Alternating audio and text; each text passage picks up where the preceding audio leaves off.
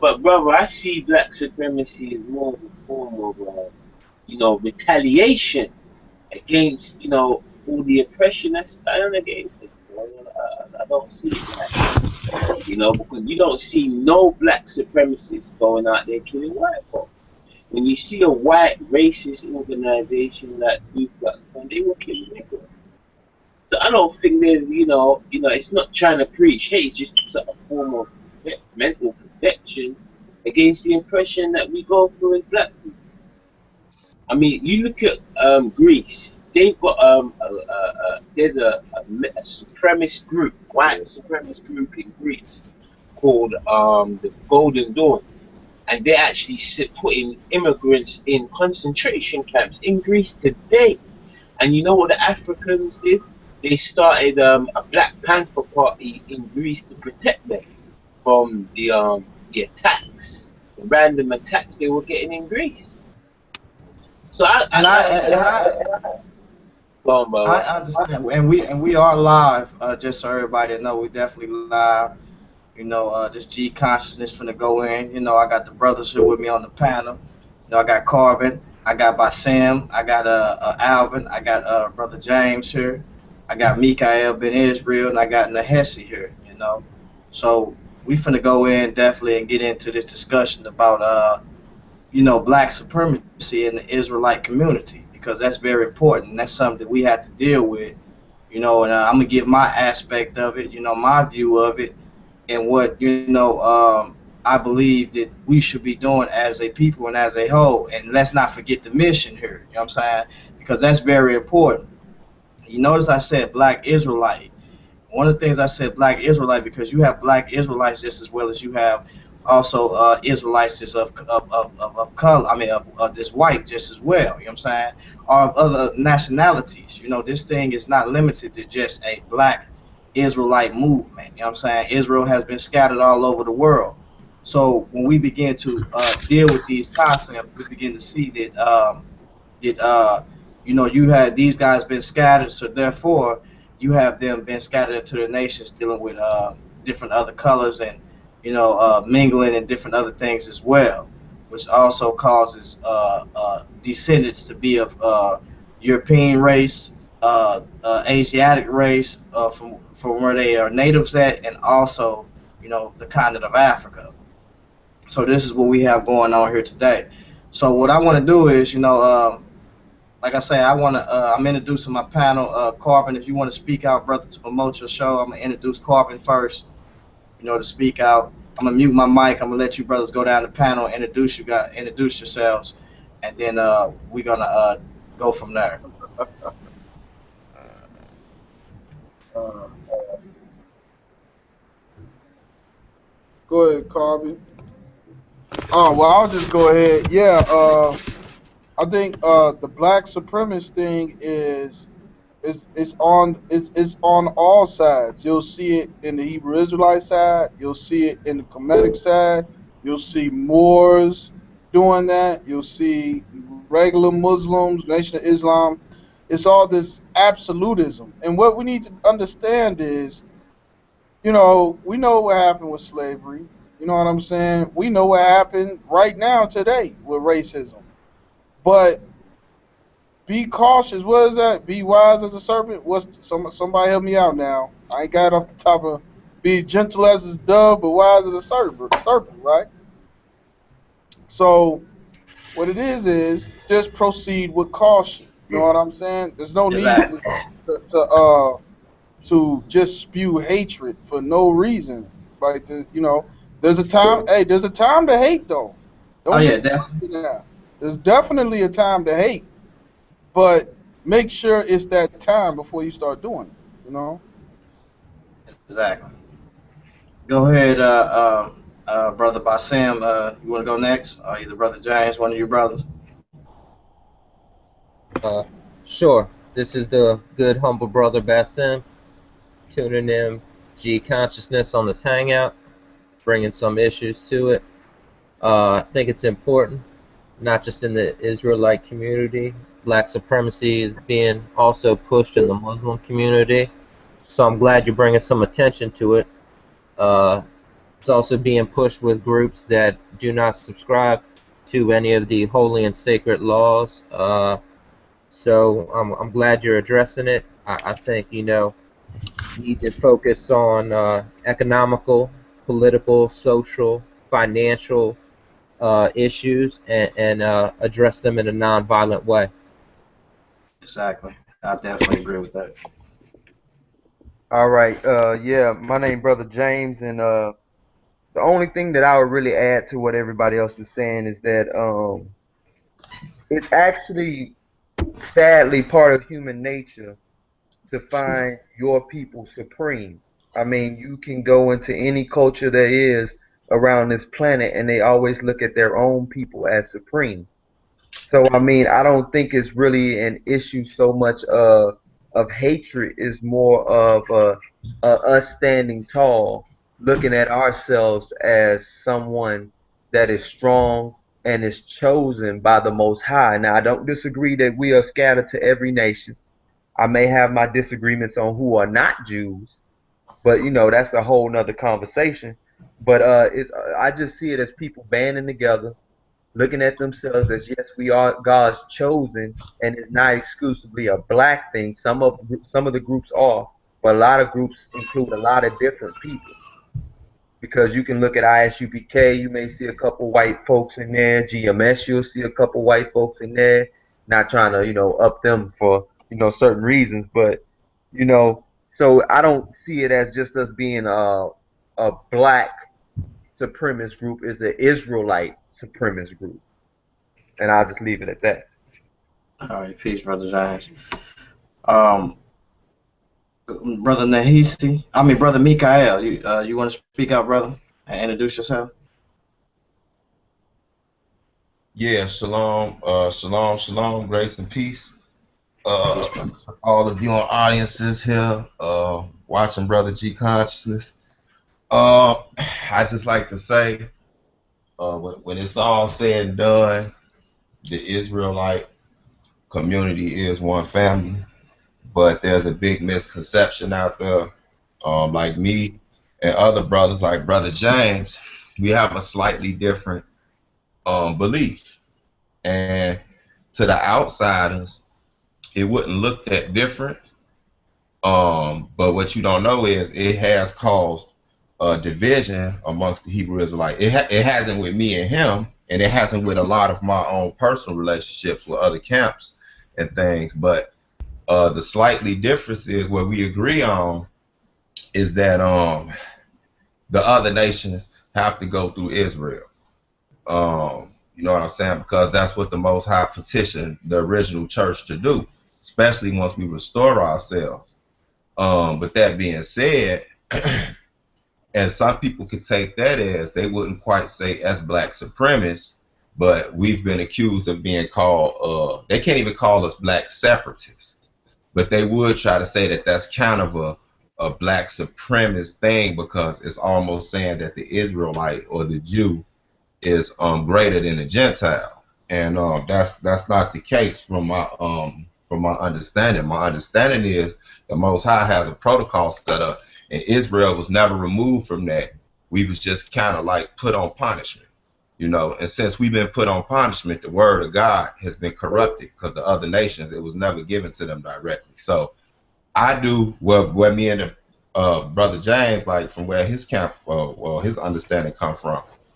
I believe and I know, according to the scriptures, that the other nations will be in the kingdom. You know what I'm saying? Now, where the difference come in, and I can't speak for James, but some Israelites say they'll be there only doing hard labor and slavery.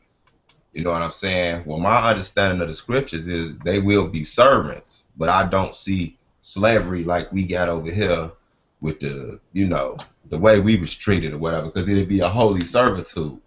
Although we would be ruling, they would still be part of the kingdom. So that's how I see it. You know what I'm saying? But I'm just interested. But my whole point for bringing that out, there are a few different dynamics in the Hebrew Israelite community. So I don't think it's fair when you look on YouTube and you just see cats, saying they hate everybody.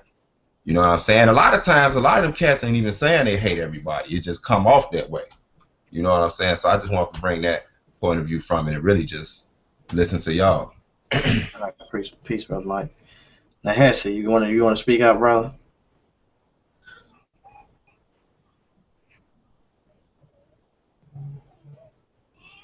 Now, Hesse probably at work or something. Brother, go ahead, brother Carter. Well, I was gonna say, brother, that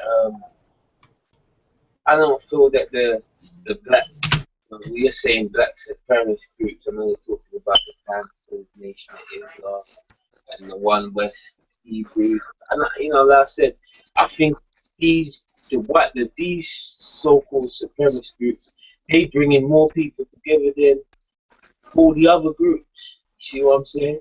Apart from maybe Christianity. But yeah, the black supremacist groups keep black people together, brother. I don't think it's a bad thing. They're not killing white folks. They're not doing no harm to anyone, brother.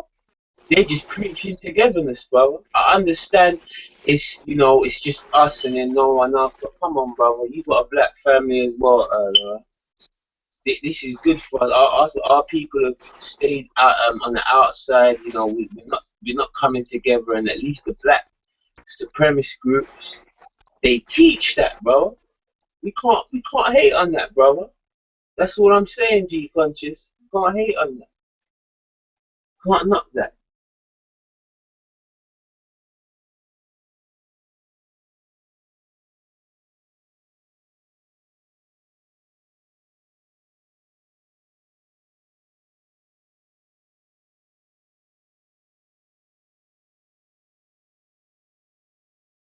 Oh, G Conscious, you muted yourself, brother. I don't know what's going on. Oh, I'm sorry, brother Bourne. What we're doing here is everybody is giving their standpoint or their view on black supremacy, basically in the Israelite community, or even if it's just outside of the Israelite community. If you want to speak on that, you can. Before I go in and do a detailed thing on basically what does the Bible teach about black supremacy in the book, basically, in the Israelite community, black Israelite community. So if you want to introduce yourself, or even just introduce your show, basically, and tell everybody about your show and different things what you got going.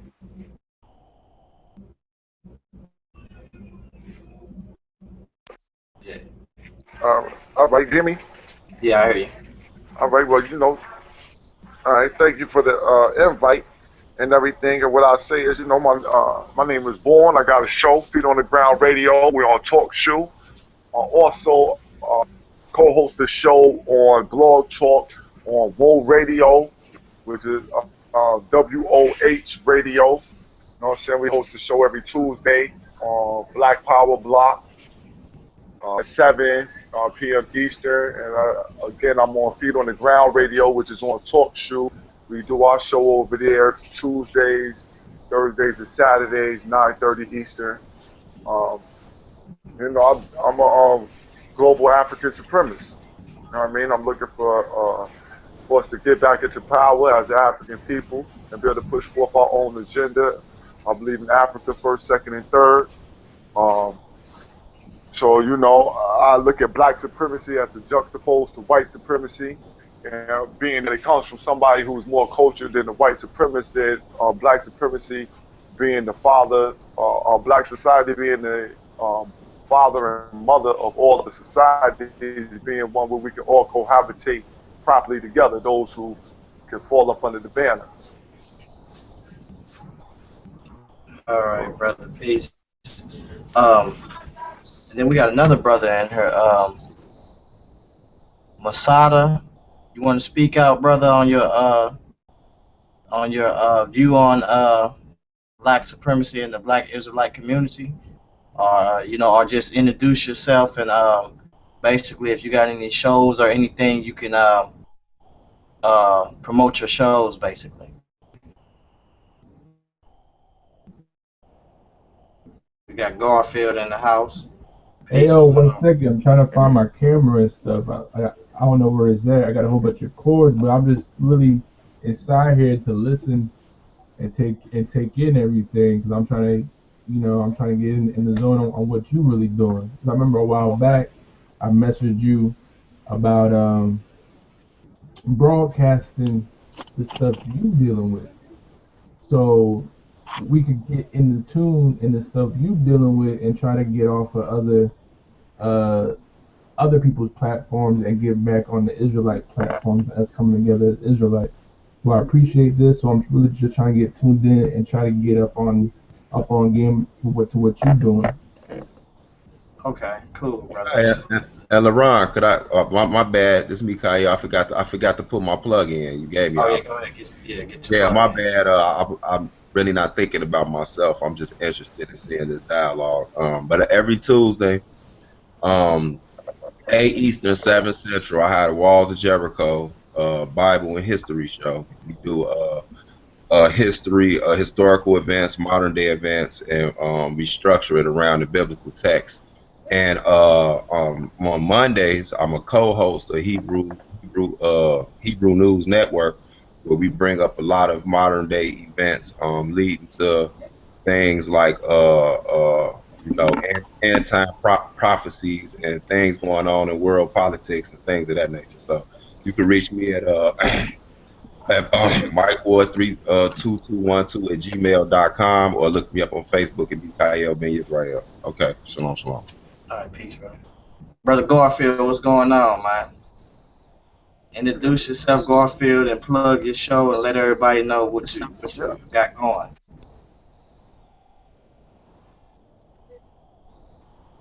Yo, can I send a shout Hey, out real peace, quick? brother Ron. Peace. I got a. So you trying to jump in? Typical RBG dude. What's good, Black Power? Go ahead, man. Go give a shout out, man. Go ahead, brother. Nah, I just wanted to shout out to Mikael. You know what I'm saying? I seen that one of my peoples put me on to that Mikael was in a wheelchair like me, so I wanted to send that wheelchair love out to my, you know what I'm saying, to my road dog and shit. Oh, it's all good. Yeah, that's part of my history, man. I got shot up real bad. Used to be in the whole gangster culture in Chicago, so I just flipped it around and said I'm gonna bring some of these brothers off the street. You know what I'm saying? Since I still got life in my lungs, I'm gonna bring some of these brothers off the street, man, and bring them into the truth. So, keep your head up, man. It ain't never too late. You know what I'm Nah, saying? no doubt. Some No more. doubt, fella. All right, peace. Big. Oh, Go ahead, brother Garfield.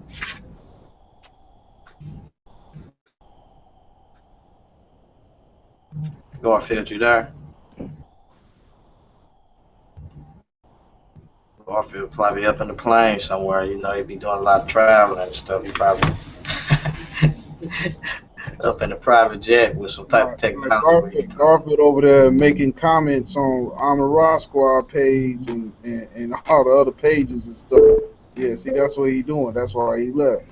Yeah, he Garfield ended up dropping out. But when he come back in, he can introduce himself and Yeah.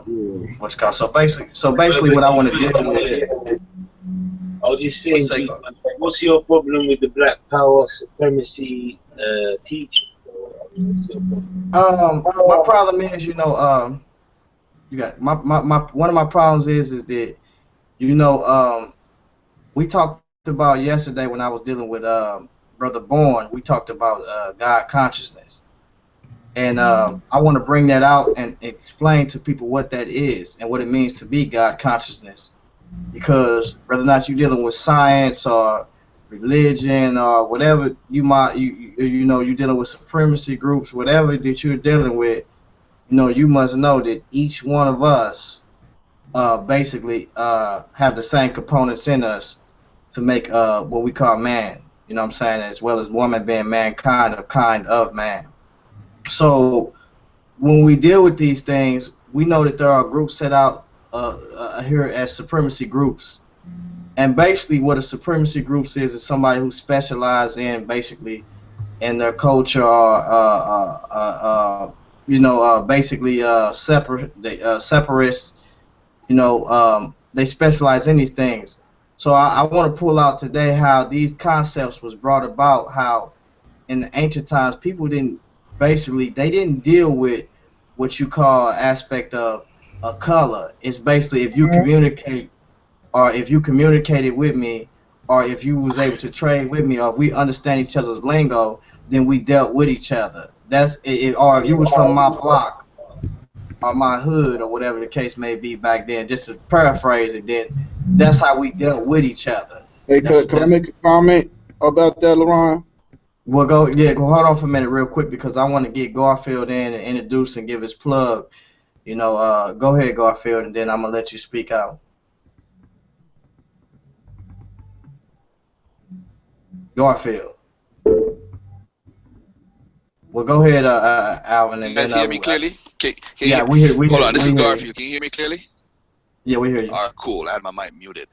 All right, good afternoon, ladies. I mean, ladies and gentlemen. I don't know if there's any ladies here, but hey, good evening, good people. All right, basically on the radio show, it's Real Talk Live and Blog Talk. We have on Tuesdays we have the financial program, and of course we had a great feedback Tuesday past for the no doc loan program that we're doing, that we're encouraging everybody to be part of. And on Thursdays we have theology Thursdays. I'm trying to bring information out to the people. I'm trying to get Son Jetty from the Amin Ra squad to come and talk about the chronology of Egypt this Thursday. And then Fridays we normally have relationship Fridays.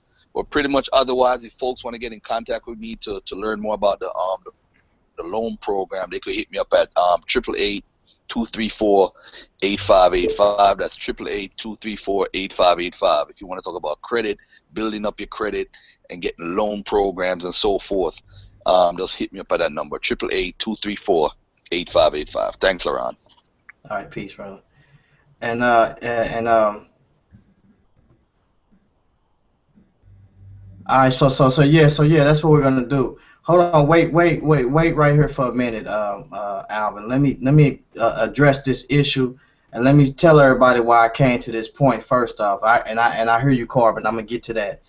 Now, here's the thing. I'm doing a show with Carl Israel Doctrine. We was on the other hangout. So everybody that's on the panel, Israel Doctrine. So, the brother, man, he's a cool brother. I love the brother, but when he gets in his little tantrums or his fits, the first thing he's going to do is kick you off his show. So, mind you not, we had a debate that supposed to took place March the 8th. The debate was end time prophecy as it relates to Islam and Christianity, basically. That was the whole topic. We was going to hold it in St. Louis, and this is what we was going to do. So, we're basically on this hangout. I'm bringing forth a couple of precepts. We all getting it in or whatever the case may be. So then I bring out something, and the brother, number one, he keep cutting me off. That's the first thing. So this is his show, so he cut me off, and y'all know I ain't coming in there. We live. First off, I'm not coming in there saying wah this and that and aggressive as I get when I'm in the group with Brother Bourne and them and the other brothers that's on the panel here, because we get aggressive. But at the same time, we do this on a daily basis, so it ain't like I ain't in there calling nobody no B words or no this and that. I may call you country ass a couple of times or whatever the case. Probably a lot of times. I may even say nigga. You know what I'm saying? So I'm just putting it out there on the earth so y'all know, those are things I have to deal with. But I'm not making no gun threats or gunshots and none of that at nobody. And that didn't take place on his show at all. So on Carl's show. So the brother kept cutting me off. So I say, well, okay, Carl, you keep cutting me off, so we going back and forth. So then the brother just went on, just clicked me up off of that, right? So mind you not, we're giving this debate. This is Black Intelligence. This is up under him. This is his plug. And I'm looking to myself like, if you're not letting me basically speak out on your show, and we're talking about this debate, what is the point of me even coming over to hold an event with you if, number one, you're kicking me off this show? That's the first thing. So I said to myself, like, I'm not even going to have this debate with dude because number one, I don't feel Carl is on the level with me anyways in that area when it comes to dealing with the history as well as dealing with things that's in the community and as a international perspective anyways when it comes to the biblical text as well. I don't feel he's really on my level. So I'm like, okay, I'll do the debate, but my thing is just to get the information out to the people we're dealing with Islam and Christianity as it relates in these times or the latter times. That's my thing, right? So, deal with it on the political and the economic standpoint just as well. So I wanted to bring out a couple of things. Now, so my United got heated because he felt that I was making an attack on the Hebrew or the Black Israelite community. Now, understand this. My main thing is this. I co-labor with everybody know I'm not a Hebrew Israelite first off. I don't subscribe to that because I don't know that, and I don't subscribe to nothing just because Deuteronomy 28. That's first off. I'm not saying anybody is ignorant for doing that, but I don't do that because I don't know that. So I'm not going to do that. So I co-labor with you when it comes to dealing with the biblical text because that's what it is. So I don't have any problem with that first off. So when it comes to the attack on the Israelite, like he said that I was bringing, because I brought no attack. Only thing I said was this. Number one is we're dealing with a time of where people are so focused on Israelite, Israelite, Israelite, and no one else. When the biblical texts do not teach that, so that was my whole concept. So he was like, well, we got to worry about ourselves. And no, hold on for a minute. Well, let's wait for a minute. Number one, when we read the text tell us clearly that Christ came to his own, and when he came to his own, when they didn't receive him, he went out to the others. But yes, he came to his own. But that concept is not for you anymore because number one, you didn't obey him in the first place. So he took the word of God and gave it to a nation to bring forth fruit because you was fruitless in the first place. So the majority of them. So my concept was this was if you are going to be talking about the biblical text, this thing must be taken to every person who you're standing by. If you're standing by a Caucasian that's at the bus stop or whatever the case, wherever you happen to be at, the word of the Lord need to come up out your mouth regardless of the fact of what color or whoever they are. You are given permission to do so. And just as well, if a Caucasian is a believer and he's standing on that corner and he is called to preach into everybody, he is given the ability to do so because he is given the Spirit of Christ. And we're dealing with the theology of the Bible here for those that just came in. But we can also deal without of the theology of the Bible and deal with some concepts just as well. So don't, nothing is limited here. Everything is in here. Just respect the panel and foul language because we are on air. So this is the thing. What I'm dealing with. I want to get the false perception that all Israel, first off, is black. That is false. The scriptures do not teach that and it does not support that. That's just like saying people that have been taken into captivity and have not been raped and nothing has happened, and also these people also themselves has been scattered and has remained in keeping their culture basically pure black, or whatever the case may be. That has to stop, first off. So that's the whole argument where it all stemmed from. And this in our community definitely has to stop. So everybody who know Israel doctrine, the first thing the brother do when he get mad is kick you off of the panel or kick you out from his show or make a show about you. And number one, I'm not really for the games. I'm not going to be even doing a show with you or doing nothing live with you. Number one, if you don't have integrity to actually keep a brother on your show, especially if I'm not using any foul language, if I'm not doing any of those things. Now, if I was using foul language, yeah, then kick me up off the show. But I'm showing you respect. I'm going through the scriptures. I even got to share screen there. So what is the problem? So I'm getting to the point to where if people do not have integrity, I don't want to do business with them at all. And it's not even about business. It's basically about getting this word out, preparing us on what we need to do. And so where we left off was talking about buy, selling, and trading, and dealing with what we call in our biblical text and the theology of the Bible is the mark of the beast on basically a taking a one world taking different currencies and actually making what you call a one world currency, but not of the actual paper dollar, but a mark in the head or a scan on your hand, basically, to where when you go to the stores, you don't necessarily need money or any of these things. And these things are brought about by what you call crisis management. In other words, they will create a crisis for theft on debt card. I mean, on debit cards, theft on dealing with bank accounts, and all of these type of crises. They create these things to bring about a solution to cause one to take on that solution by choice. I mean, not by choice, but forcing them. And they say it's actually to cut back basically on security measures as well as theft, which it would in some aspects. For instance, when we talk about putting cameras on every street, on every corner, and basically invading the privacy of the people in the blocks because of the violence that's on the streets. These are concepts that they utilize, that they do in order for to put these to create what you call crisis management, create a solution. Alvin, we can hear you in the background. You got your mic. I don't know if you're getting your studio equipment together.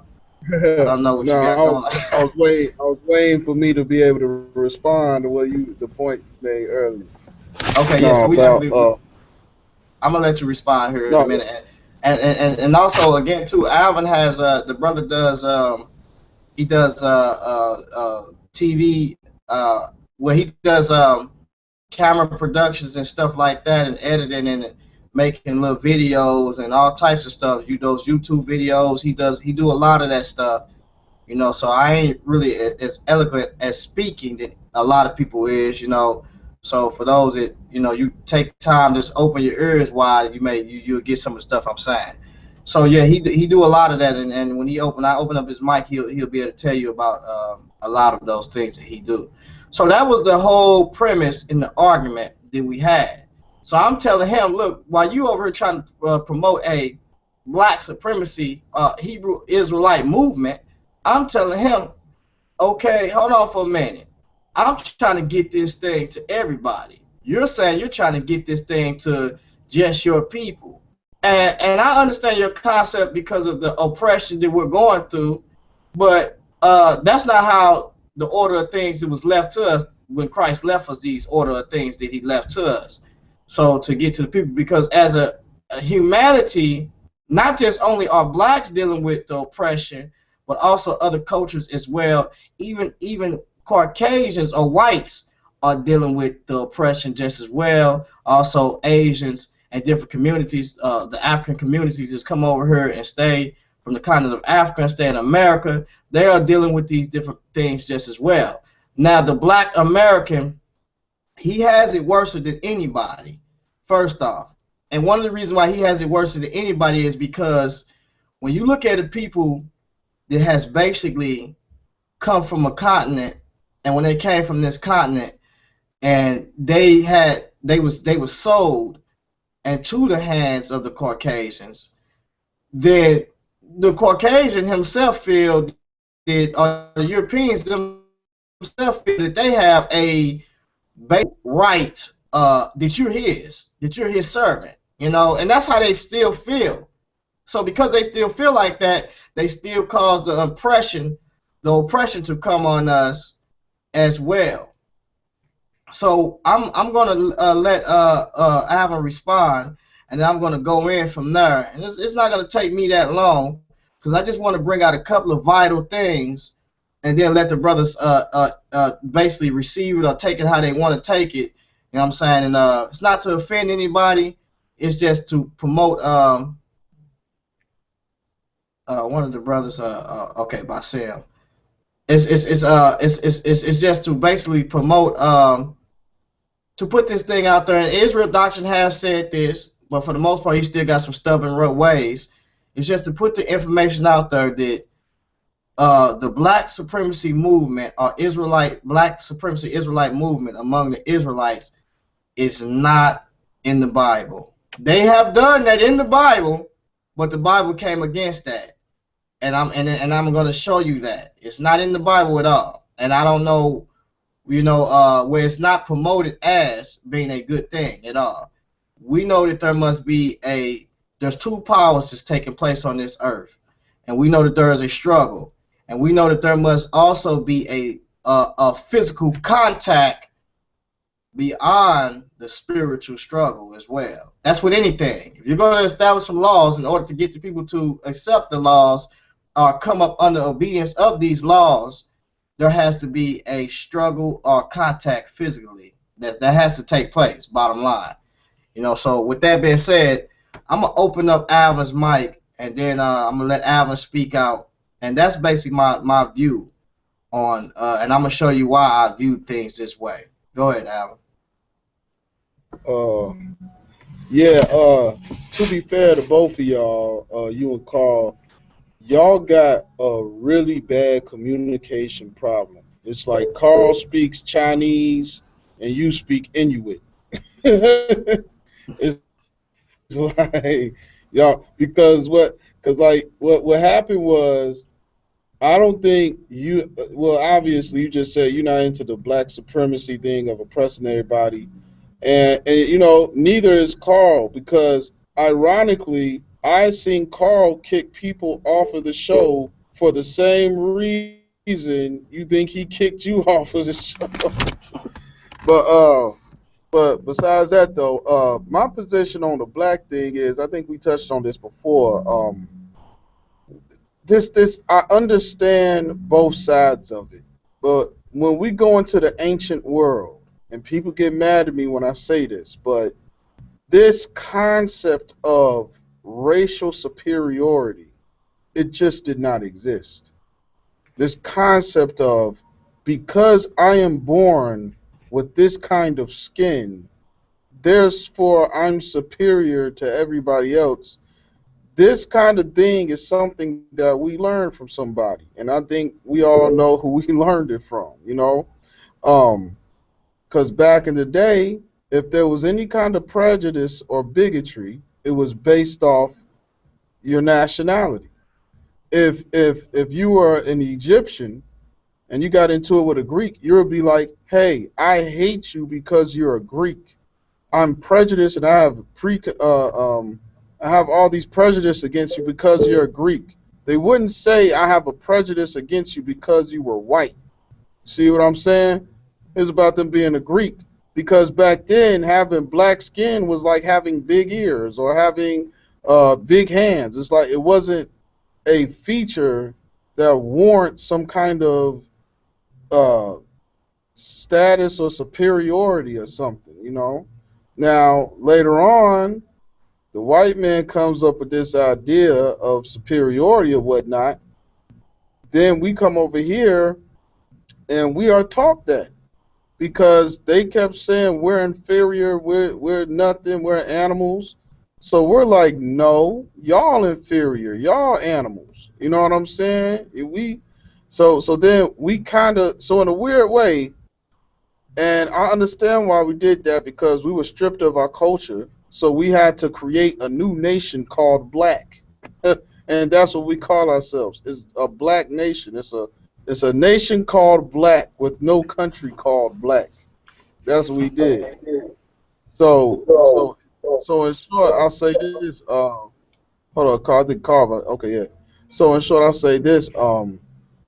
As beautiful and eloquent as it sounds to say the black man is the ultimate man and the black man is this and that, as beautiful as that sounds and poetic, in an ironic, twisted way, when you say that, you're kind of displaying what you learned from the white man with this racial superiority thing.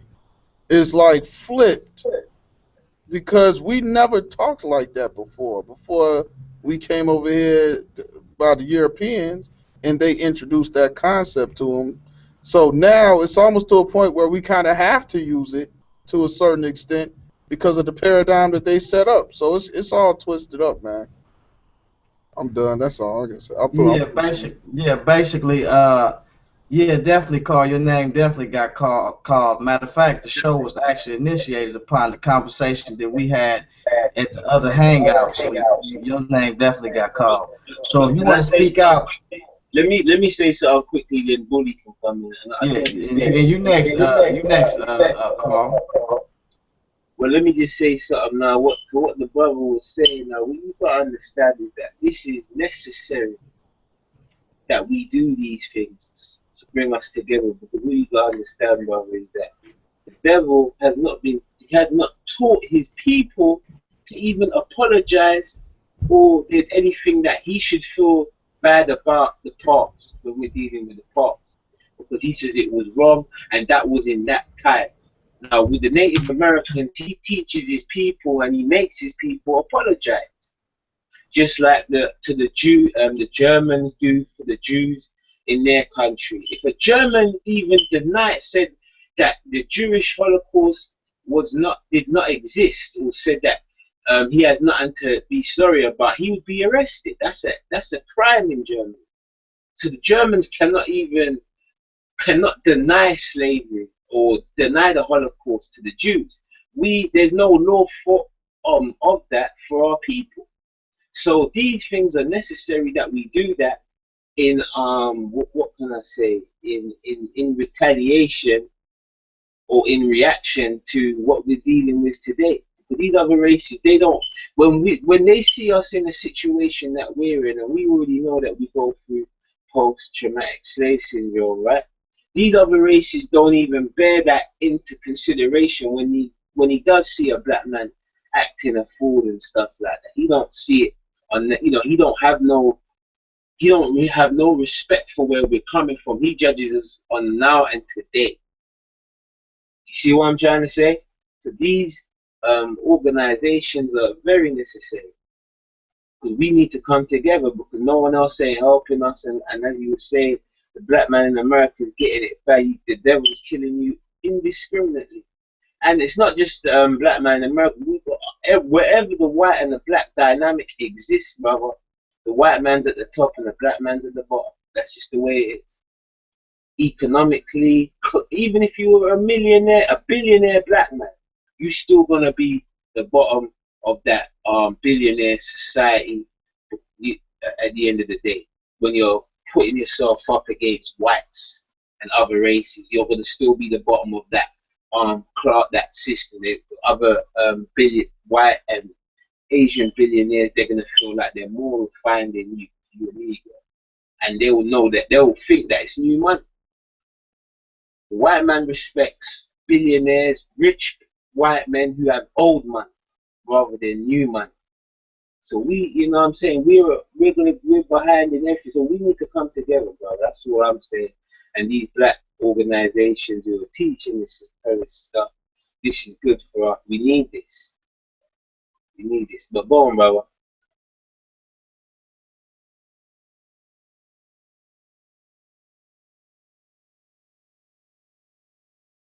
Unmute yourself, brother. So we're gonna let Carl Albert Israel Doctrine give his standpoint and tell us why we at this point now. I basically told them why I'm not having this debate with you. So I'm gonna hear from you, and I'm gonna tell you why I'm not having this debate with you no more. Oh, I deleted all that stuff anyway, so well, who, what, when, where, why, and all that really don't matter. The fact is, it is what it is. It's gone, right? Now, number one, you can't be lying to the people like, I don't get a white man salvation, or I don't get a white man his just due in being a part of the nation of Israel, the Commonwealth. Because I fight Israelites about that more than you ever have. Ever since I've been an Israelite in the know, I've been doing it. That's 96. You knew, as I told you before. You say you want to be a co-laborer, then you got to get with Israel and co-labor. You have to join in what they was chosen to do from the foundation of the world. Through the bloodline, through the genealogy, through the belief, so on and so forth. They had it before anybody. It belongs to them. Everybody else comes into it. If you're not Israel, or you don't consider that physically, then you coming into it too. And you can't usurp that. Try as people may, the white man and the Edomite man or whoever, they try to usurp us, as y'all was just saying. We at the bottom of everything. But when it comes to the word of God, we at the tippy top. Nobody goes before Israel.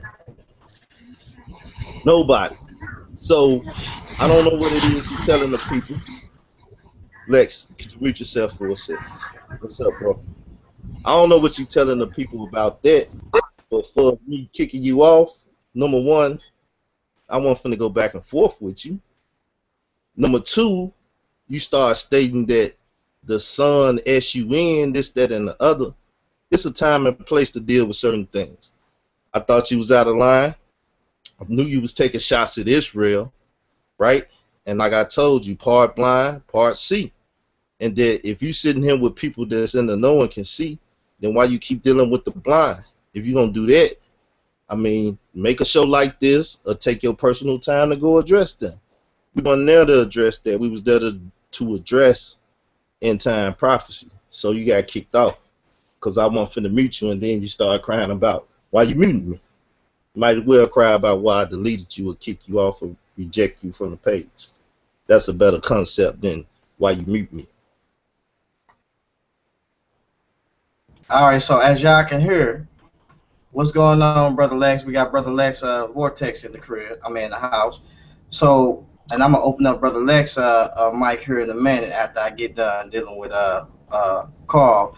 Carl, can you please mute your mic, because I don't need you to be trying to overspeak me like you usually do. So, anyways, here's the thing. Number one, Carl has a issue first off with I understand that Carl, first off, he does give salvation unto everybody. I understand that. But see, Carl is still fiddling with the flesh a little bit. He's stingy with it. You know what I'm saying? In other words, Carl would tell you he is, we need to be coming to our own nation and we need to be doing this and that. Now, you had your time to do that, and God is not going to wait for you to get yourself together while you got people that's still lost out there to go to the other nation. That's not how that works, brother. The first thing he said was, he said that when you didn't receive him, he said that he will take the gospel and give it to a nation to bring forth the fruit. That's the first thing, because Israel was not bearing fruit. So when we deal with black supremacy in the Israelite community, the black Israelite community, far as concepts of, I'm telling you that there are Israelites that is just as well that are white or European. There are Israelites that are Arabic in that case. There are Israelites that are African in that case just as well. That's what we're dealing with. And number one was this. If me and you are holding an event together and I'm not on your show, I'm not using any foul language, I'm not doing none of those things, it should come to a time to where you basically should not kick me up off your show. Because I'm not, if I say S-U-N and I'm dealing with what we see in the text, when it's a symbolic or foreshadow of Christ as being the Son as well, that shouldn't be a problem. You should know exactly what I'm talking about. So because you don't get the concept of what I'm talking about, don't mean I'm speaking heathen terms. That's first off. Now, reason why I said I will not have this debate with him, because if you don't have enough integrity to stop kicking me off your shows, like everybody on this panel knows, I'm scrolling across with my mouse right now, you have been doing for centuries. So every time I come on your show, you kick me off, you don't have enough, you would name a show with me on it, and me and you would be titled to bring forth some things, and you would kick me up off the show. Now, number one is this. I don't care what you say on this panel. If you are not using any foul language, you are not calling anybody else on this panel B words and all types of this and that, I'm not going to kick you up off this show. But I see you want to hold a event on black intelligent ginseng, but you, when I get there, you going to overtalk me. When I come with a PowerPoint to stomp you, you probably going to say you're going to have to go. Or you probably going to round up all the black Israelites and try to box me in. You know what I'm saying? So in regards to that, I'm saying this. I'm not finna be holding no events with you if you don't have enough integrity to let me speak out and bring my PowerPoint in our pre-debate like we was just having before this, which should have been addressed. So therefore, I didn't back down out of the debate because of Carl, whatever he was bringing. I basically said I'm not finna be dealing with Carl if this brother is going to keep kicking me up off his shows when we are addressing and bringing forth the debate. And when we get heated in a heated conversation, he want to try to kick me off the show. He got his finger up. So go ahead, Carl. Your mic open. Number one, Naomi said, let's have a talk about the image. So I did that. I could have just talked to him. But since I call y'all my friends, which I rarely use that terminology, because if you ain't family, I don't really mess with you. So to put you in a friend category is a special category, right? So I invited other people. I invited you because one second. Go ahead. Keep talking, Carl. I'm finna bust a move, but keep talking. So I invited you to try to promote the debate a little bit, right? But I already knew that probably would not be a good thing because I would have to bite my tongue a little bit more, which people know I don't like doing. And you're not the only one to get kicked off the show. I kick anybody off the show when I don't want to deal with them no more on my panel or my show. So don't take that personal. A lot of people do. But hey, if somebody say, as Martin used to say, get the stepping, just get the stepping. Don't take it personal. You know what I'm saying? Because if it's your house and you tell me to get the stepping, I'm going to get the stepping. So now, look, integrity, that ain't even no question over here. If I say I'm going to do something, I'm going to do it. That was not a pre-debate. That was not a post-debate. That was not a debate. It was none of that. So you shouldn't have took none of that personal. I invited you like I invited everybody else, and you got to get the stepping or the open doors just like everybody else. So don't take it personal. You said you didn't want to debate. Everybody needed an excuse to get up out of something they don't want to be a part of. So don't try to make an excuse and say, well, I did it because of something else. Because if you had the truth or you had what it takes to shut my mouth, just like everybody claimed to be able to do, then you say the hell with whatever happened. I'm going to wait till the day I get him on stage and I'm going to shut this clown mouth because he always running his mouth. But every time I deal with people with setting up a debate or going somewhere, they find some reason to say, well, I just don't like Carl no more. I don't appreciate how you do this and that, so I'm finna exit. Stop doing that, people. And LaRon, I say you just another one in a long line. You needed an excuse, and you made one.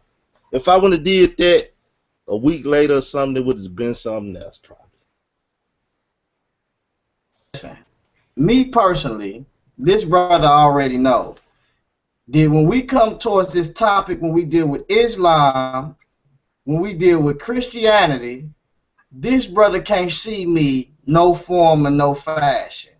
I'm telling him, if you're going to host this event, I don't need you every time kicking me up off your show when I'm not cussing, I'm not over talking anybody. And because like somebody said, they inboxed me and they said, why he kick you off? I'm like, I don't even know why I didn't even know you kicked me off till I happened to look and like, oh, this brother didn't kick me up off the show, man. And I'm saying, so immediately I'm like, okay, well, if you kicking me up off the pre-discussion about promoting the show, why should we even have the show? That's first off. Now, I'm not running in no fashion, no form, because I believe I got the correct, accurate information to basically smash you real easily, like super easily. So look at, we got Daryl Richardson over there.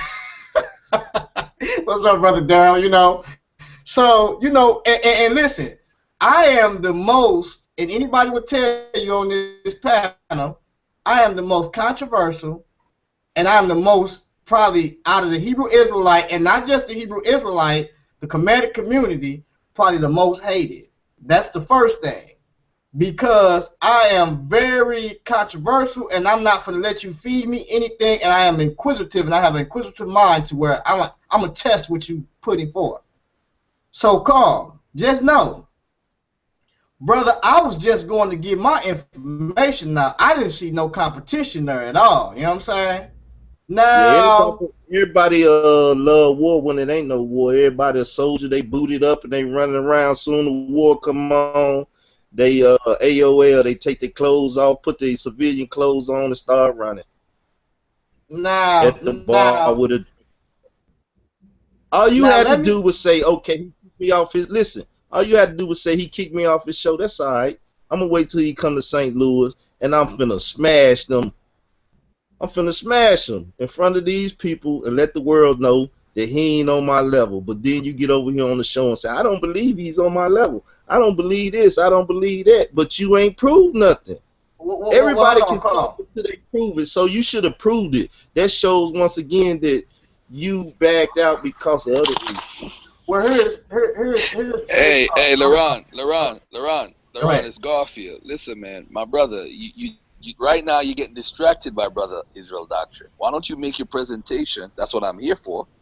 I want to hear you take Yeah. that knowledge. You know Now I yeah, can't listen man, to you more than 15 Garfield, he minutes. got smashed too on the same subject. He couldn't make it past the Grecians. What are you talking about? Carbon's right there, bro. You know you got smashed. Alvin's right here. You know you got smashed. So stop it. Stop the foolishness. Stop it. Stop it. Man, you had all them Stop Bible it. Stop haters it. over there. Stop it. Stop it. Stop it, bro. Your own Bible people voted for me. Stop it. Now, All Laurent, why don't you Bible make your people. presentation, bro? Is he what he's Yeah, doing let now? me He's trying to take over your show, bro. Don't let this He guy yeah, was let me talking bring decide to out about take my over your show. All right, he yeah, was let you talking me talk and speak presentation, and then let us have a feedback, bro. That's why I'm here. I'm not here to hear Israel.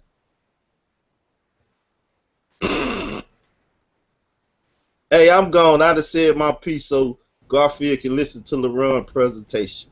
all right, uh so what I'm going to do is I'm going to bring my presentation out real quick so I can open up these mics and we can get this information going so I can show and present to the people that this is not the case and of what's going on. Now hold on, let me get somebody up out of here real quick and cuz I got my son, he all up here trying to play games. All right, cool. Hey, Daryl Richardson, what's good, bro? Oh, he left the call. All right, what's up, Loaded Lex? What's good? Oh, he left the call too. Everybody leaving. What the hell is going on? Okay, Lex is back. What's up, Lex? It's Garfield. What's good? Loaded Lex, it's Garfield. What's good? Hey, Garfield. You hear me? What up, player? Yeah. I could hear you. I got a quick question for you, bro. What's the number one deity in the world right now? Worship. You stupid. You a deity. Garfield, that's the number one deity. Garfield. Yeah, Well, What's up, James? before we I see James in the building. Who else we got in the building? We got Daryl. We got Lex. We got James. Who else we got? We got Carbon. Got a couple of mhm. people in here. Got brother KL. All right, man. Do your thing, bro. before we You get back, so into do it, your thing. I let Lex come in he got a little show out, and then we basically went across the panel. Lex, everybody introduced themselves, and after you get done, then I'm gonna go in what I'm gonna talk about. I'm gonna go on for at least about 20 minutes, and then we're gonna open up with questions. Lex, give people your information and also to your new show you got going on, and let people know your perspective on Black supremacy in the Black Israelite community.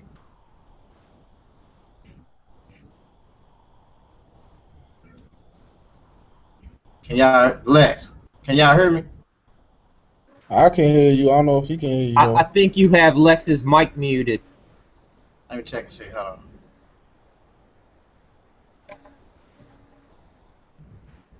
Nah, I got it. Nah, it's unmuted. I think something wrong with his. Hold on. Unmute yourself, Lex. Lex, unmute your mic. 'Cause I just muted it and I can't unmute it now.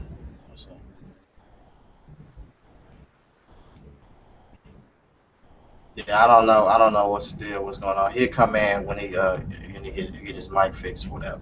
So, anyways, let me go in real quick. See what the deal is. Let me jump to this. I'm gonna share my screen here. Therefore, you can go and see what I'm looking at and what we addressing, what we dealing with. Get up out of here. Can y'all see my screen? Yes. Yeah, I can see the breakdown. All right. So as you can see, I'm on Word Search 7, basically a desktop program with different encyclopedias and dealing with theology topics and study notes and sermons and all types of stuff, literature, history, and culture. It's all types of stuff on this. This is a great. It's pretty good. Got maps, atlases, and all types of stuff we got on here. So some good information, dictionaries, encyclopedias, breakdowns of words and verses, as far as in the Hebrew and the Greek text. So this is a good study tool. So let me. I'm in Genesis. I want to jump in Genesis, what's called real quick. Genesis chapter 3. Let me jump up just a little bit. And I'm gonna show y'all where supremacy, or where one looking on one nakedness stemmed from, where it came from, and the concept behind it. For those that know me, y'all probably already heard this argument, but we on air now, so that's why I'm bringing the argument. And then once I get done, then I'm gonna set my clock at around 3:22. Then that's when I'm gonna open up the mic. So I'm trying to go real fast here. So let me know when 3:22 come, y'all. So let's jump down to. Let's go up real quick, up to where we at. All right, here it is. It says in the 3 and 6. Let's jump up at 6. It says, and when the woman saw that the tree was good for food, and that it was pleasant to the eyes, and a tree to be desired to make one wise, she took of the fruit thereof, and did eat, and gave also unto her husband with her, and he did eat. And it says, and the eyes of them both were open, and they knew they were naked. Underline naked, because nakedness deals with a spiritual type of nakedness and also a physical type of nakedness, and we're going to show that. It says, and they sewed fig leaves together and made themselves aprons. So we know they was dealing with a physical nakedness as well as spiritual nakedness. And they heard the voice of the Lord God walking in the garden in the cool of the day, and Adam and his wife hid themselves from the presence of the Lord amongst the trees of garden. Now notice the first effect that we see here. The first thing we see here is the eyes of them were open, and they knew that they were naked. That's very important, because number one is this: when you become self-aware of self, or what we call the dispensation of self-consciousness, or when one becomes self-consciousness, then he begins to look on his nakedness, basically, physically. So he begins to take himself and cover himself with aprons, as we see fig trees, basically. Fig trees, leaves together, and he made aprons. Now, here's the first concept of man, and this is what God did not want them to touch of or partake of becoming a self-conscious being or aware of self. See, before he didn't focus on self, he was G consciousness. He was God consciousness. What is God consciousness? He was obedient to the word, or to observe what the Most High had taught him, basically, or instructed him to do, basically. So we see him coming an individual. They became individuals of being self-aware or self-consciousness, as well as on their nakedness. Now, this is the first concept of men begin to recognize his skin and his complexion, or his tone, basically, or who he was as an individual. we see the shame came behind it, and therefore he covered themselves, or they covered themselves with a fig tree. So let's continue on, and let's look at the side effects of the fruits of the tree, basically. Whether you want to take this story literally or whether you want to take it symbolically, it still deals with an aspect, and it still have some moral soundness to it for us to look at these things and say this is this can be utilized, basically. So it says, and the Lord God called unto Adam, and he said, where art thou? And he said, I heard thy voice in the garden, and I was afraid. Now here's the concept of being afraid. This is one of the side effects of being self-consciousness, because when you are self-consciousness of self, you seek to preserve self, so therefore you become afraid as well as an attribute of self-consciousness, because you're doing anything to preserve yourself. So he says, because I was naked, I hid myself. Somebody's mic over. Somebody need to close their mic. Somebody grunting in the back. Hold on, let me close it for you because somebody didn't fell asleep or something. What was it? Alan. Come on, man. Let me close Alan's mic, man.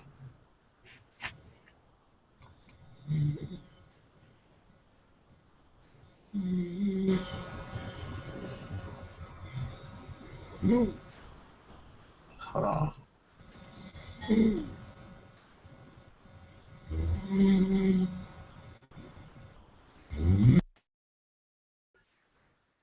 That brother sound like a koala bear.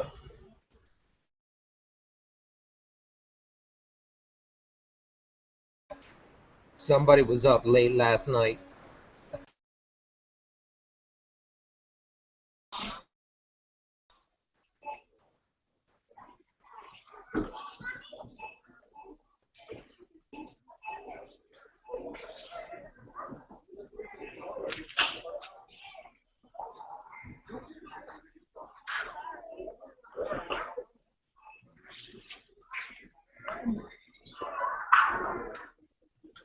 Hey, LaRon, your mic is muted. Somebody else got their mic open.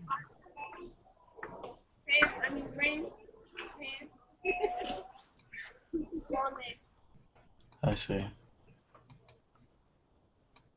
All right, there it is. All right, so this is what we're dealing with here. Let me go back and jump back.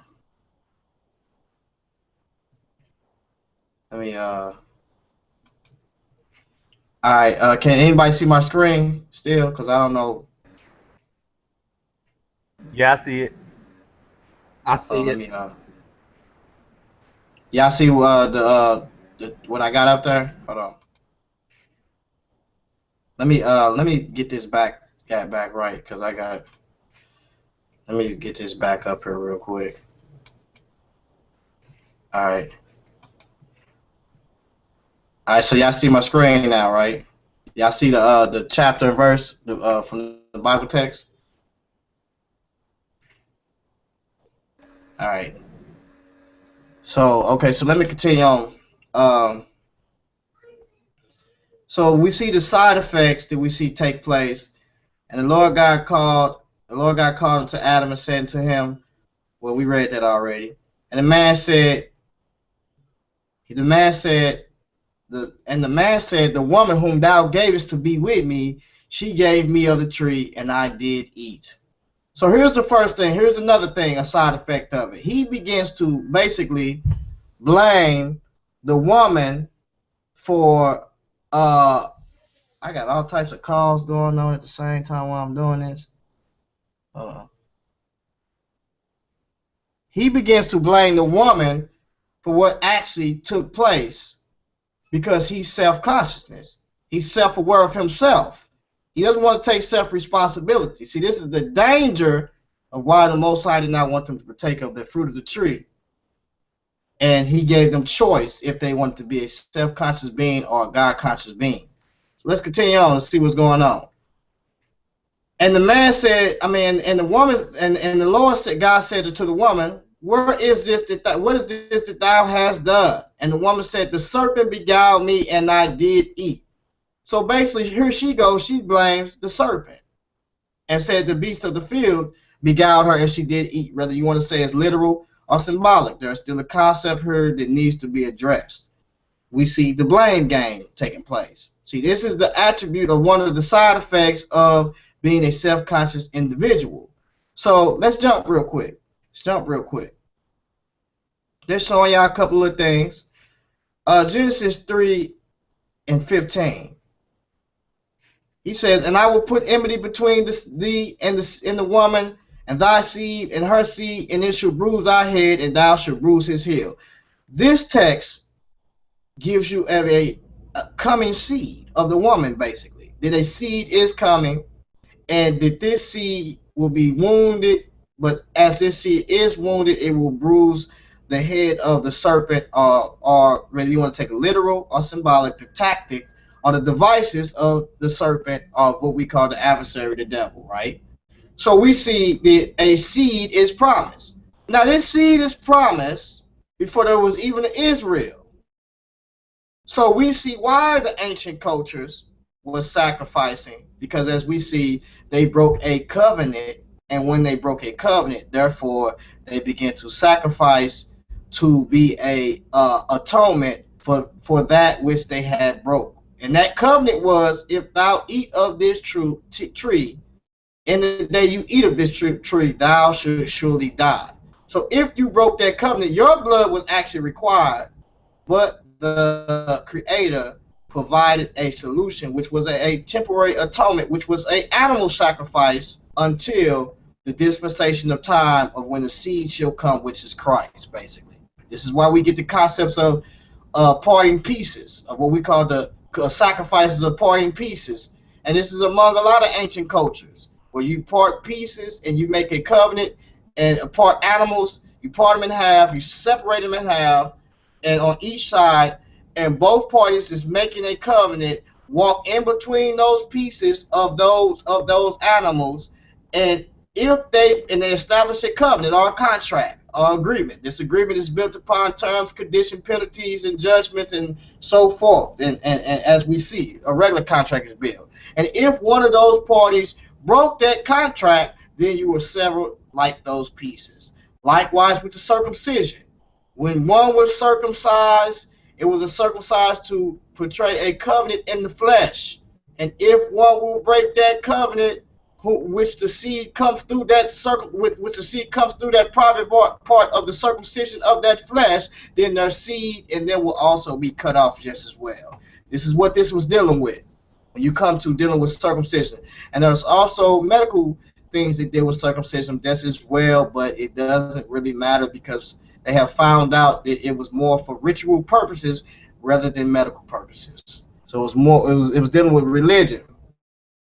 So when one see the circumcision of an Egyptian, of any culture, and then they say, well, they wasn't dealing with religion, then let's stop playing games, because that's what it was dealing with first off. And found out, and you can look up this, that it does not make a difference whether you are circumcised or uncircumcised, that it has the same, it's nothing really different that deals with it. As far as they may say, well, you got to pull the skin back to keep it clean and all this other stuff and whatever they sound like that. Yeah, we have found that to be not correct and not sound. Basically, those are what you call probably rumors. So, but you have the different views of that. But for the most part, the statistics does not lie, and they have put forth statistics, and the statistics for us, a uncircumcised and an uncircumcised, a circumcised person, with getting for us all types of bacteria in that portion is very low when they are circumcised. So it doesn't make a difference. It's not even a significance actually. So this is what we're dealing with. So let's jump down, and I don't have that much time, So let's jump down, and it says let's jump down to the coats of skin real quick, because this is the first. This is where we see the first sacrifice being done. And then from then on, the next chapter deals with a sacrifice. It says,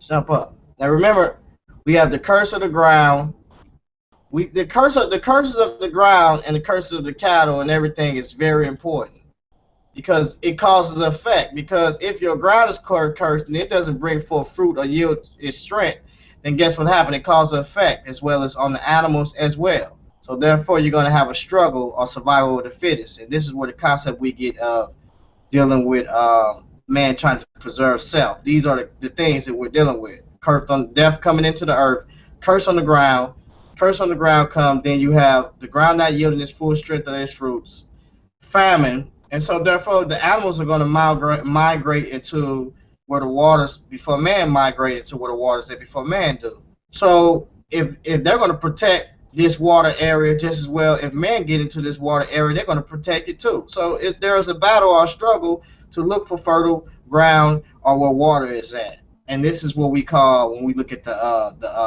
when we look at the Emekar or who we call Nimrod or Gilgamesh, and we see them mastering animals. This is why they master animals, because you went into these places that was watery, or the Niles, or the rivers, or Euphrates, or different areas of lakes, and you had to get the mastery of these animals to get into these places and master these things, and also set up mechanisms or mechanisms to basically cause it to be fruitful unto you.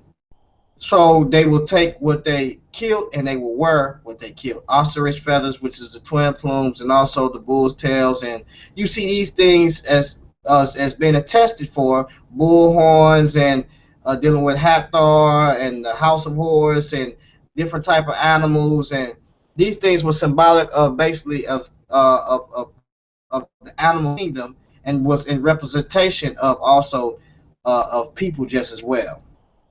So this is what we're dealing with. So this is the curse on the ground. So let's deal with the skins, coats of skins, because this is where the first death came in at. The first physical death came in at. Where is it at? I don't got that open up, and I didn't get to all my points, but we'll get to that in the discussion. We'll deal with that in the discussion because it's going to show us something here. What are we jumping to? All right, here it is. Let's go to 21. Let's go to 3 and 21. It says, unto Adam also and to his wife did the Lord God make coats of skin and clothe them. Coats of skin and clothe them. Now, we just got to dealing with the aspects of men hunting animals, and basically when they hunt these animals, they kill these animals, get the mastery of these animals, and clothe themselves with the coats of these animals, as well as with the icons, iconography of these animals just as well. And they use these things as religious motifs as well, just too, in an aspect of taking the twin plumes of ostrich feathers, and also different type of animals, and the bull's tail, as I talked about before. So we see man clothing himself. I mean, God clothing man during the first high priest office as showing them a sacrifice, and then we see also in chapter 4 later on when Cain and Abel come forth in the process of time to sacrifice just as well. We see the same concepts, nothing different. He said, if thou doest well, shalt thou not be accepted? That's what he told Cain. In order for you to know how to do well, then you had to be taught to do well. So they was taught to sacrifice, and the first high priest that taught them to sacrifice was the Creator when he made coats of skins, whereas they clothed themselves with fig trees. Because now that you broke this covenant or this contract, blood is required of you. But I will take a temporary blood, which was the animals, and that's basically what he did. So this covenant or this promise was given to the people before it was given unto an Israelite, before it was even an Israelite thought of. Let's jump over real quick. Let's see what let's look at something real quick. Jump over in 10. 11. Here's where the problem stem at right here. Because we have one people, as we see in chapter 11, Genesis chapter 11, and these one people, they deal with one tongue, one language. They all understand each other, and they building what you call a tower that may reach up into heaven as you read the text. I don't have that much time, so hey, you can read through this, or you can look through it now as I'm speaking on it. Genesis chapter 11. This is where I call your first New World Order right here.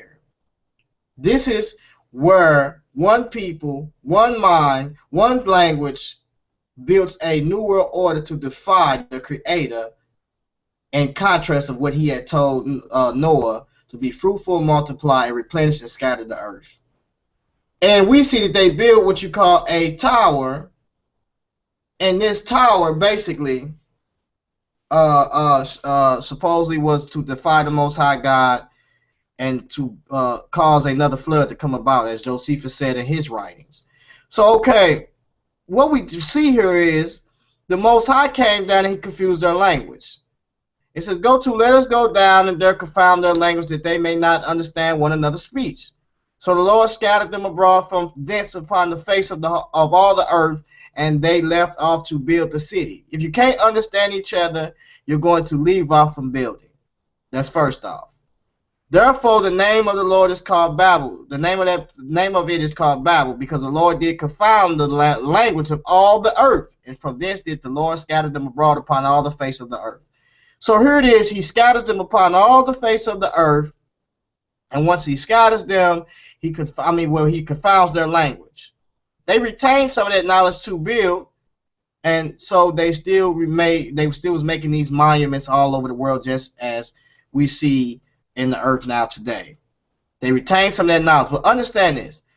Back then, if I was to search out and find someone, I wouldn't relate to them by their color. I would relate to them by their tongue, on what they speak and how they speak, because that's how I can build, through them speaking and us building together through communication, basically. This is saying, is that if I cannot understand you, I cannot communicate with you, therefore I cannot build with you. So therefore, excuse me, I must, and it's 3:22, I'm going to take 2 more minutes because for the time of me having to mute people's mics. So therefore, if I can't communicate with you, I cannot build with you.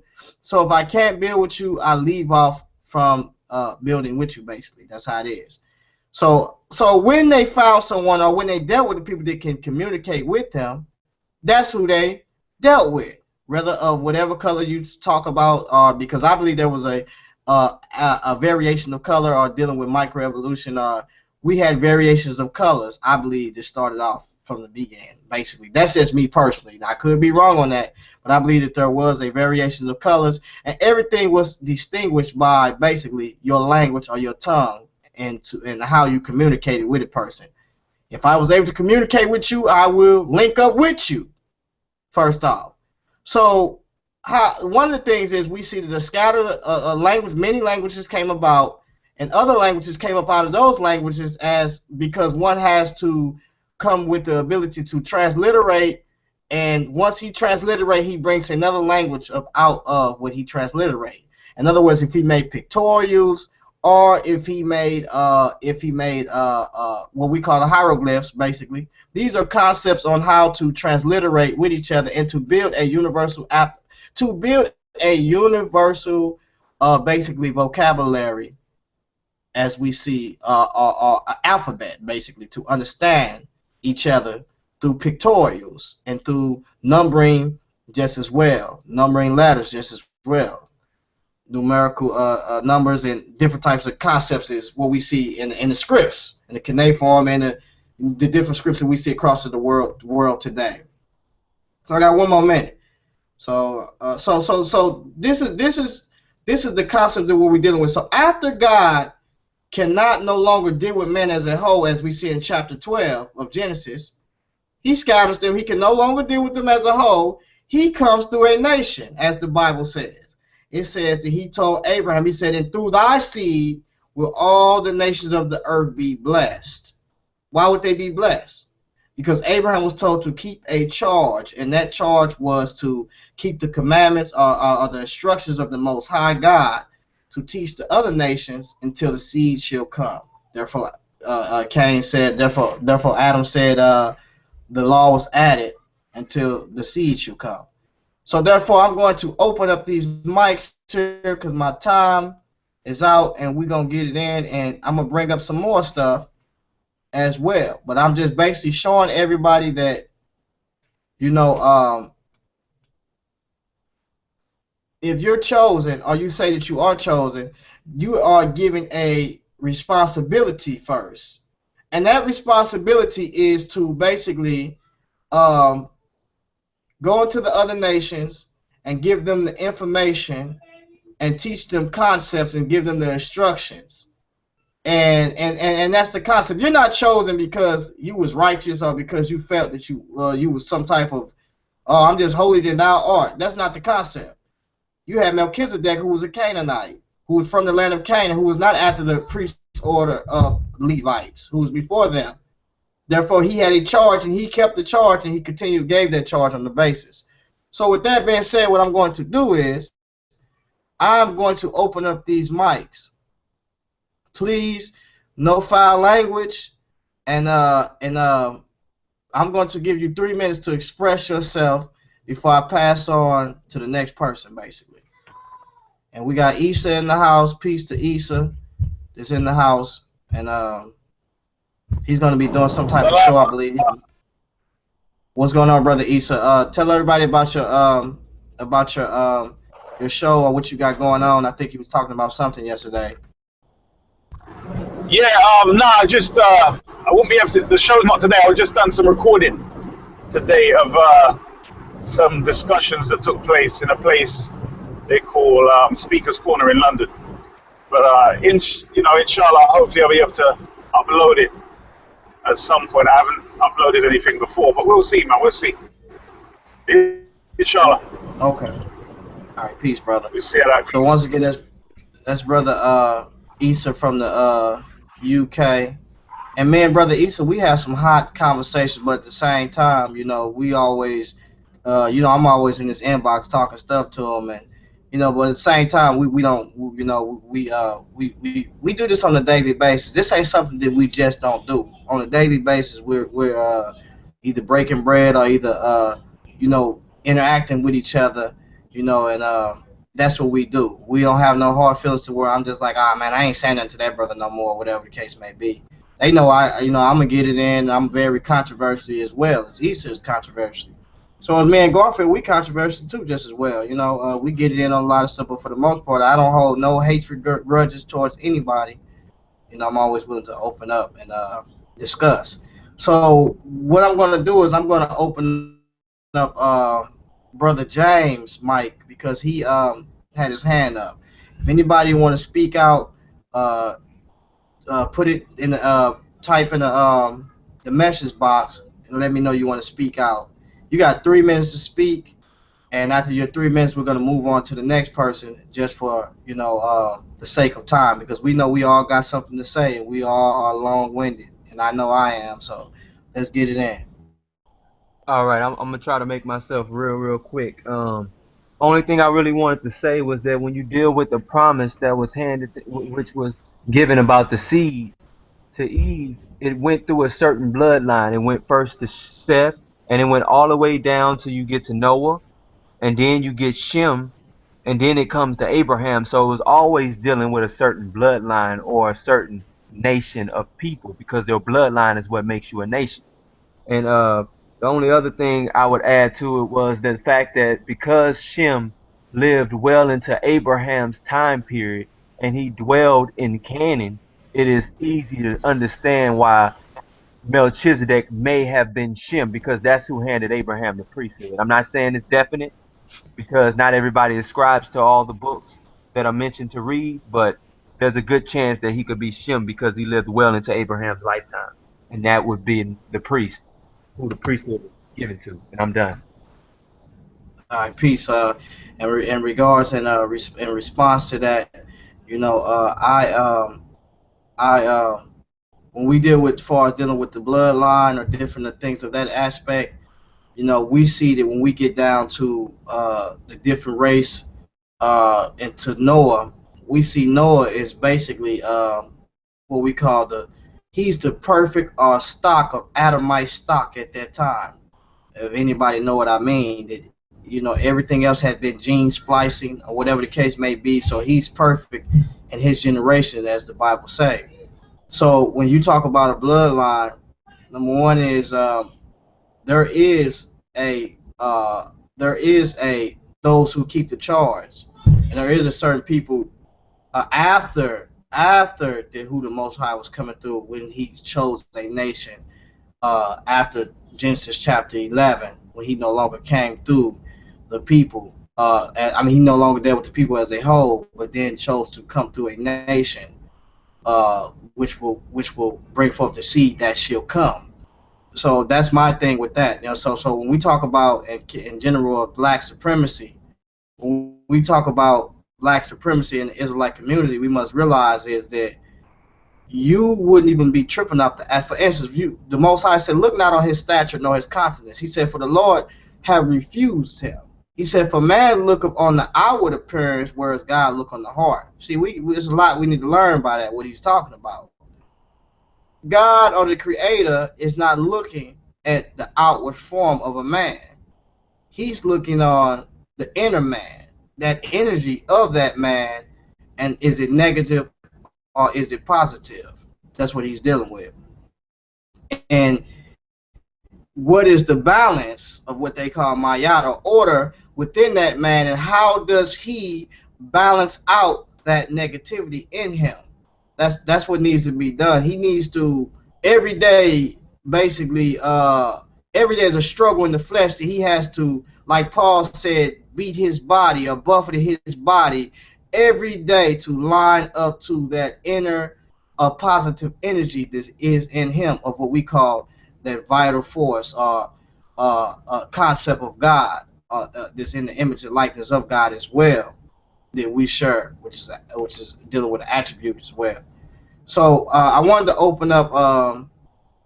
I wanted to open up Brother Lex, Mike. Now that he back on, because he has a show that he might want to promote his show and some other things going on or whatever. He dropped off early on. So Brother Lex, if you want to speak on your show and speak on the topic at hand, go ahead and do so. And if anybody else want to speak out, open up. Press 1 in the I put 1 in the message box and do so and speak out. And then I also is going to bring I'm going to bring up a little more things that's dealing with some other stuff just as well, because I didn't get to do everything. I just wanted to get enough to where people can interact and get into the conversation just as well. Go ahead, Lecture Mike. Go ahead, open up. You can speak out.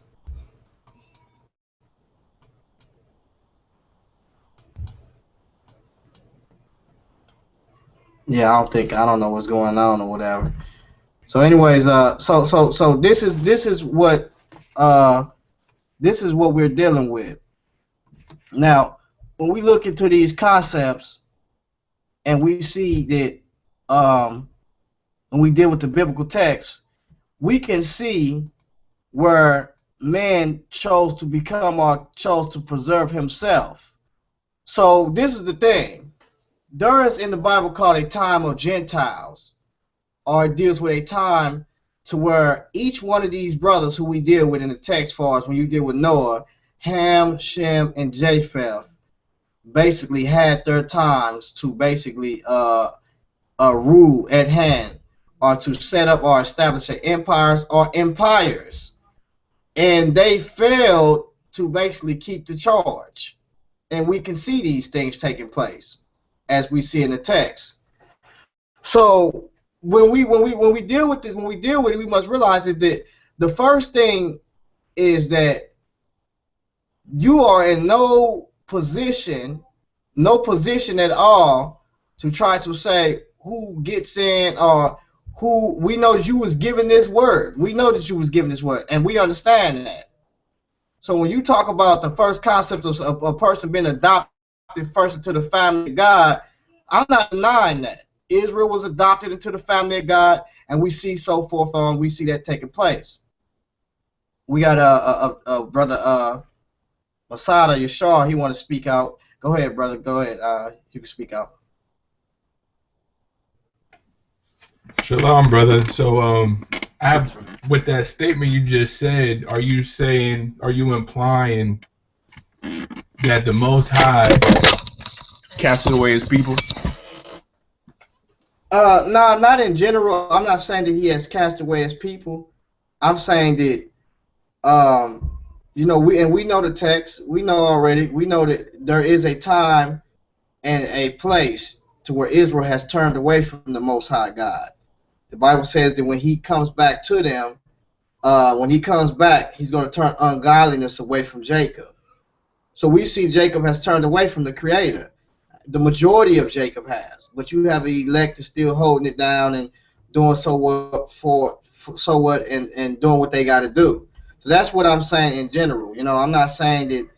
Paul said, "Has God cast away His people?" God forbid. God has a plan and purpose for His people, but for the most part, the majority of the Israelites is going to either perish or going to die.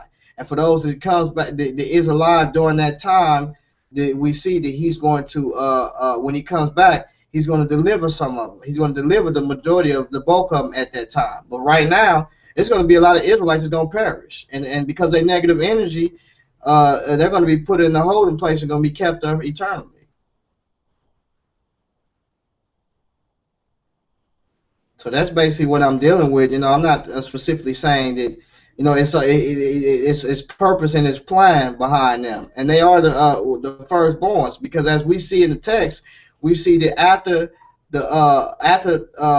Genesis chapter 11, we see that God comes and brings Abraham up out of Ur, and the first thing He tells Abraham is to keep a charge, and He tells him through his seed, basically, shall all the nations of the earth be blessed. So what I'm telling you is this: that God, when He came and got Abraham, He not only had it on His mind to choose a people that would represent Him and contest everything else that was on the earth, but He also had in mind those that He had lost. And who was those that He lost? Those that was at the Tower of Babel, those different nations that we see before they even became nations, before they was just one people. So He had a plan on, and He knew that they would branch off. And when they branch off to different cultures and nations. And He knew that He would do them in that aspect of because of His foreknowledge. But He also knew that He will bring these people back to Him in a way, in the dispensations of times. That whoever believed on the sacrifice, whoever believed on that sacrifice of the traditions that was brought down for Adam and Noah, that they will go into paradise of what we call Abraham's bosom, where this energy or this person is held. Because there is number one is, if I keep playing a track and the CD is scratched, eventually I'm gonna say, man, this CD is scratched. There's two things I can do. I can take it out, put another one in, or I can take it out, clean it off, and put it back in. It is absurd to listen to the same track with this scratch in it. So what am I saying here? I'm paraphrasing, and I'm saying that there is people on this earth that no matter what, they're going to always be a scratch in this CD. So they have to be removed. In order for all moral society to work together, or for God to be all in all, these people that are rebels have to be removed. Now, what I do is I establish laws, and maybe they will follow these laws or these instructions. But if they don't follow these instructions, then therefore what must happen is, behind law must come forth physical contact or physical judgments. So this is where the physical contact come in place. Is if I have some spiritual concepts, they are some laws. These laws must also have consequences behind if you break these laws. See, people want to break laws, but they don't want the consequences that's behind it. And that's the problem. So that's what we're dealing with. We're dealing with physical laws being sent forth on instructions, and people breaking these laws, and then consequences and judgments. So there must be a physical struggle.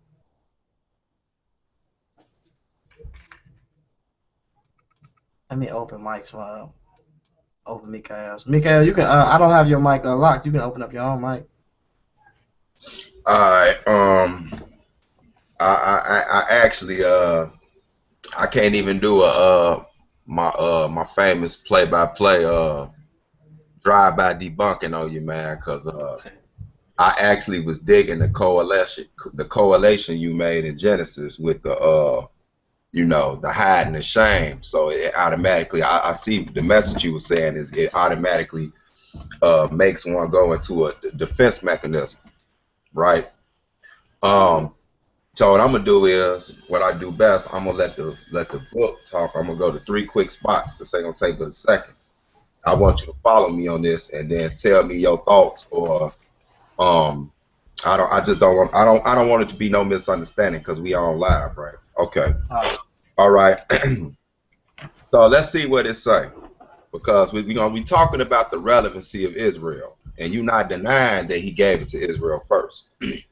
But I guess this whole show is, can that be, is it certain particular groups of Israelites that turn that strictly into black supremacy? Well, I don't subscribe to that per se. I don't subscribe to that at all, actually. You know what I'm saying? I'm against the wicked. You know what I'm saying? It just so happened, I love my people, man. I love my people first, and I just think that's natural. You know what I'm saying? But let's go like this and see what the book says. Okay, Matthew chapter 16. I'm gonna read Matthew chapter 16. I want you y'all to follow me on this. I'm gonna read just two verses. Matthew 16, verse 18 through 19, and it say, "And I said also to thee that thou art Peter." We know Peter was an Israelite. "And upon this rock I will build my church, and the gates," now listen to that, "of hell shall not prevail against it. And I will give unto thee the keys of the kingdom of heaven. And whosoever thou shalt bind on earth shall be bound in heaven, and whatsoever thou shalt loose on earth shall be loosed on heaven." So we see the last person that he dealt with was Israel. And I'm not being objective to what you said. I just want you to follow. And he gave it to the Israelite Peter. He gave him these keys. Now let's see what these keys is. Let's go to Revelation chapter 22. I'm going to one more spot and I'm through. Revelation chapter 22. Revelation 22, and it reads, verse 14. "Blessed are they that do his commandments, that they may have right to the tree of life, and may enter in through the gates into the city." So we see that the keys that Peter got are these same commandments that get you into these gates. So he gave it to this Israelite to give to the people, which is to teach people the commandments, to get them into these gates, which is the kingdom. Now let's see the last spot. Let's see why he got these keys and what's going to be in these gates. Revelation chapter 21. We're going to go back one. Revelation 21, and I'm going to read three spots. Verse 1. "And I saw a new heaven and a new earth, for the first heaven and the first earth were passed away, and there was no more sea. And I, John, saw the holy city, New Jerusalem, coming down from God out of heaven, prepared as a bride adorned for her husband." Verse 12. Here we go. "And had a wall great and high, and had 12 gates, and at the gates 12 angels, and the names written thereon, which are the names of the 12 tribes of the children of Israel." So what I'm saying is, he gave the keys to Peter. We figure out the keys is the commandments and the laws that's from the Torah that was given to Moses. And when you go to that, you see what I'm saying? It gets you into these gates. That's what a key does. It opens a lock. This lock is on the gates. Who's guarding these gates?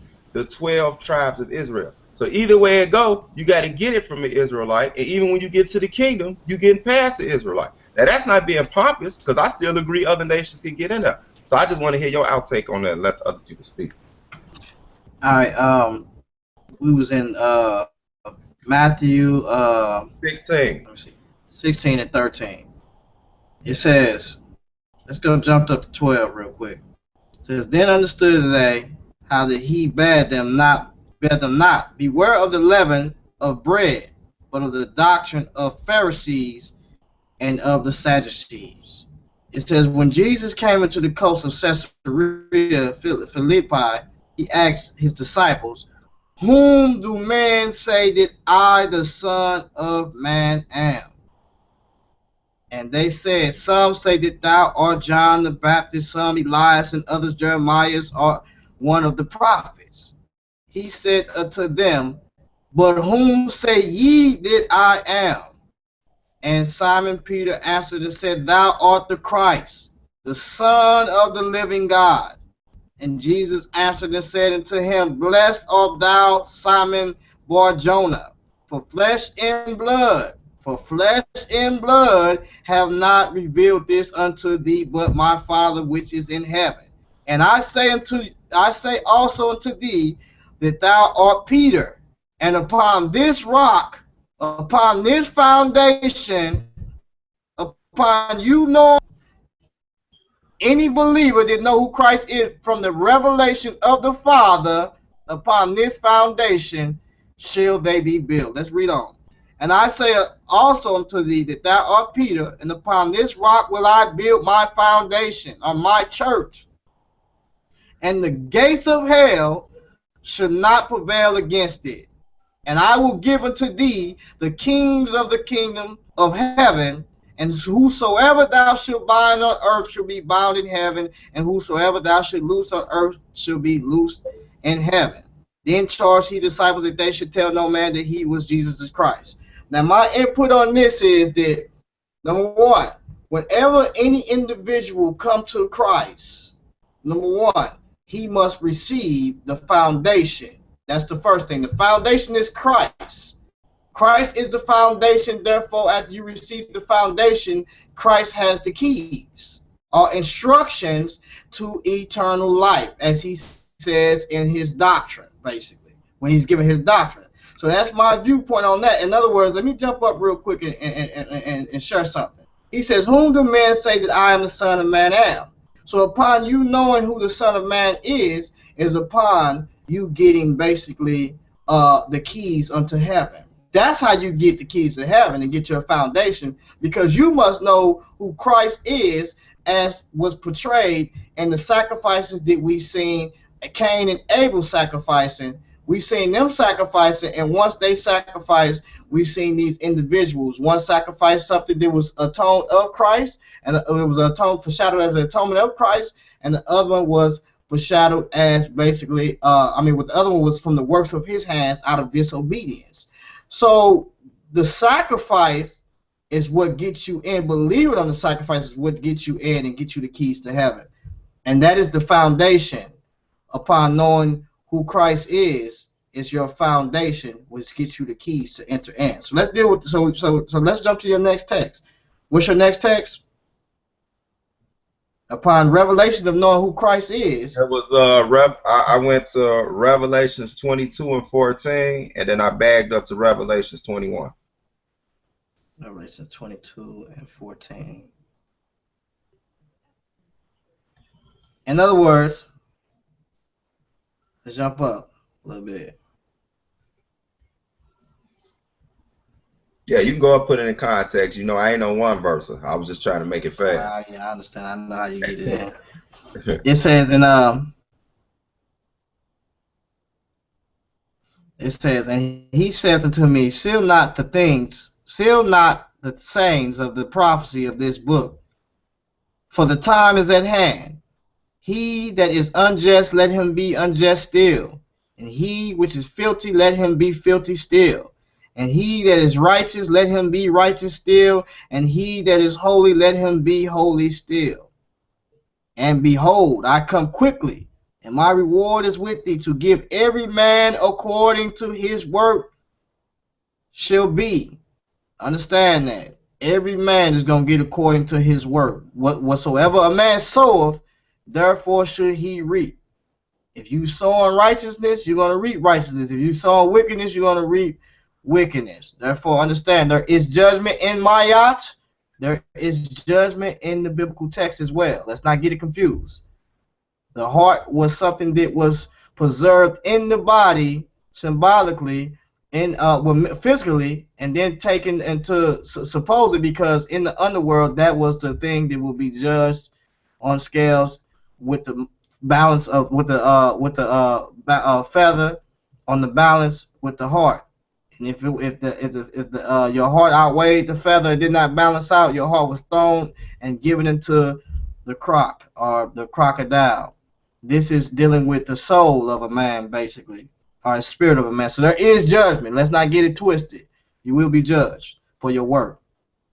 Blessed are they that do his commandments, that they may have the right to the tree of life. Now understand this. The commandments does not just consist of what you call Moses' law.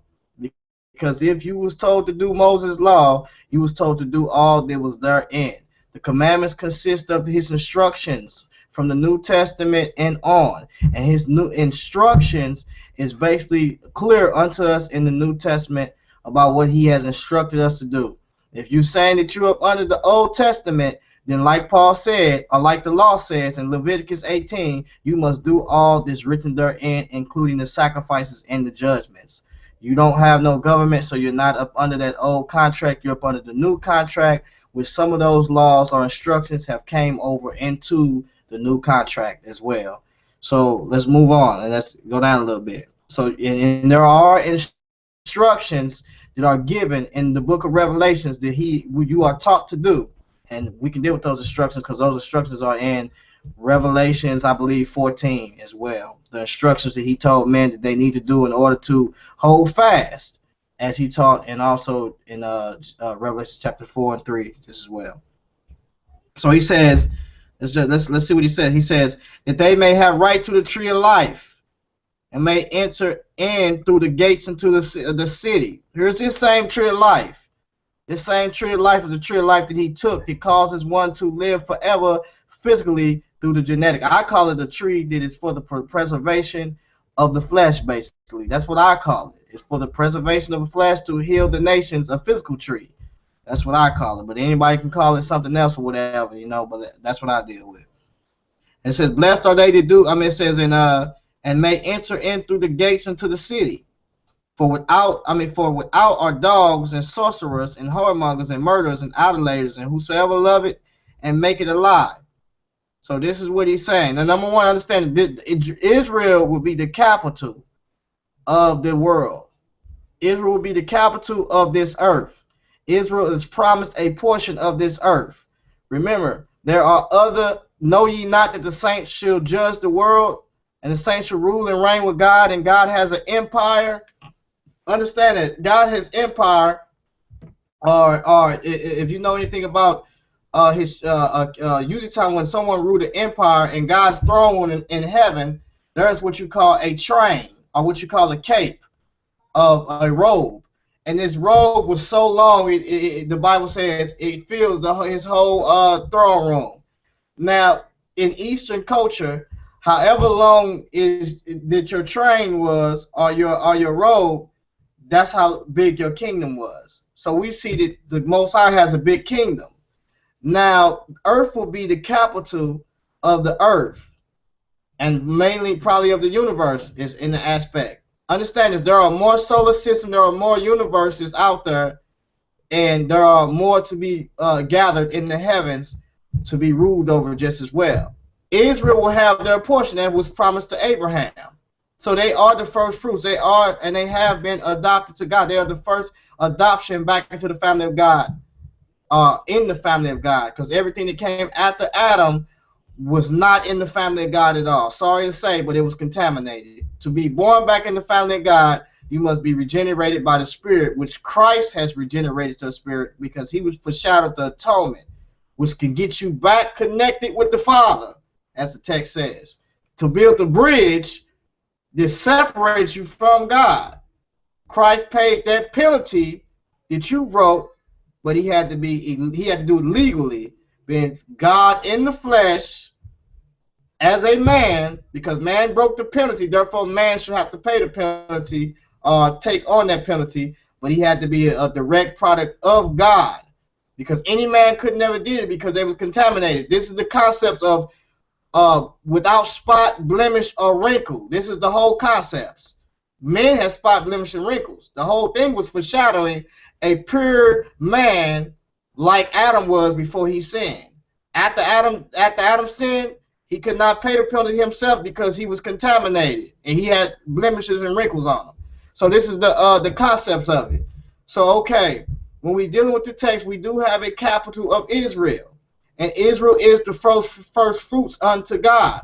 But the Bible clearly states and says that God himself will cause many to be seated in the kingdom of God, and the wicked children of the promise will be cast out that have not kept his charge or his instructions. He said many will be seated and eat with Isaac, Jacob, and Abraham.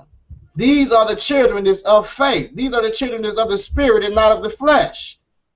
Because just because you are Abraham's seed or Israel's seed does not mean that you will enter in. Okay.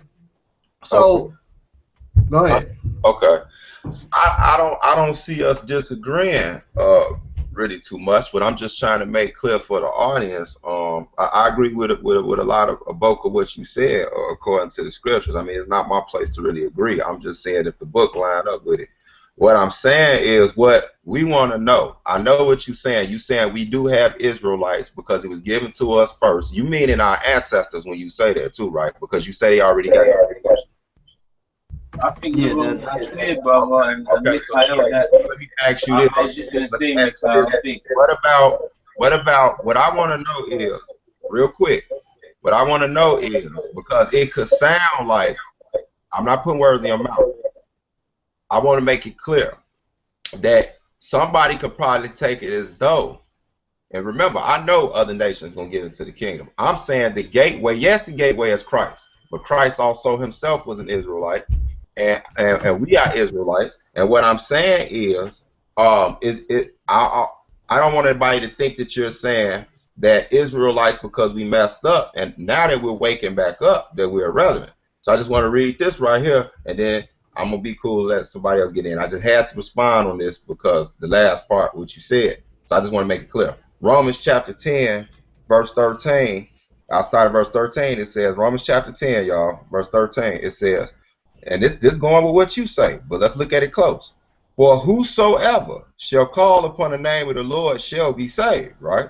Okay. Now look. How then shall they call on him in whom they have not believed? And how shall they believe in him of whom they have not heard? And how shall they hear without a preacher? Now hold on. Without a preacher. We know preacher can also be substituted with teacher. So let me just bag up, go to this one spot. Romans chapter 3, same book. Now they need a teacher, they need a preacher. Now watch this. Romans chapter 3. I'm sounding like you now. Watch this. But Romans chapter 3, verse 1. And it says, what advantage then have the Jew or Israelite, that's misnomer, or what profit is there of circumcision, the Israelite nation? Much every way, chiefly because that unto them, the Jews, the Israelites, were committed the oracles of God. So oracles means answers. So what I'm saying is, if the Israelites wake up now, I ain't saying that wicked Israelites gonna make it into the kingdom. If Israelites wake up now, is it still not their job? And aren't they the vanguards that have to go teach this thing? So aren't we still relevant in the church and the priesthood? Yeah, they definitely come in. They definitely come back and play into teaching the people as well. You know, but that doesn't take the spot to where it says that those that are teaching as well stand down, because we must realize that the actual teacher that has been given to all men when men begin to believe on Christ is the Holy Spirit. He's the instructor, and he's the one who teaches man all things basically, and he's the one that says to who we go into all the world and give people the instructions and understanding of the things of Christ. And he doesn't like to be quenched. In other words, he doesn't, whether you're a Jew or Greek, he doesn't like to be quenched. In other words, whoever he can use is a willing vessel, whether if it's a woman, man, child, or whoever, he's going to use that. He's going to use it because that's what he does. So I'm not denying the fact that that's why it says that we are partakers and laborers and co-laborers and fellow heirs with Israel in the promise just as well. Because whoever takes on this concept, then we are made, we have a far better priesthood that is better than the Levitical priesthood. And what that is we're after the order of Melchizedek. See what I'm saying? And the order of Melchizedek is a better priesthood than the order of the Levitical priesthood. And what's called got brother Masada Yashar. You go ahead. I see you. You got your hand up. Shalom, shalom. Yeah, so what's going on is, indeed, he gave us the Levitical priesthood, but what was pointed out with Brother Mikhael was that it sort of seems like you were trying to say give the priesthood to another nation, when the original order from the beginning was when he brought the Levitical priesthood, it was for the nation of Israel to be priests through Christ, not for other nations to be priests through Christ, because this was the original order. This goes all the way back. This was the Most High's decree before setting up the Aaronic order, which was the Levites. This goes all the way back to Exodus chapter 19. Hold on, let me get it real fast. So in Exodus chapter 19, verse Exodus chapter 19, verse hold on, let me get it.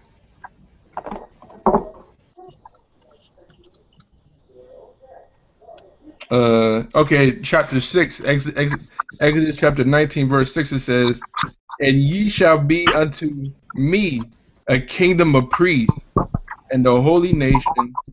These are the words which thou shalt speak unto the children of Israel." So that was his whole plan from the beginning, to make us a nation of priests. And this was a decree before he even set up the tribe of Levi. So, And so, but I'm trying to tie in what you said. We got a higher order, which is the Melchizedek order. So that was all prophecies. He prophesied back in Exodus that a higher order was going to come to make us a whole nation of priests instead of just one tribe. But in Exodus 19, chapter 6, is saying that he wants the nation of Israel to be the priesthood. So when Christ came with the Melchizedek order, it was for Israel to be the priesthood. It wasn't for everybody else, because it goes back to Romans 9. In Romans 9, it says the sacred service is unto Israel. These are the Israelites. It's not for everybody else.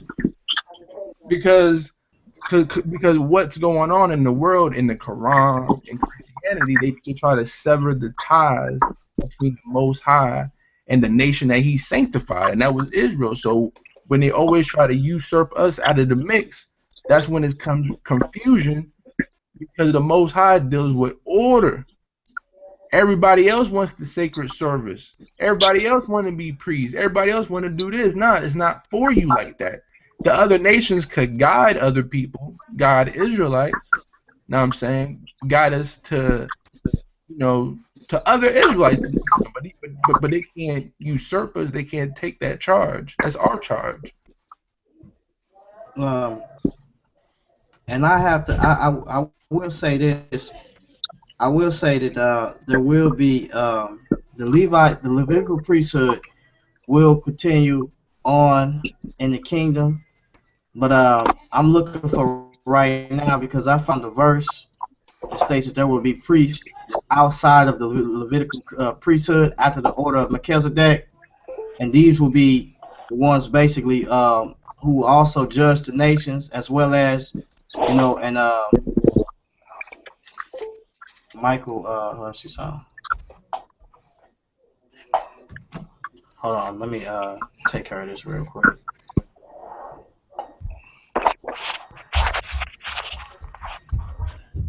Yeah, and the kind of lamb chop back. Yeah, because I know, like your brother said, I ain't gonna say piggyback because that's an unclean food. Like you were saying earlier, Laron, some of the Mosaic stuff, there's no excuse to say that I can't keep it because we in captivity. You know what I'm saying? Some things is just a cop out. Some things we know we can't do.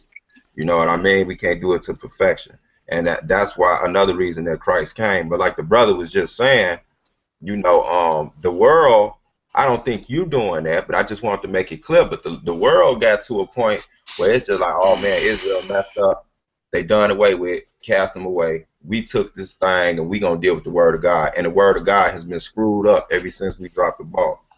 And I think that's something that just, it is what it is. People ain't gotta like it. I don't think that's Israelites being cocky. Now some Israelites are. Some Israelites say ain't nobody else getting into the kingdom. Some Israelites say, Can I ask a question, Mike? go ahead. Go ahead, answer your question real quick. You know I know who you are. Laron says, and Israel doctrine teaches that everybody could get salvation, right? Now, are you saying that the Israelites that you're referring to, are you saying that, hold on, because I'm kind of confused here. Hearing you teach all the while, I'm used to your form of teaching. But when I hear Laurent and Israel doctrine, I don't think you agree with them at least probably 50%, because they're saying that white folks can get salvation. And that is Laurent saying that Israelites are white, or Caucasians can be Israelites, and you're saying that Caucasians can't be Israelites? What? I don't understand, because I'm kind of Well, confused here. I'll just because I've been dealing with LaRon for so long. This is LaRon outlook on Israelites, and he can correct me if I'm wrong. He's saying we can't say that all Israelites look like Negroes. He's saying during the slavery raping and the and the dispersion that there has to be groups of Israelites that look like Gentiles or Caucasians. That's what he believes. Okay, all right. I So hold on. Is he referring to back in Babylonian days, or the He's Assyrian talking days, about right or the now. Greek days? Because He technically he believes. speaking, if Laron, you can hear me? Not if you can hear me, Laron. Okay, all right. Laron, let me ask you this, because I don't think Laron believes, from what I know, I don't think Laron believes the Hebrew Israelites were black. From what I know, I don't think he believes that. I think Laron believes that the original, well, I won't say original, the folks who were in Israel at the ninth century, around that time period, were a mixed people who were mixed by people who invaded or took over the country. So now, since we know history, that the Arameans, the Assyrians, the Greeks, the Persians, I mean, not the Persians, the Babylonians, all these people shipped people out of Israel, with the location Israel and the location Judea. Through this time period, even the Romans did it. So with all these people being shipped out over the years, I don't think anybody could say they're of the bloodline, first of all. But is Laron, are you saying that these people were mixed, more like Arabs, light-skinned Arabs? Are you saying that they were that type of people? Or and the second question is, are you saying that the Israelites, anybody can be Israelite, black or I've, white? I've What are never you heard him saying? say that Israelites Yeah. wasn't black originally. I've What never I heard. what I'm saying is there is a mixture of people, whether black or whatever you call it, white, can be Israelites just as well. Because when you have people coming into the land, then you have people being scattered. You have these guys on 3 continents here. You have these guys on in the continent of Africa, Asia, and Europe. And let alone, you have it to where, you have them being scattered also to over in America too. So they almost on all continents. So to go forth and make a statement that these people was just black, that's false. Like, we can't do that, because if you're determined to look at it and say, well, you're Israel because you're black or because you was on that ship and you was on that boat, that's not accurate history. Because not only did the people who was with Israel or converted to Israelites was in 70 AD, they was taken off just as well and made slaves just as well. And they know that there was a multitude, and the majority of the mixed multitude among Israel during these times. So they look at it and say, well, just all Israelites. But we have history that tells us that there was also Edomites that was fighting to help against the Romans, and there was Edomites that was on the Roman side fighting to help against to desecrate Israel. So what I'm saying is this: I'm saying that you have Israelites. Israelites is a variation of colors, even from their nativity. When you look at their whole nativity, they come from Mesopotamia, and then not only that is you have them being mixed in as early as probably during the time. Well, me personally, I say during the times even of Abraham, just as well. Also of his descendants being mixed in during this time, according to who was in that land. And so when you get to dealing with these different peoples coming in this area, taking over, especially during the period of Judges, let alone during the period of Judges. Okay, let me ask you a But question. but but Let me but ask you a question. Let me okay. respond. Let me respond. Uh, yeah, I like how you threw that in there too, Garfield. You're up to his old tricks, and it worked too. Cause I got to ask him a question now. LaRon, so are you saying that now let's deal with the Israelites, assuming that these are the Israelites that came to the west coast of Africa. Now, can you name some white natives that was blended in those tribes with us when we got on the slave boats in Africa? Now, if it was a You said mixed what? multitude, then they would have been under the Hamite. I said, can you name some white-looking or Caucasian people that got on the slave boats from the west coast of Africa with us? Hey, Laurent, I'm, before you answer, I want to say something before you answer that. I don't think that's a legitimate question to ask. I'm going to tell you why. Because technically But speaking, you're and we not a have to mediator. look at You're not a mediator though, no no Garfield. no Let the man answer it though. no. But let before he answers it, because I don't want it to where it's probably. You know what, Laurent, answer the question. Answer the question. Let me get out of this. Answer the before question. Go ahead. before you even have the slave trade, before they come into Israel, you have nations that has been mingled in before then. Now here's my question. Here's my thing. I believe that some of those people that came over here, when they went down into Egypt in 70 AD, we know that they went into Egypt on ships. Most of y'all may say that that's speaking of something else, but the Bible says ships into Egypt, not America, because they did have ships at that time that Tacitus or whatever his name is, he took them into Egypt in ships to mine in the gold mines, and in the mines there during that time. It says 90,000 of them went down in there. Now you have in Egypt, Israelites is in Egypt, it look like Arabs as well. We see them people there today. And did you have your Israelites that was African that went to the West Coast as well and kept the traditions? Yes, you did, because some of them did come over to America as we could trace. But for the most part, when you go to Isaiah, and I'm gonna go there right now and read this so we can get some understanding of this, because the majority of these Israelites is not in America, and that's just bottom line. And we're gonna show you that. And I'm gonna show you based on according to the scriptures. Let me jump to Isaiah chapter, and this is the chart that we should be going by, not that Israelite chart that they're going by, because that is not the what the Bible say, the chart that they made. Let me jump to here real quick. Isaiah 11. Let's jump to 11.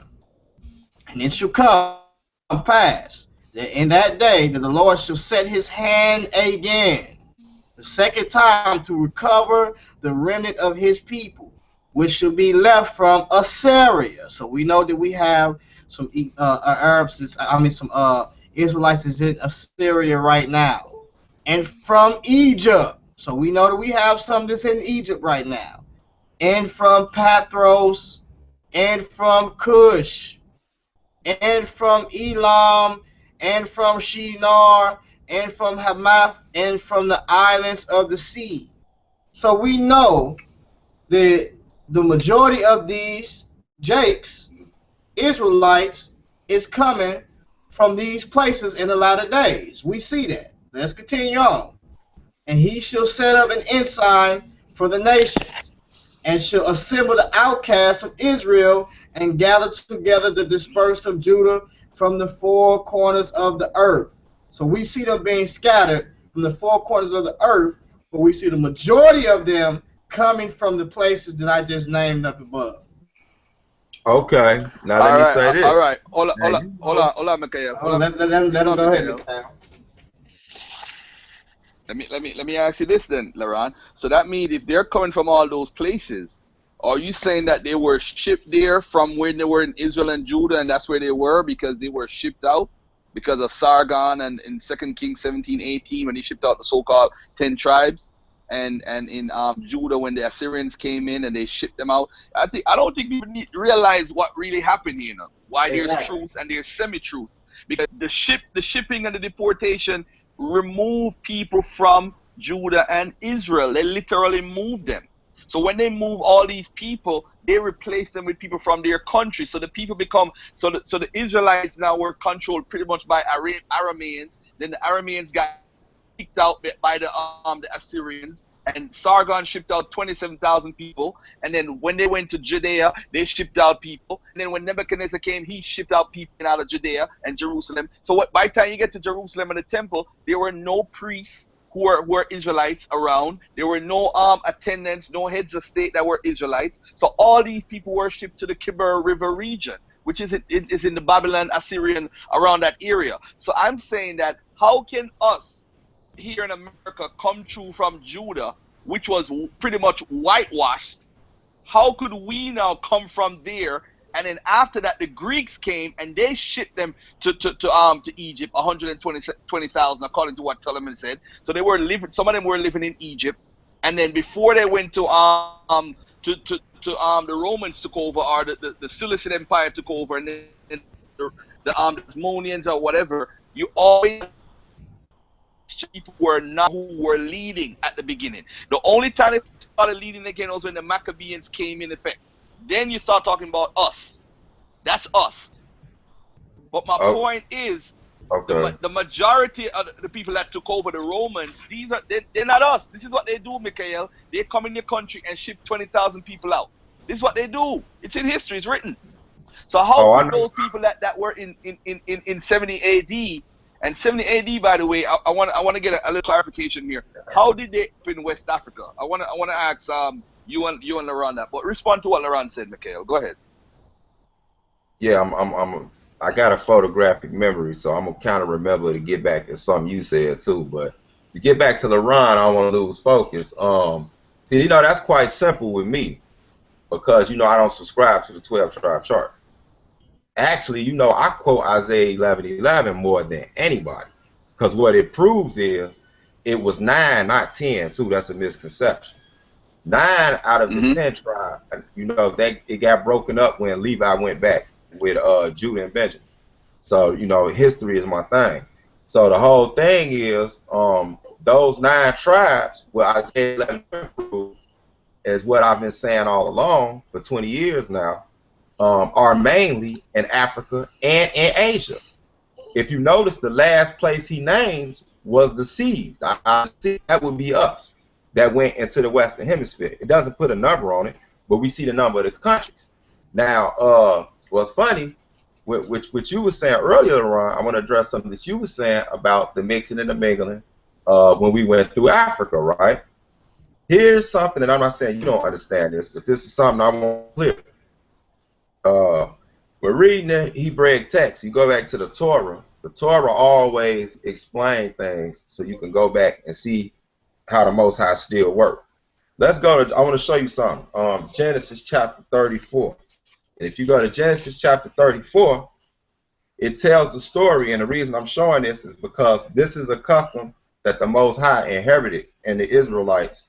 And it actually made us easy targets during the transatlantic slave trade, too, because we isolated ourselves. And this is going to deal with the people who, the strangers that took company with us, right? That left out of those places with us that you brought up, Ron. Now watch this. In Genesis chapter 34, you remember the story, I'm pretty sure, of Dinah, right? Or Dina. Chip it out. She got raped, right? She got raped by a Hivite, right? I want to show you what happened when she got raped. Her brothers were salty that she got raped. Now, look at this. So they tricked. Jacob didn't want them to go to war, but what Levi and Simeon did was they went out and they killed the Hivites for raping their sister. But let me show you what they did, and this is key. Look what they did. After she got raped, it say, and Shechem, this is the one who raped their sister, said unto her father and unto her brethren, let me find, his father and his brother, let me find grace in your eyes. What shall you say unto I will give? So they trying to make a peace treaty with Jacob and his family after he's raped Jacob's daughter, right? Ask me never so much dowry or gift, or I will give according as ye shall say unto me, but give me the damsel to wife. So he tried to marry into their family. Now let me show you a custom that the Israelites, the Hebrews, did. And the sons of Jacob answered Shechem and Hamor his father deceitfully and said, because he had defiled Dinah their sister, and they said unto them, we cannot do this thing to give our sister that is uncircumcised. Now watch this. For that were a reproach unto us. But in this will we consent unto you, if you will be as we be, and every male of you be circumcised. So he's telling these other nations that want to make a peace treaty and be like them, meaning dwell with them like the strangers, that they will have to get circumcised. You know why? Because now they want to take our daughters and we want to take your daughters. So this keeps our seed pure too. Because now we just made an agreement that although y'all will sojourn amongst us, the agreement is that we will marry your daughters and we'll let you get our daughters, but you got to be circumcised. Now when you read this, you know what I'm saying? You know they got them circumcised and then they went in and killed them on like the third day because they knew their penises were sore and they couldn't fight back. But this is the key that people need to focus on. You could go back and trace back history, even when I broke down that book of Veludo Equiano, the slave narrative, right? A real life slave, out his mouth, 17, whatever it was, 86. He telling the story, and he told the story that I did on South Showtime, you heard it, where his tribe was kidnapped by some more Africans, black, just like them, but he said what amazed him was they was not circumcised. This tradition was passed on for hundreds of years. You know what I'm saying? And they had laws that the other Africans didn't have. He said we couldn't touch a woman when she was on her menstrual. All this come from Leviticus. But they said a white man gave the Bible. So what I'm saying is we not only have historical evidence, we have ethnic and cultural evidence. Just the other day, this is my last thing, I sent to the brothers' inboxes 2 days before the debate. Unfortunately, of course, the two brothers was not able to debate because the time got cut short for whatever reason. But I sent some evidence to their inbox that just went down in Nigeria World News with the Igbo. And the Igbo went to the court system and said that they decided, I can send an article to y'all, they decided that they want to get rid of their ancestral worship and get back to their Hebrew heritage. So this is how the Most High kept people separated. Meaning, you're right, Laron, it was still other nations amongst us, but it was ways that he kept us, you know. You muted your mic. Mike, your mic muted. Hold on. I don't know if he noticed he muted his mic.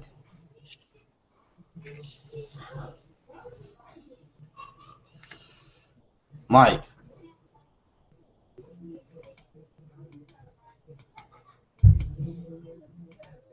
Can y'all hear me? I can't unmute him on my side. I don't know why. He must have muted himself, I think. Yeah, I hear you. It says I think he muted himself. Yeah, and it I won't don't know. let me Maybe his unmute computer him. is shut down. Yeah, because it won't even let me unmute him because it's saying that there's something wrong with it or something. Hold on for a minute. Let me and I agree with you. Keep going. I agree with you in some form and fashion, Garfield, because you talked about the migration and also the different groups that came in. It's very important that these people came in.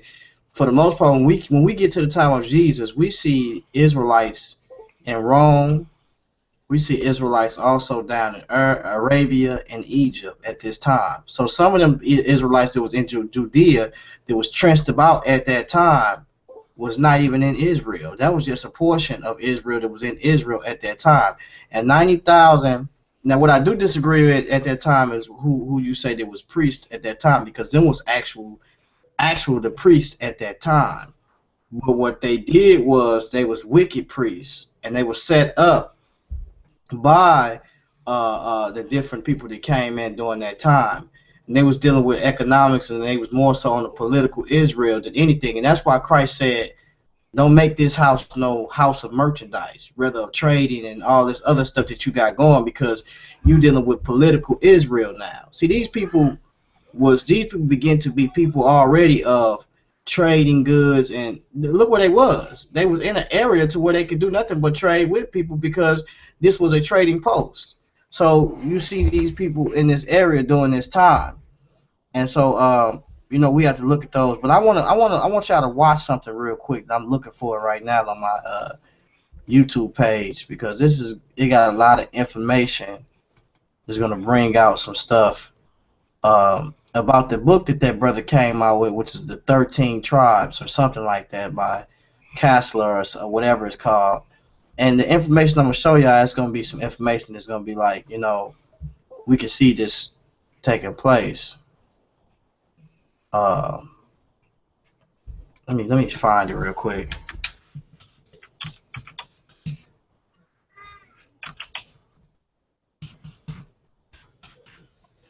Let me find this real quick and pull this up. And here it is right here. Matter of fact, I think this is it right here.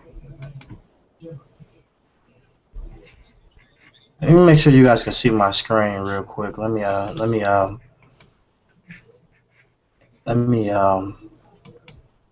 probably don't even know he's still muted.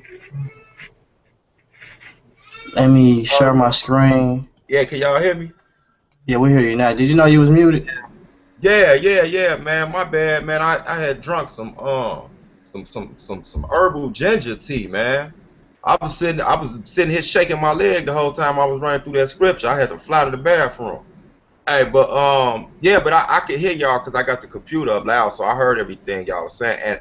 And really, when I get a chance, it's quite easy for me to explain the migration period, because it was a migration period from from Jerusalem to the west coast of Africa. It ain't like it happened in one night, and that's not the first time that's happened with other civilizations. Can you guys placed about 5 or 6 more. Oh, can you guys see my screen? Yeah, it's a big wooden door. All right, when you get done, I'm gonna press play, and I want y'all to look at this real quick when you get done. Okay, yeah. You know, that's a book I think all the Israelites get. That come with the care package. The 13th Tribe.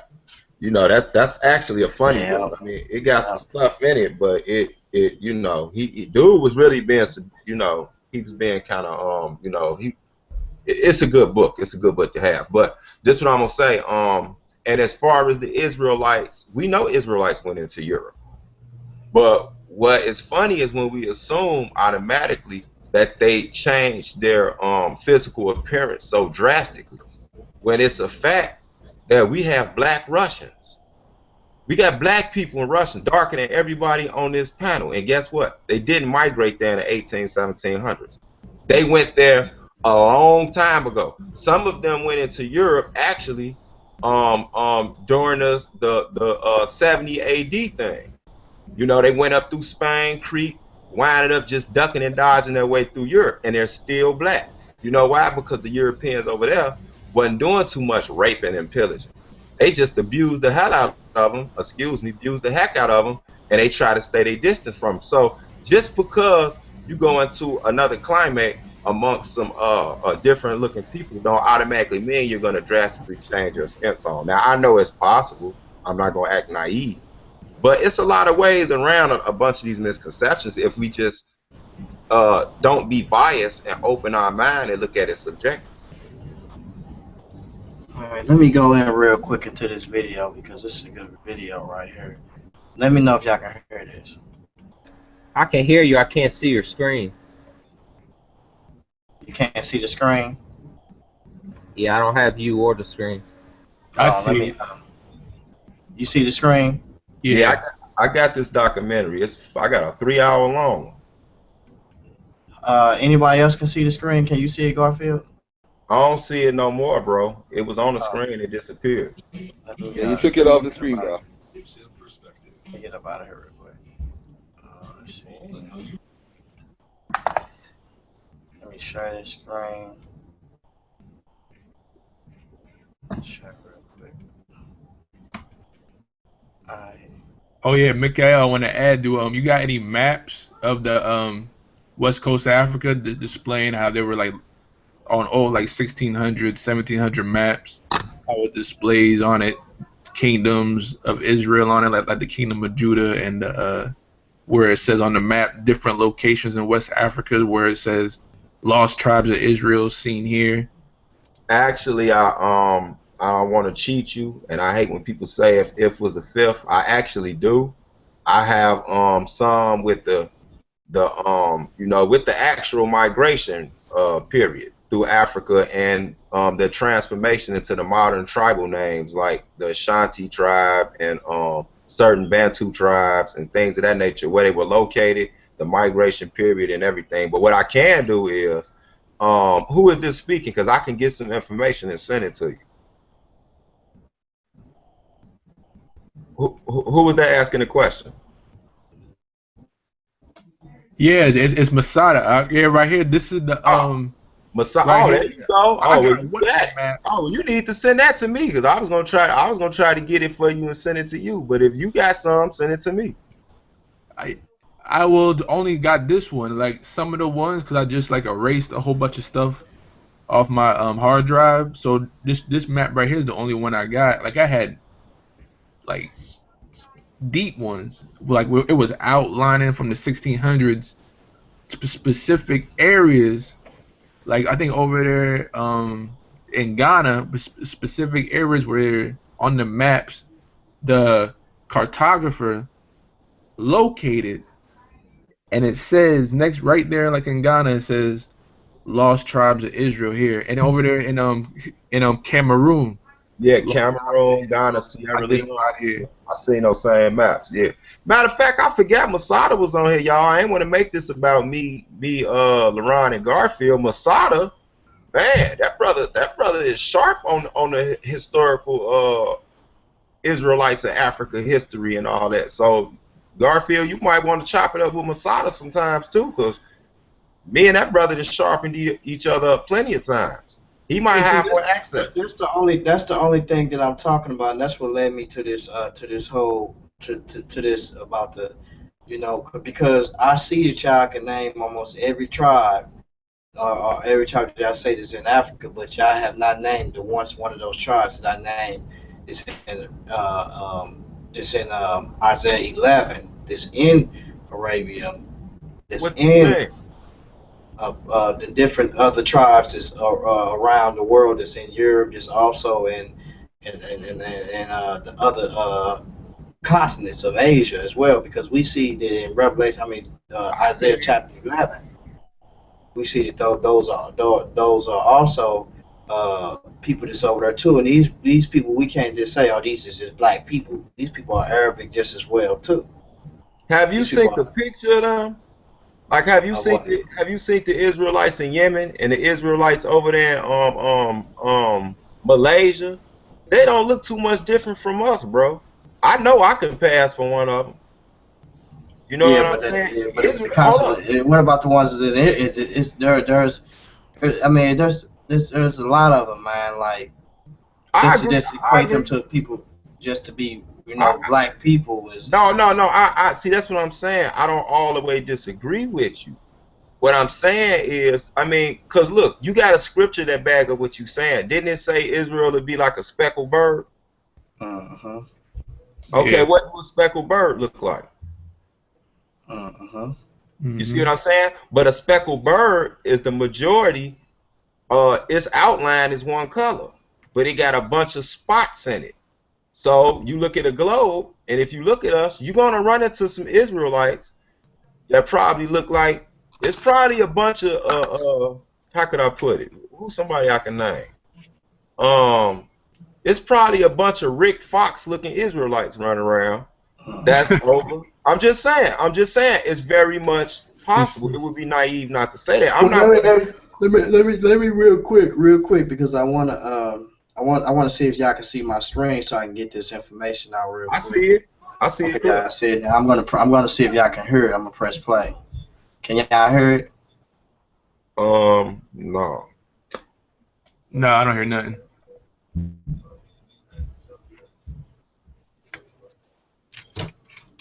Can y'all These hear are it the now? Jews that had gathered in Europe Yeah, around I the hear it Middle now. Ages and were descended from an area Is it in the clear? east called Khazaria. Yeah. He claimed that the Khazars were a white race of people. Can y'all see the screen still? Yeah, he was talking about the Khazars. All right, let's That the go. royalty converted to Judaism for political reasons around the year 800, even though they were not ethnic Jews. And then they forced the population to convert as well. Then they claimed that these people migrated to Europe and became what we now call Ashkenazi Jews. Therefore, they say that the Ashkenazi Jews, which constitute the majority of modern-day Jews, are not Jewish at all and have no claim to the land of Israel today. I have found that Exactly. this theory is not correct at all, and there's plenty of evidence that proves it isn't. One conclusion would be that the people today keep pointing back to this book written in the 70s to support this claim, instead of pointing to recent papers or historians or archaeologists that prove it. That's because modern historians and archaeologists, even with Arab sympathies, don't buy Kessler's theory. One example is a scholar named Bernard Lutz. He's a man who the Encyclopedia of Historians and Historical Writing calls the, quote, most influential post-war historian of Islam and the Middle East. He's also a person with a long history of defending the religion of Islam. He said this about Kessler's book, The 13th Tribe, quote, this theory is supported by no evidence whatsoever. It has long since been abandoned by all the serious scholars in the field, including those in Arab countries, where the Khazar theory is little used except in occasional political polemics. Another man, Douglas Morton Dunlop, who is cited as, quote, the most esteemed scholar of the Khazar monarchy, end quote, said that the theory that Eastern European Jews were the descendants of the Khazars can, quote, be dealt with very shortly because there is little evidence which bears directly upon it, and it unavoidably retains the character of a mere assumption, end quote. Let me show you some terrific reasons why this theory is wrong. But before I do, it's important to define a few terms, as many of the presentations that try to convince people of this idea seem to be confused on some pretty basic issues. First, there are two main types of Jewish ethnic divisions in the world. They are the Ashkenazi and the Sephardim. The word Ashkenaz means German, and the word Sephrad means Spain. These are the two largest groups. During the 1,000 years of the diaspora, or the dispersion of the Jews from the Middle East, many Jewish communities were established by Jewish settlers in various places around the world, often at great distances from one another, resulting in long-term isolation from each other. These communities would develop under the influence of their local environments. Two main centers of Jewish populations were in modern-day Germany and Spain. Sephardim are Jewish people that settled in and around Spain, although the name now also includes other Jewish ethnic groups that simply worship in the same style that they do. Although the spread of Jews into Spain is most commonly associated with the diaspora, which began after the Roman conquest of Judea in 70 AD, immigration from Judea into the area can be dated before the destruction of Jerusalem. And really, no matter which dates you prefer for the Sephardim settling in Spain, this group settled in Europe long before the Khazar Empire ever existed. Germany was also an area that over time many Jewish people settled in. It became one of the few places in the world that Jewish culture thrived.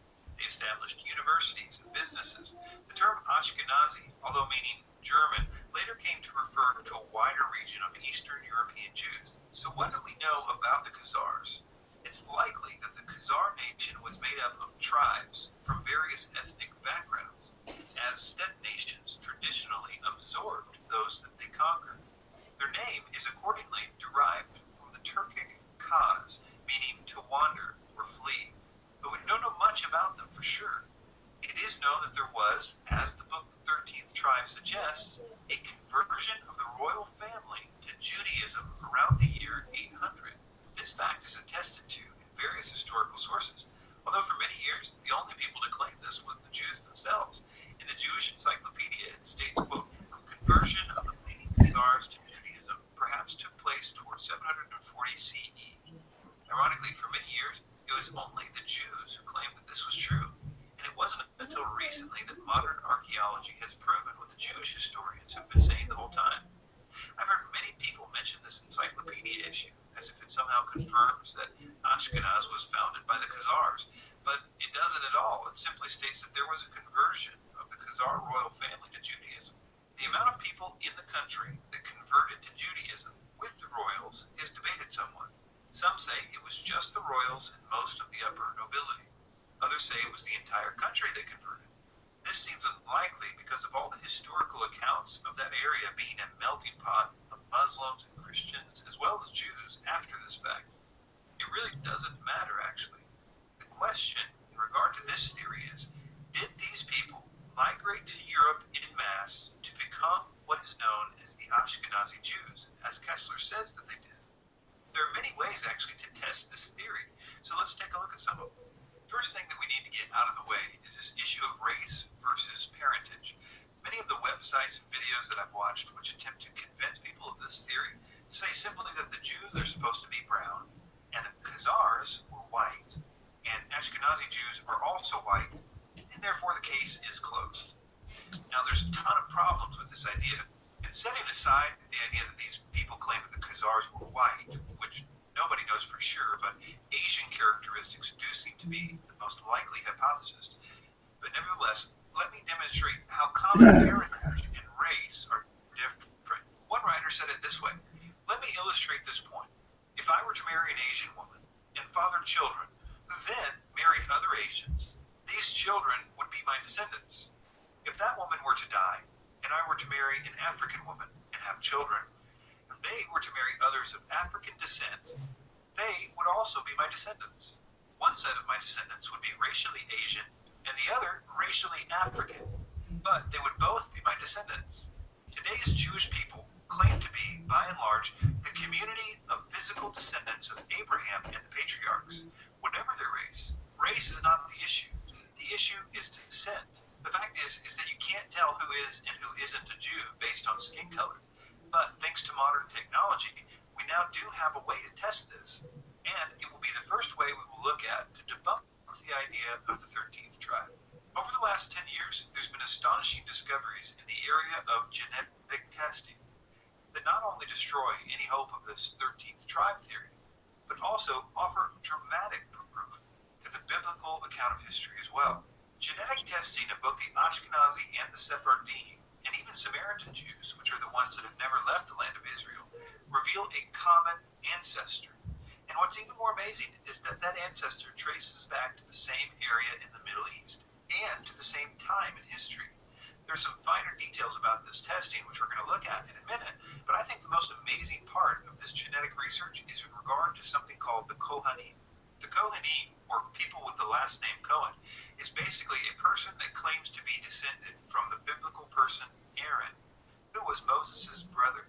They were the priests, and people today that have the last name Cohen are essentially claiming that they are descended from this man 3,000 years ago.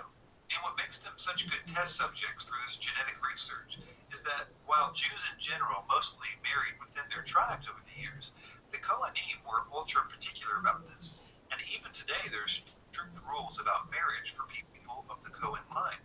Another important factor in this is in regard to the nature of the Y chromosome. The Y chromosome is one of two chromosomes that determine the sex of a child, and it is passed from father to son. So, if I had a son, he would inherit a Y chromosome from me and an X chromosome from his mother. And if I had a daughter, she would inherit an X chromosome from me and an X chromosome from her mother. Since Y chromosomes are passed from father to son, all Kohanim men should theoretically have almost identical Y chromosomes. This can be tested with a genealogical DNA test. And in addition, as the rate that mutations accumulate on the Y chromosome is relatively constant, scientists can also estimate the elapsed time since two men had a common ancestor. So they can know the time period when this original man existed. And amazingly, because of the so-called halotype, they can also tell more or less what region in the world this man lived in. Isn't science cool? The Cohen hypothesis was first tested in 1997. In their study, which was published in the journal Nature, they found that genetic similarities appeared to be shared by both Sephardic and Ashkenazi Cohens, pointing to a common Cohen population origin before the Jewish diaspora under the Roman Empire. Many more studies were done with a greater number of test subjects and in many diverse areas in the years that followed that confirmed these initial findings. One recent study published in 2009 demonstrates that 46.1% of the Kohanim carry Y chromosomes belonging to a single parental lineage that likely originated in the Near East well before the dispersal of Jewish groups in the diaspora.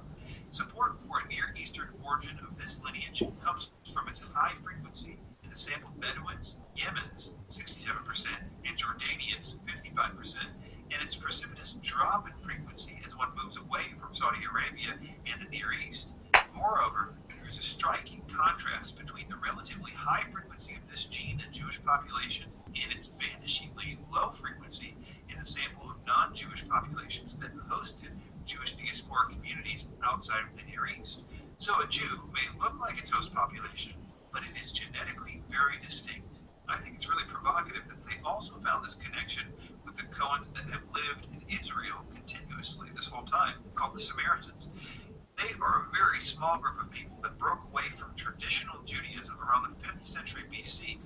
They have their own version of Judaism, but interestingly, they claim that their priests descend from the Cohen line as well. And in a 2004 article on genetic ancestry of the Samaritans, it concluded from a sample comparing Samaritans to several Jewish populations, all currently living in Israel, representing Ethiopian Jews, Ashkenazi Jews, Iraqi Jews, Libyan Jews, Moroccan Jews, and Yemenite Jews, as well as Druze and non-Druze Palestinian Arabs, that the principal component analysis suggested a common ancestry of the Samaritans and Jewish patrilineages. Most of the former may be traced back to a common ancestor in what is today identified as the paternally inherited Israelite high priesthood, or the Kohanim, with the common ancestor projected to the time of the Assyrian conquest of the Kingdom of Israel. If you think about it, this is such a major blow, not only to the 13th tribe theory, but also to people that claim the Jews don't at least have a claim to the land of Israel, as well as people that claim that the Bible is not historically accurate. There's not a whole lot of people trying to disprove the core findings of this research. Now, there was a paper out about 10 years ago after the first tests were done by a guy named Zusman, who questioned that some of the evidence was being overstated, but those concerns were addressed in the subsequent studies, and even serious critics of Jews were coming to terms with this data. For instance, a man named David Duke, who was a former Grand Wizard of the Ku Klux Klan, who in his book My Awakening says that he believes in the Khazar theory, now seems to agree that, quote, genes don't lie. Unfortunately, he seems to be using this new information for negative ends too. Here's a clip from YouTube. Jews from the different regions of the world were found to share many genetic traits that are distinct from other groups that date back to ancient times. Now, much Jewish research exists on this subject. Researchers Komlansky, Lipschitz examined 25 morphological characteristics and estimated that Jews in Russia were 6 times more genetically distant from Russians than Russians were from Germans. I would never have guessed that Jews were 6 times more distant from Russians and other Europeans than say Russians are different from Germans or Frenchmen, or that Italians might be different from Swedes. But genes don't lie. Jewish differences exist whether Is or this the not one video is got from me, LeBron? in fact, Jewish genetic difference is far greater under the surface.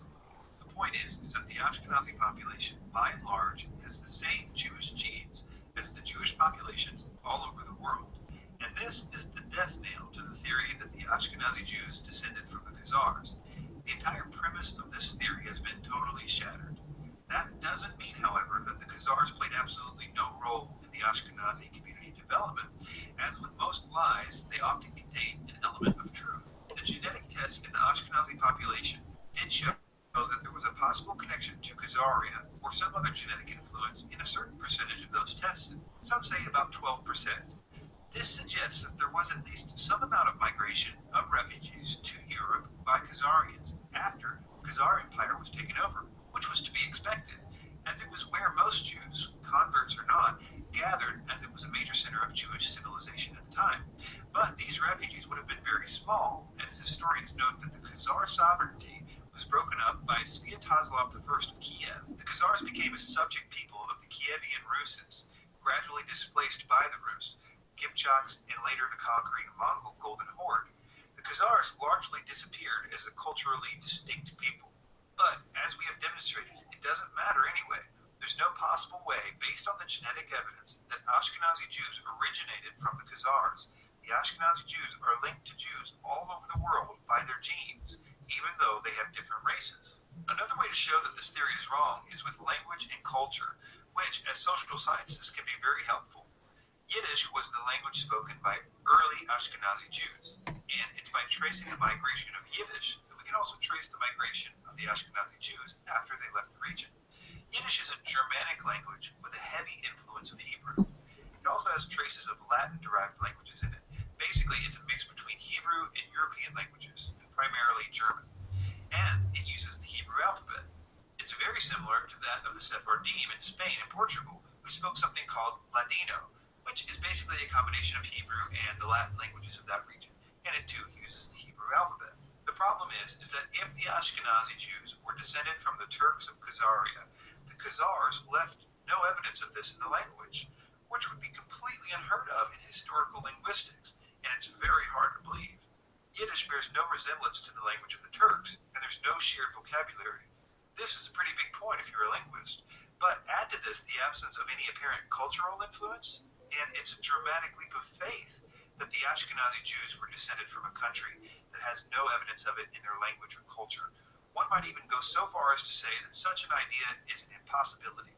Another point is made by a commentator saying, those who continue to push forth the theory that Ashkenazi Jews are not real Jews also display a gross ignorance of the Jewish religion concerning the treatment and acceptance of converts. This is either ignored or unknown by those who make the accusation. Although we've already seen the DNA evidence that vindicates modern Jews, even if by some chance they were not ancestrally related, the fact remains, in Judaism, a convert is treated with the utmost respect and, according to Jewish law, no differentiation is made between a biological, if you will, Jew and a Jewish convert. Even some famous biblical characters, one example being Ruth, an ancestor of King David, were converts to the faith and not born into it as a descendant of Abraham. I, Chris, would even submit that the genealogy in the book of Matthew shows us that Jesus, or Yeshua, was legally descended from this line of Ruth through David all the way to his stepfather Joseph. But his blood connection to this line comes through his mother, which we find in the genealogy of Luke, which instead of going through the Solomon line, it goes through David's other son Nathan, which masterfully avoids a curse that was put on the line of Jeconiah. Today's Jewish people are by and large the community of physical descendants of a guy named Abraham. Whatever their race, race is not the issue. The issue is descent. Black Ethiopian Jews, blonde Jews from Scandinavia, Jews from India, they're all racially different, but all Jewish. Sure, there's been intermarriage, rape, conversion of Gentiles. Some non-Jews have entered into ethnic Jewry. But at the core, the Jewish community remains descended from patriarchal Israel. Thanks for your time.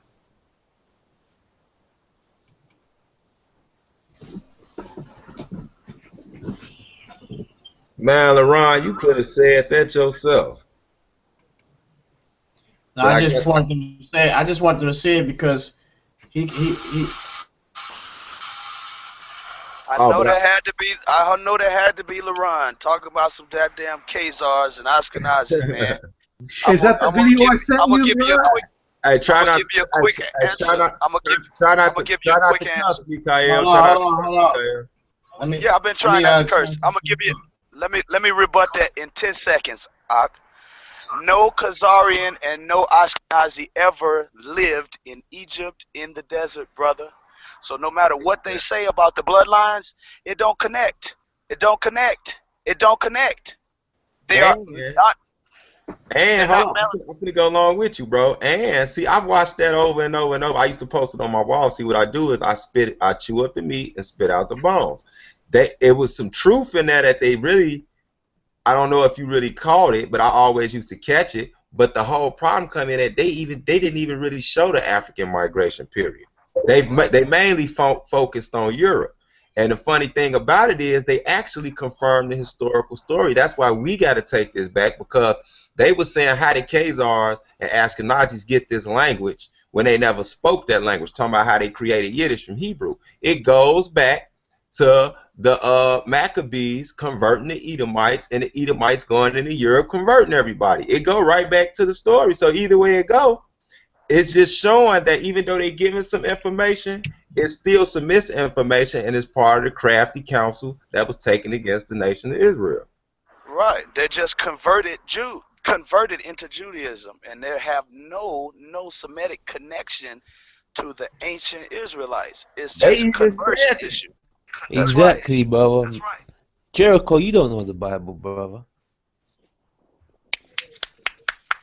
But What, bro?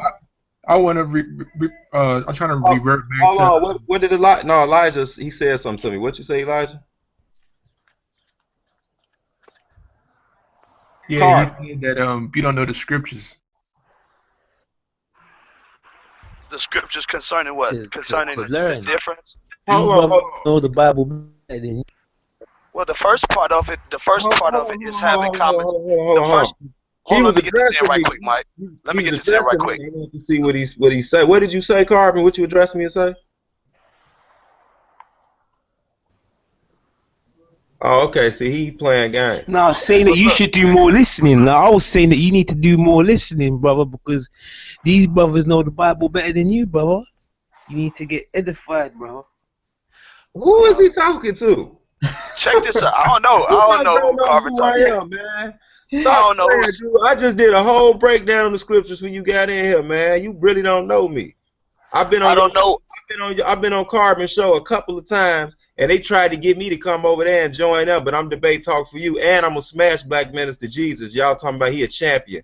If he know the Bible, then you don't know what knowing the Bible mean, because I'm gonna embarrass him. So stop it. It ain't Brother, nobody else. let me tell you something, brother. Black Jesus is coming with a shotgun of truth, brother. Dude, garbage. Get your head cut off, brother. After good Mikael breaks him, brother, I'm gonna take that Negro out to the garbage can if he don't want to convert and honestly be who he really is, brother. He's confused as the people on that video. Black Jesus is confused as the people on that video, trying to take away the real physical connection of the Hebrews, brother.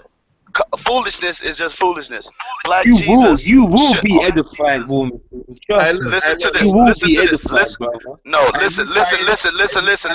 Hold on 1 second. You can't edify me if he's saying that Khazarians or Ashkenazis ever dwelled in North Africa, brother. That's the most common sense point of this puzzle that I don't know how many people in this world are missing. Brother, take one of them white people and put them in North Africa today. They'll die from skin cancer, Ak. So you shouldn't even play that kind of video because common sense tells us that them bastards are only converted, right? And secondly, to address brother Black Jesus, brother, if he has a name that say Black Jesus, Exactly.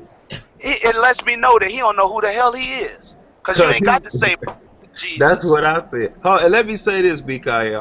I know this is a publicity stunt because all you got to do is go back to Carmen Radio and listen to the shows I called in. A couple of times I called in, he highly regarded me and said, "Yeah, this Mikael, he crushed the atheists." Talking about when I crushed Bleedo, right? So he know I know the scriptures. My Walls of Jericho is a Bible. Hold up, Walls of Jericho is a Bible study group. You must didn't know that, dude. I'm the teacher there. And you can put your best up in Carbon Radio, and I would crush them with a blindfold on.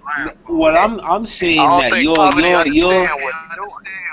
I'm saying your knowledge of the Bible compared to say G consciousness and Michael the War Machine is limited compared to their brothers' understanding. That's all I'm saying. You should learn a bit more. You're underestimating them, Carbon, because I'm telling you, this brother And got brother that James heat. as well. I like brother James is a good teacher of the Bible as well, because I know he teaches the white man's a devil. So I'm not gonna let you turn me against my brother, because y'all see what he doing, right? The dude don't know nothing. He new to the scene over here. He coming over here to try to pick some talent because they lack talent over there.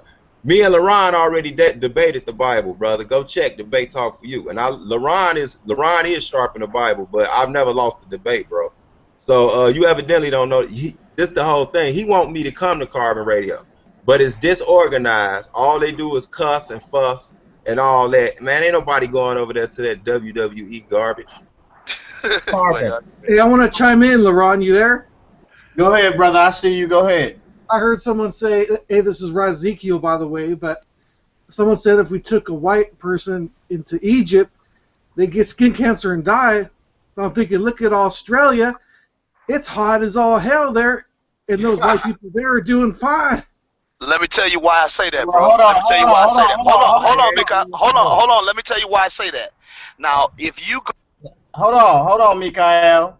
Wait up, wait up, because I wanted to respond and I let you speak, and I wanted to respond to that too. With Razika, I'm gonna open back up your mic, but first off, you have it to where the Romans came down and took over North Africa and also the Grecians and made Alexander basically the capital of Egypt. So let's stop playing games and let's really deal with history here and stop the sun talk because that's folly, bruh. Hold on, but what the brother is right, I see what you're saying, Leron, but what Mikael is right at, and I know you can't deny this, ain't no way no Khazars could have went into no black African Egypt and hid from no Romans and blended in. now, They'd have let me tell stuck you. out like a sore Now thumb. Let me tell you why. Let me tell you why, LaRon. Hold on. Stop muting my mic. Listen, brother, so you can get some balance, okay? Now, take a white man today, brother. Take any German that's void of melanin, like the Khazars and the Ashkenazis. Take them and put them right here where I'm standing, brother. There's white people in California that can't come out in the sun, bro. And you're telling me that white people lived in North Africa for 400 some odd years and didn't die off from skin cancer? That don't happen not even in the cartoons, not even in the movies. That does not happen, LaRon. It don't happen. And see, this is what we talk about when we deal with black supremacy in the black Israelite community, because that is not science and that is foolish what this brother is talking about. Now hold on for a minute. And number Skin one cancer is is not science, LaRon. Skin cancer. for y'all Skin that's cancer, listening, brother. hold on, listen. This is a prime example of black supremacy in the black Israelite community right here. Now let me bring out something real quick, and I'm glad we had this show because I want to bring this out. Now number one is this. Now if anybody was listening to the video, and those who are out there who are live can go back because it is archived and listen to it, I think they didn't really pay attention to it. Because if they paid Because attention it's to simple. it, It's idiocy. hold on, brother, hold on, Mikael. There was a process when this happened. This happened. They put the Khazar period in the 700 period, 700 period of AD, basically, right? And that's horrible. If Khazars are not Hebrew, LaRon, you not missing. Hold You missing the point. All they 700 saying BC. this is his 700 AD. Hold on. 700 AD. 700 AD does not make sense. This is his problem. And I'm gonna open you back up. Now your problem is this: is if you notice when he did the race card, he said that these guys moved into this area, and when they moved into this area, he said they began to, as they descent, take on. They begin to have basically interaction, intermingle with these people, and created a descent in this area, and also dealing with conversion. Then he also talked about the Ashkenazi, which actually means German Jews, basically. For instance, when we talk about Paul, Paul said he was a Roman, but he was from the tribe of Israelite, where he called himself a Roman citizen because he stayed in he was born in Rome. So that's all this is saying. All right. Now, Ron, you got that off. Now, listen close, bro. Don't interrupt. Listen close, okay? I'm going to give you some simple things so you can take the videos and throw that shit back into Ashkenazi's lap, bro. Come on, ain't nobody listen, brother. Stop. Understand the house rules. We live. Ain't nobody cussing in here. Now I'm gonna open back up your mic. We've been doing fine. Don't come in here doing all that language, LaRon, calm down, okay? Calm down, all right? Calm down. Get you some popcorn and sit up, all right? Now, when I tell you what you talk about is so easy to debunk. If you just open your damn Bible, and go to the story of Moses, when Moses was commanded to stick his hand in his bosom, did it say it came out Khazarian white or German vanilla, Aki?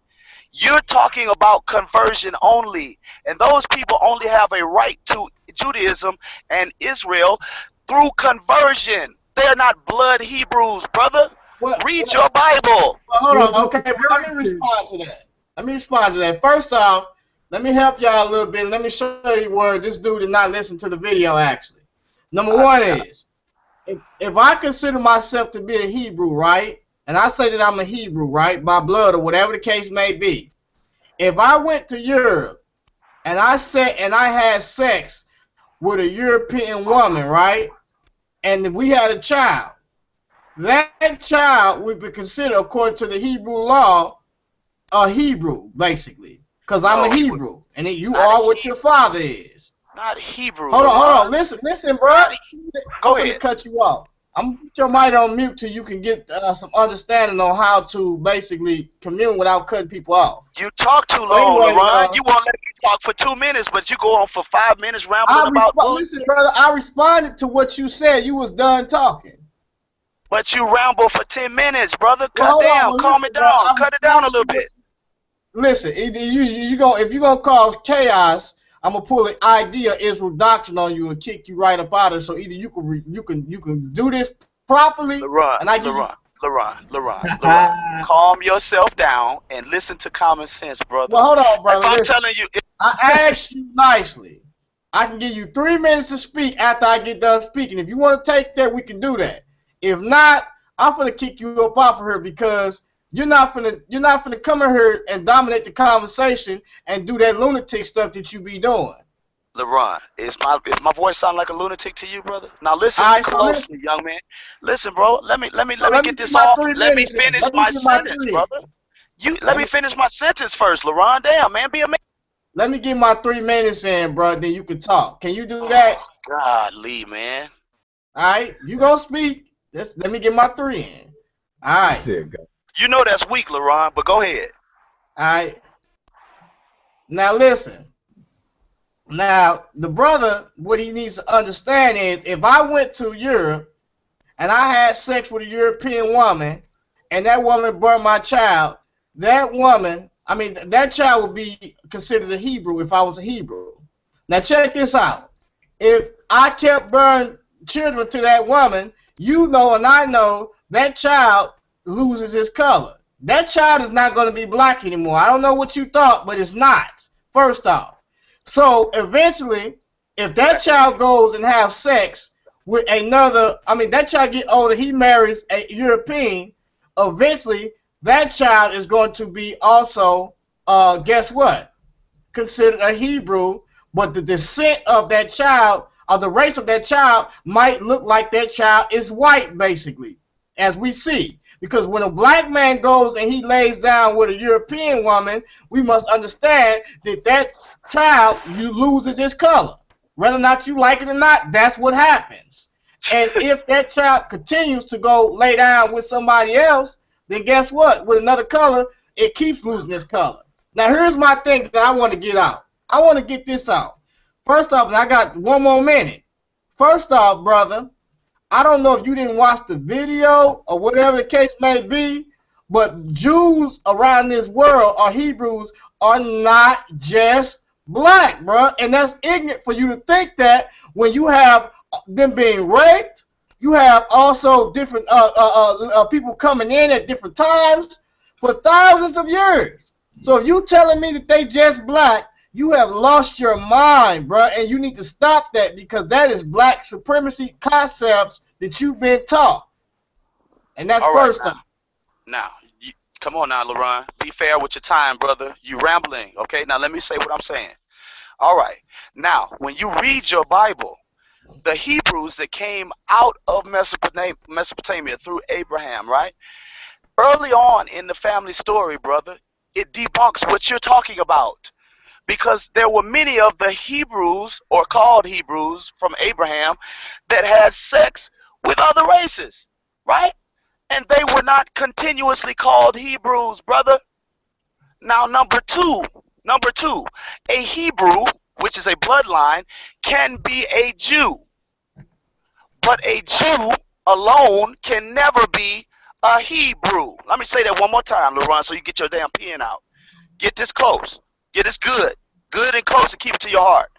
A Hebrew is a blood descendant of Abraham. A Jew is a person that gravitates towards the covenant of Abraham and adheres to the Mosaic law. You can be a white man. The white man that stay next door to me, he's pale as chalk, or he can be a Jew because of conversion. You're messing up the words. You're calling them Jews through conversion religiously Hebrew. You're calling them Hebrew. That's foolish. Read the story in the Bible, LaRon. Did any of them people change from being okay? When you got Joseph, right? Joseph takes a what kind of wife? Interaction time, LaRon. Step up to the plate. What kind of wife did Joseph take, brother? He took Hagar.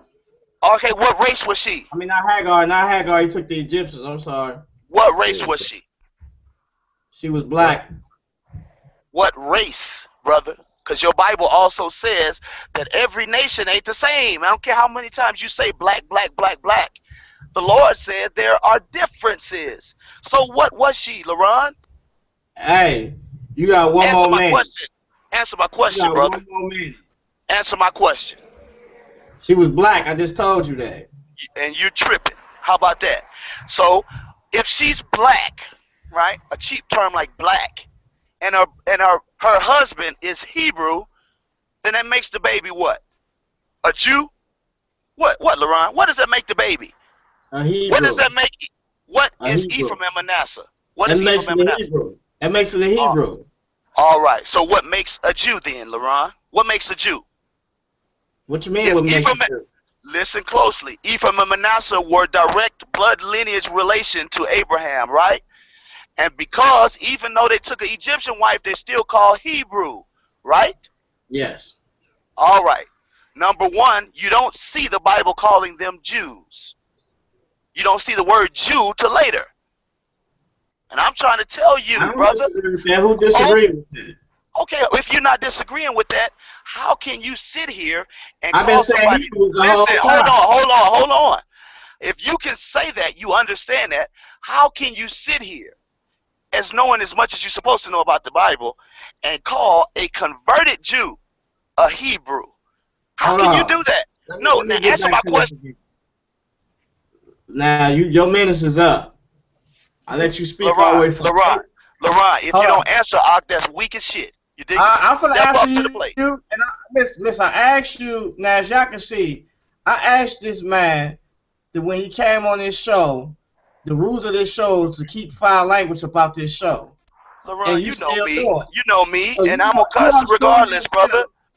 I'm gonna cuss regardless, brother. You know. Hold on, brother. Yeah, listen, you could cuss regardless, but you're gonna be up off this show. You could cuss on your own show. Number Well, how about 32. this, LaRon? If you gonna be a pussy, then you should hang up the fucking phone, man. Why, man? Cause He got Mikael is gone, man. Michael Edwards is gone. I just put an Israel doctrine on the brother. He is gone, man. I'll call him on the phone later on, and we'll talk and chop it up, and I'll cuss him out, whatever he want to do. You know what I'm saying?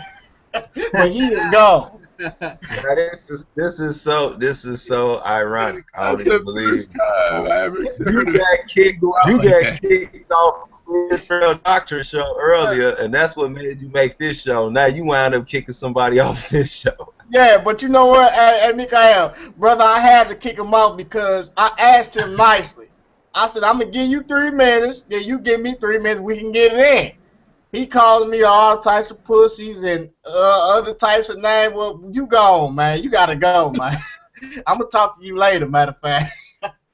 So anyways, look. So the brother Masada just brought out some information as a screenshot, and he shared it. And it's some good information. This is something that I was telling about earlier. And I don't know if y'all see his screen. Do y'all see his screen? Yeah, I see the map. No, not the map. Click on brother Masada's screen. Yeah, I got it. I see it. When you see, now if you read this, it says, hold on, can everybody see it? Yeah, I see it. Okay, so everybody see it. If you read it, it says he got it highlighted with the converse basically. It says John Hankriness conquered the whole of Edom and undertook the forced conversion and undertook the forced conversion of its inhabitants to Judaism. Joseph, anti-fathers, whatever, then forth, the Edomites became a section of the Jewish people. Now, this is very important because it says, thus at this juncture of time, the Edomites were then incorporated with the Jewish nation, and their country was called by the Greeks and the Romans Idumea. So when the Greeks came in and the Romans came in, they called them Idumea. But the tide turned in favor of the Edomite faction when Julius Caesar made Antipater an Edomite, basically a ruler in Israel. Look at him, y'all. Look at him. Hold on. He calling me right now, y'all. I'm going to put on speakerphone. What's up, Ock? Well, hold on. Well, listen. Listen, Michael, listen. I just told these brothers. Well, hold on. Listen, brother. If you will take time to listen, I'm asking you nicely. I will put you back in the show, brother. Just please, just watch your mouth. Keep your composure. That's all I'm asking you, brother. That's it, man. You couldn't even do that. Listen. See, there you go. Listen. I asked you nicely, brother. Now I'm gonna call. Now I know. Listen, I know this. Listen. See, look. I know this. Mikael, listen. I know this. I'm going to cuss you out later on, though. I'm not going to cuss you out live on this live station.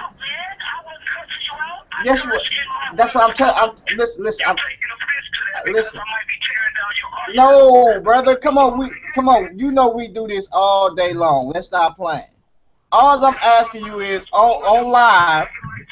Listen, on live, if I'm cussing on Israel Doctor, he said, you know we live, LaRon. So I keep my mouth closed. Yeah, you're right. Keep my mouth closed. That's just out of respect. I'm telling you.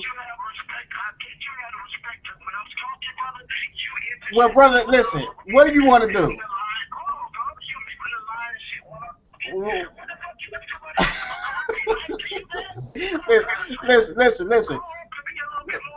Listen, Mikael, what you want? Listen, what do you want to do? If you want to get back in the show, you're gonna have to keep your mouth closed. I'm not closed, but you can't cuss, brother.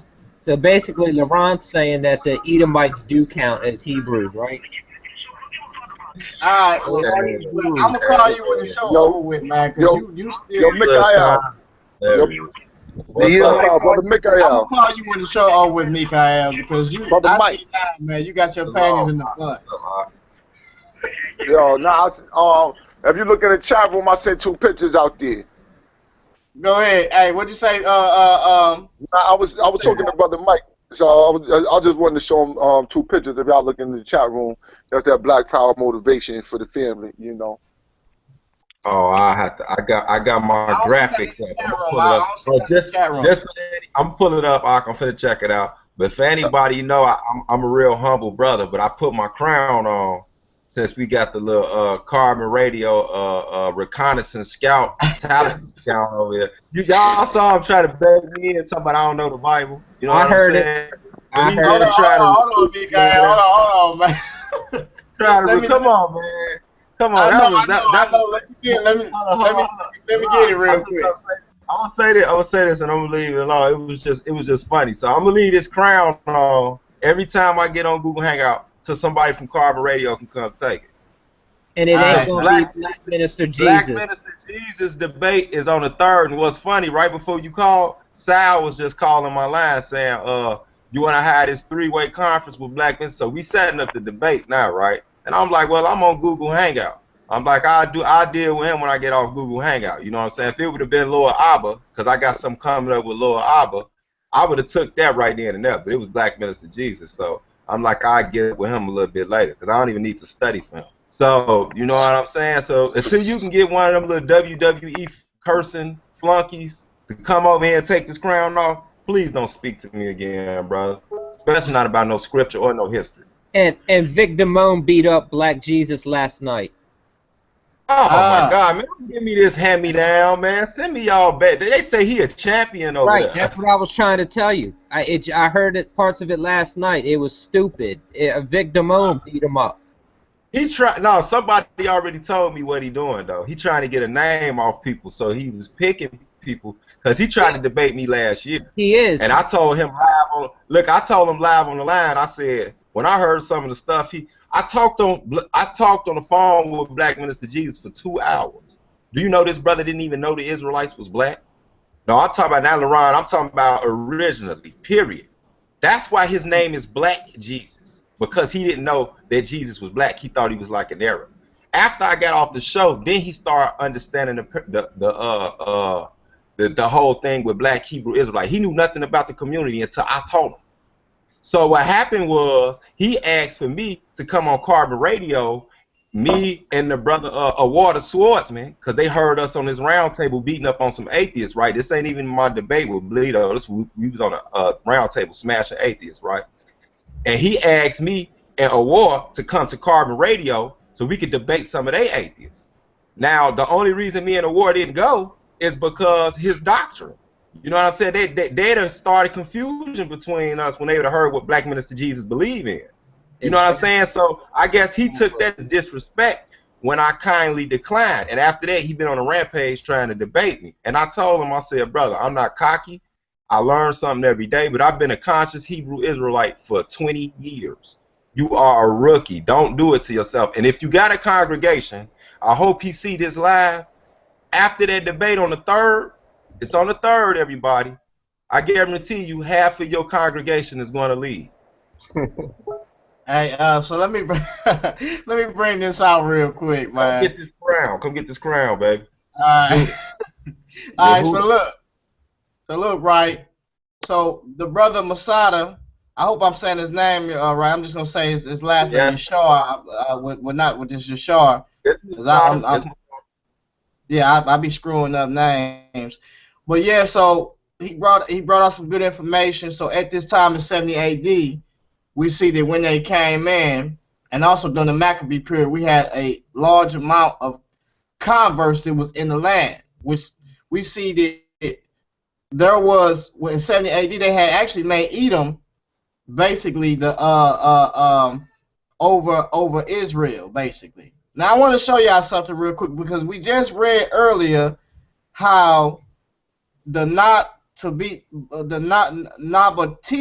or Nabateans. Yeah. You see this? I'm pointing to this over. Can y'all see this, or is my screen black? No, I can see your screen, but I can't see what you're pointing at. Nah, it just disappeared, though. But it was up there. I'm gonna take my crown off, man. I see it. I don't like being cocky, but I don't see where you're pointing at. I'm innocent now. Can y'all see my screen now? Look at how crazy. Look, he cut the halo. He cut the halo. Every time Mikael talking, the screen go down. Is my screen black, or can y'all see this map up here? I see the map. Kingdom of Edom. Okay, look. So look. Hold on, let me mute my mic, because every time I say something, I think it's my supernatural powers coming out. Every time I say something, it knock your screen off, so I'm going to mute while you explain. All right, so look.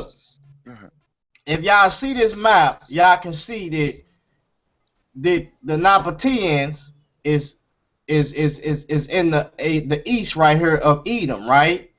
So they come and they push Edom right here, the kingdom of Edom. They push them up here basically into the kingdom of or the borderline of Judah basically in this area. Where's Jerusalem at on here? I believe it's somewhere up here. I can't see it. I think it's right here. I can't see that, but I think that's Jerusalem right there, if I ain't mistaken. So they pushed them right here in this area, close, up in this area. So just mind you not, everything around here, right here, everything, even down here in Egypt, down over here, is basically a confederation of Arabs, Ismail, Ammon is also, Moab, all these kingdoms that we see, these deal with Arab nations as we can relate today. Now in 70 AD, I want to show y'all something to bring out something real quick. Think I got this. I want to bring out something real quick.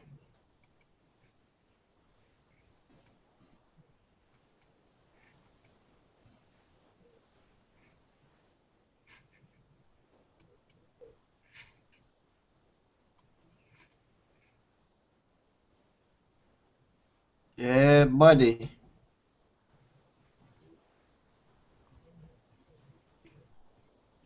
I believe I got this in my pictures because I took pictures.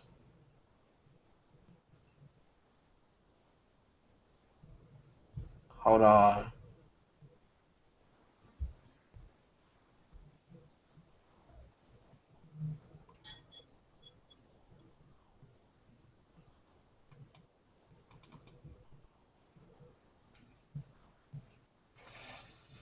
All right, let me go to. I'm gonna jump to this.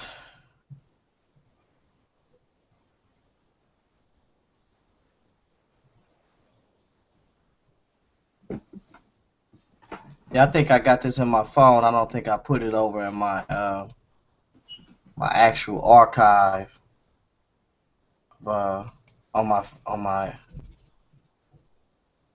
my laptop.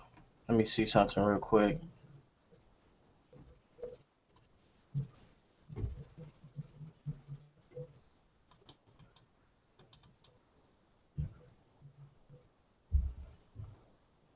And even with just pulling out, hold on, let me pull this out real quick too, because this is important too. This got some information on it. Let me share this real quick.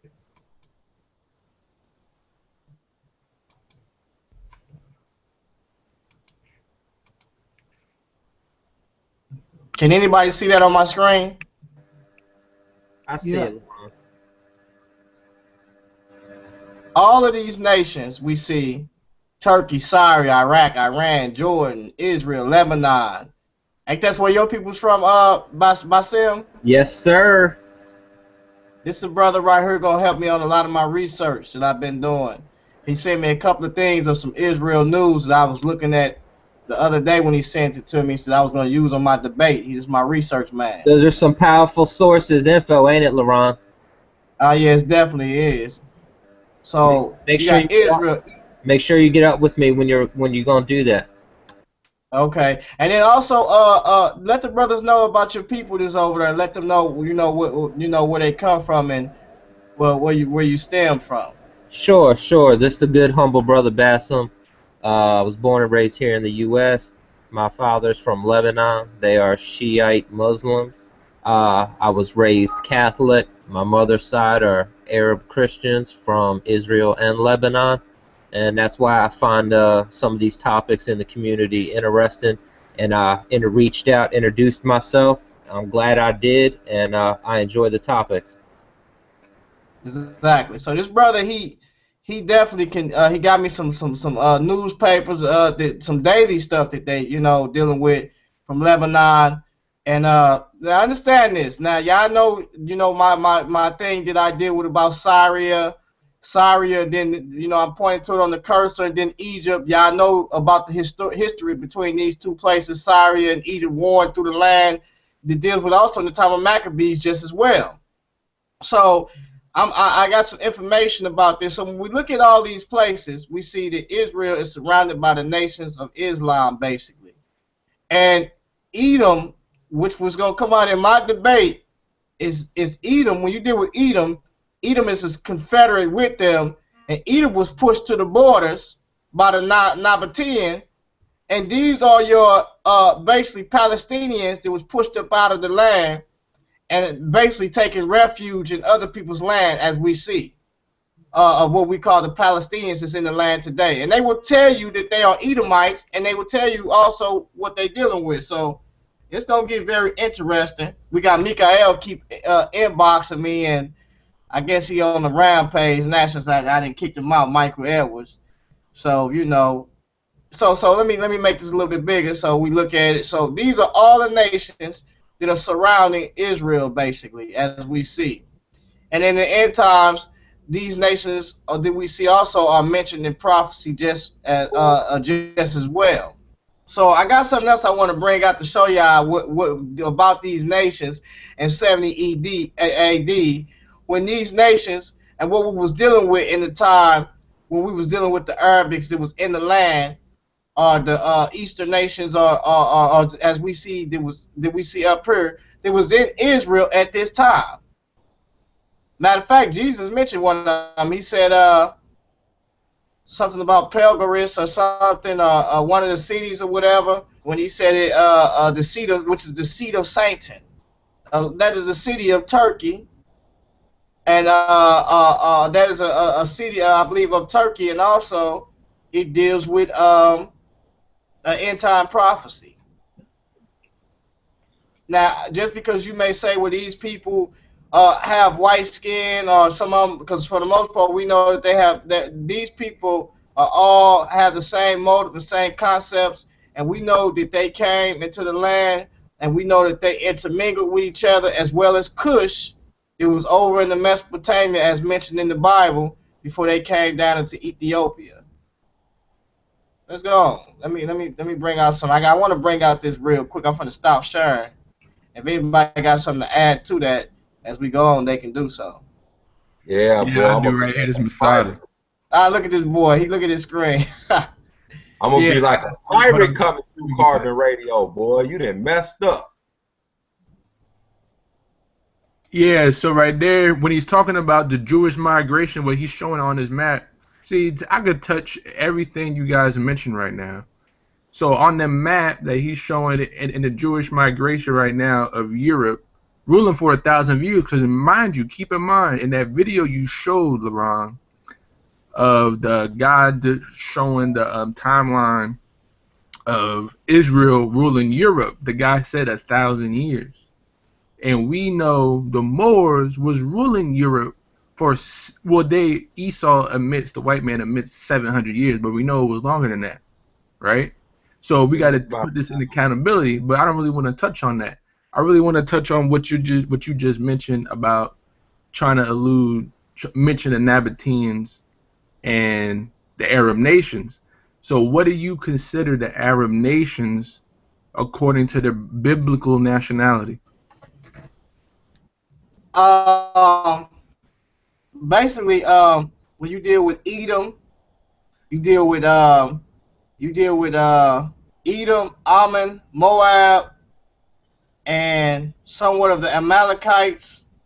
When we deal with so this is what I mean. When you deal with these in the Arab in the Sinai Peninsula area, in these areas of in Arabia, basically. Now, I'm gonna flat out say that the nations that you're saying are in the Middle East today that are Arabs or Edomites. I agree with that.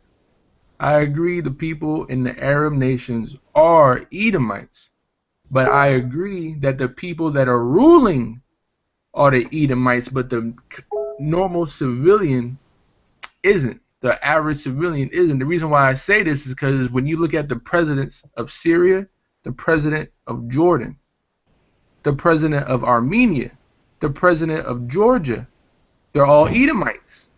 You could literally look at them. Like one of them, the president of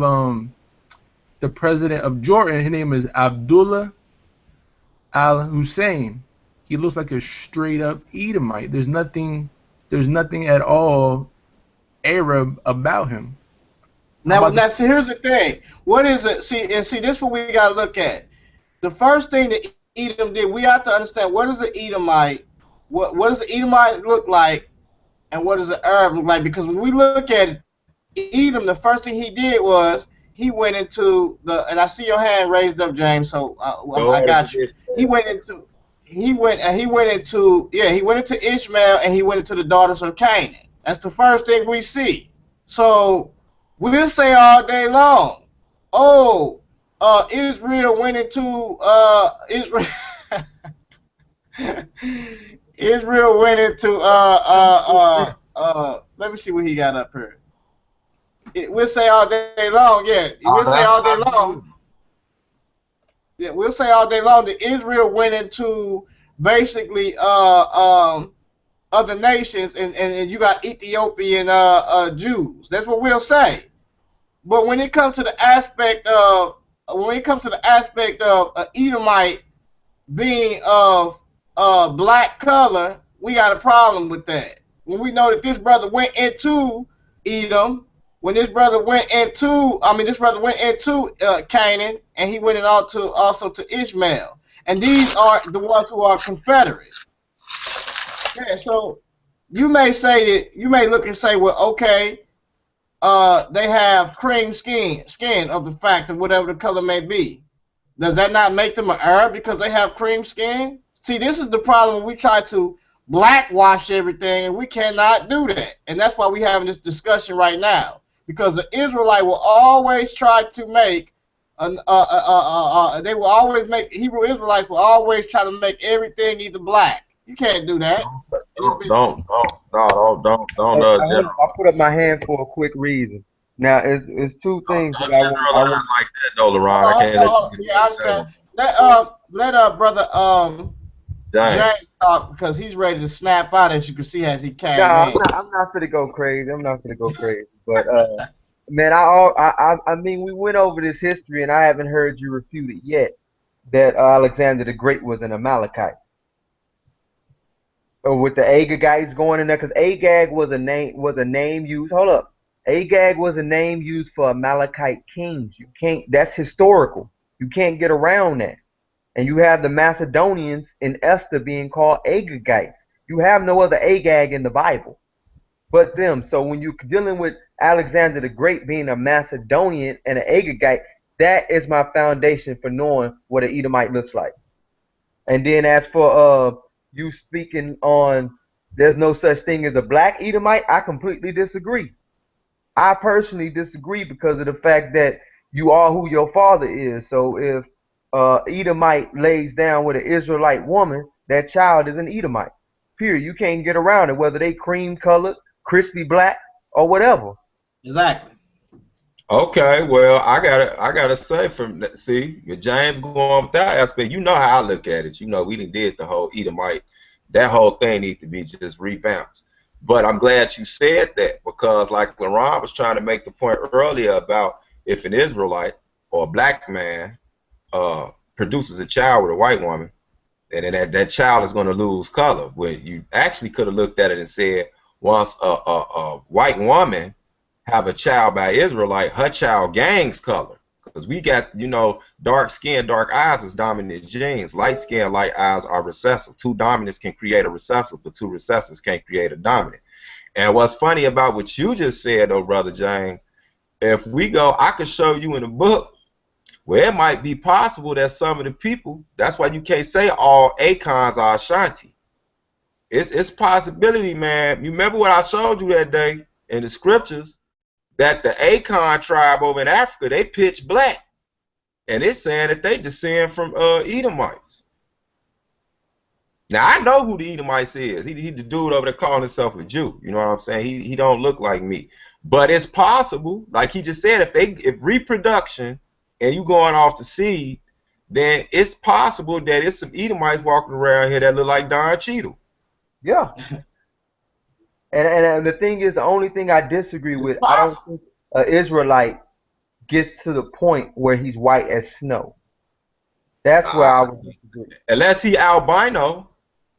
Well, yeah, but if he, well, yeah, that's possible. But I strongly disagree that you'll get an Israelite that looks like a Caucasian, purely. You mean like Brad Pittish? Yeah, you ain't finna get one of them. What you think, LeRon? You say what? That's the whole reason you did this show. Now, come on, now. It's now. Here's my thing with James. Like I say, don't make it about James. Answer the question. No. Me and James, we talked already, and James, he tries to make. He's the one of the brothers that tried to make everybody a Hebrew Israelite. But I can prove it with my history. I always line up history. Don't play that game. Hold on. Well, look what he did, though.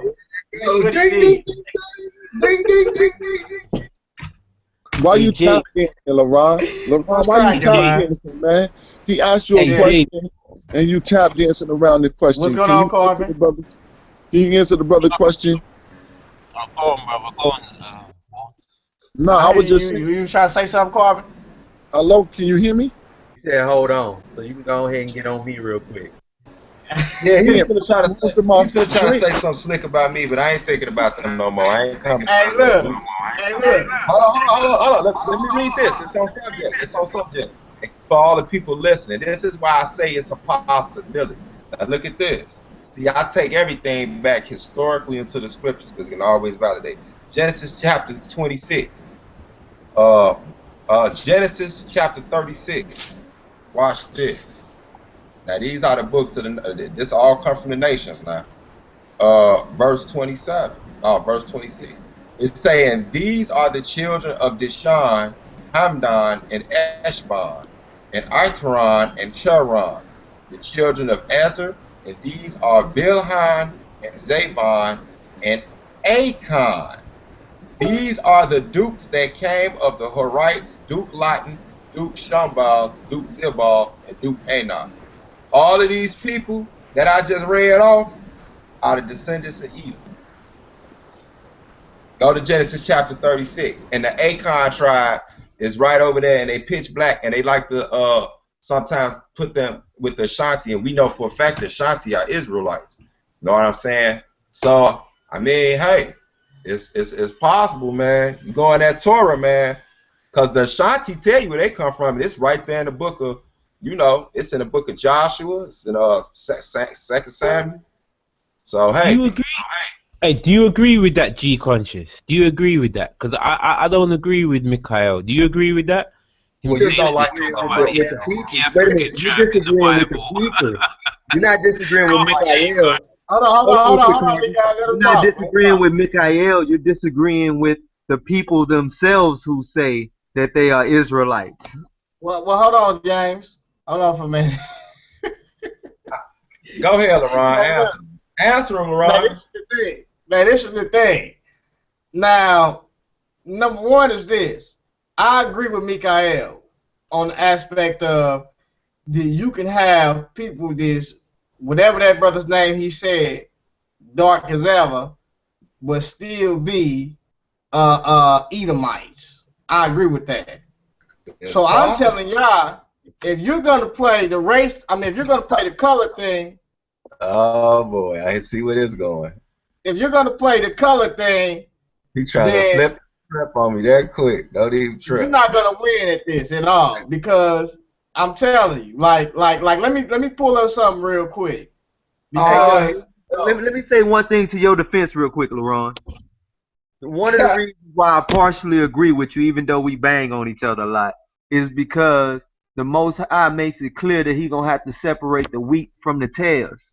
Yeah. Between those who are Israel and those who are not Israel. So it's gonna be some Edomites, it's gonna be some Hamites, and all types of people that look just like us, and the Most High gonna have to separate us from them. Exactly. And plus, it's 2,500 years ago, the Jewish diaspora. So in 2,500 years, they've intermingled. So that's where you get the parentage is, and that's why, just like you said, Ron, they could be Hebrew but different colors. So color can't tell 100% if you're Hebrew or not. And I agree with the brother. Before you came, I don't know if you caught it. I was saying earlier, and we all did agree on this. Color is a factor, but it can't be the deciding factor. Because if that's the case, the Most High wouldn't have said Israel is a speckled bird. Yep. If you ever seen a speckled bird, it got a lot of spots in it. So that means there's some Israelites scattered somewhere that, you know what I'm saying, like I said, look like Rick Fox. Or it's matter of fact, Halle Berry is an Israelite. Is Halle Berry daddy a Gentile? Well, I don't know. No, because the Bible calls, the land of Galilee, which is the land of Zebulun and all them, the land of the Gentiles as well. But what I'm saying is, it's some people that look. Man, I'm trying to think of an actor. Great. You know what I'm saying? And it's probably an Israelite out there that look like Andy Garcia. Look at Mariah Carey. Look at Drake. Right. Okay, Mariah Carey. It's probably a whole village of them. Now check this out. Check out my screen. Y'all see my screen, right? but Uh-huh. for the most part, they look like me. It says the tents of Edom are the Palestinians. Let's look at the I'm verse. so tired of you in these white pictures, man. Yeah. Put up some brothers, man. You I start. ain't got You that's got me not me. Who got the pictures up? You got me questioning now, LeRon, and I know that ain't. Come on, man. Come on, man. You're gonna have to Hold on, start putting. whose screen y'all see? Can y'all see my screen or brother I Masada's see screen? yours right now. I You I see see. can only mine? see yours, so I only see yours.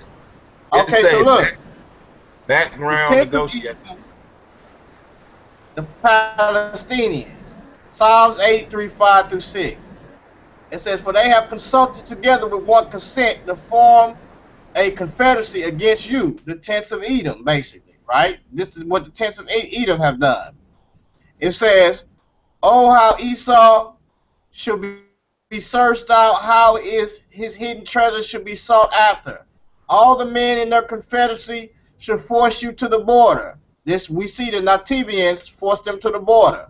The men at peace with you should deceive you and prevail against you. Those who eat your bread should lay a trap for you. No one is aware of it. Now listen, as we see, Them look as like. we deal with, we just see. Hold on, Mikael.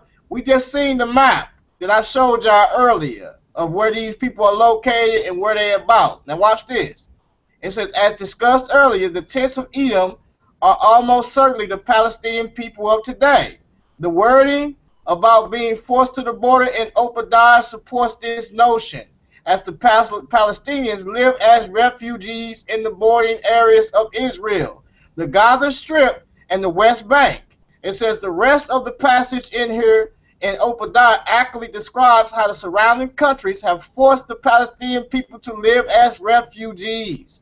It says these countries have in effect been using the Palestinians as pawns in the fight against Israel, rather than absorbing them into their own country.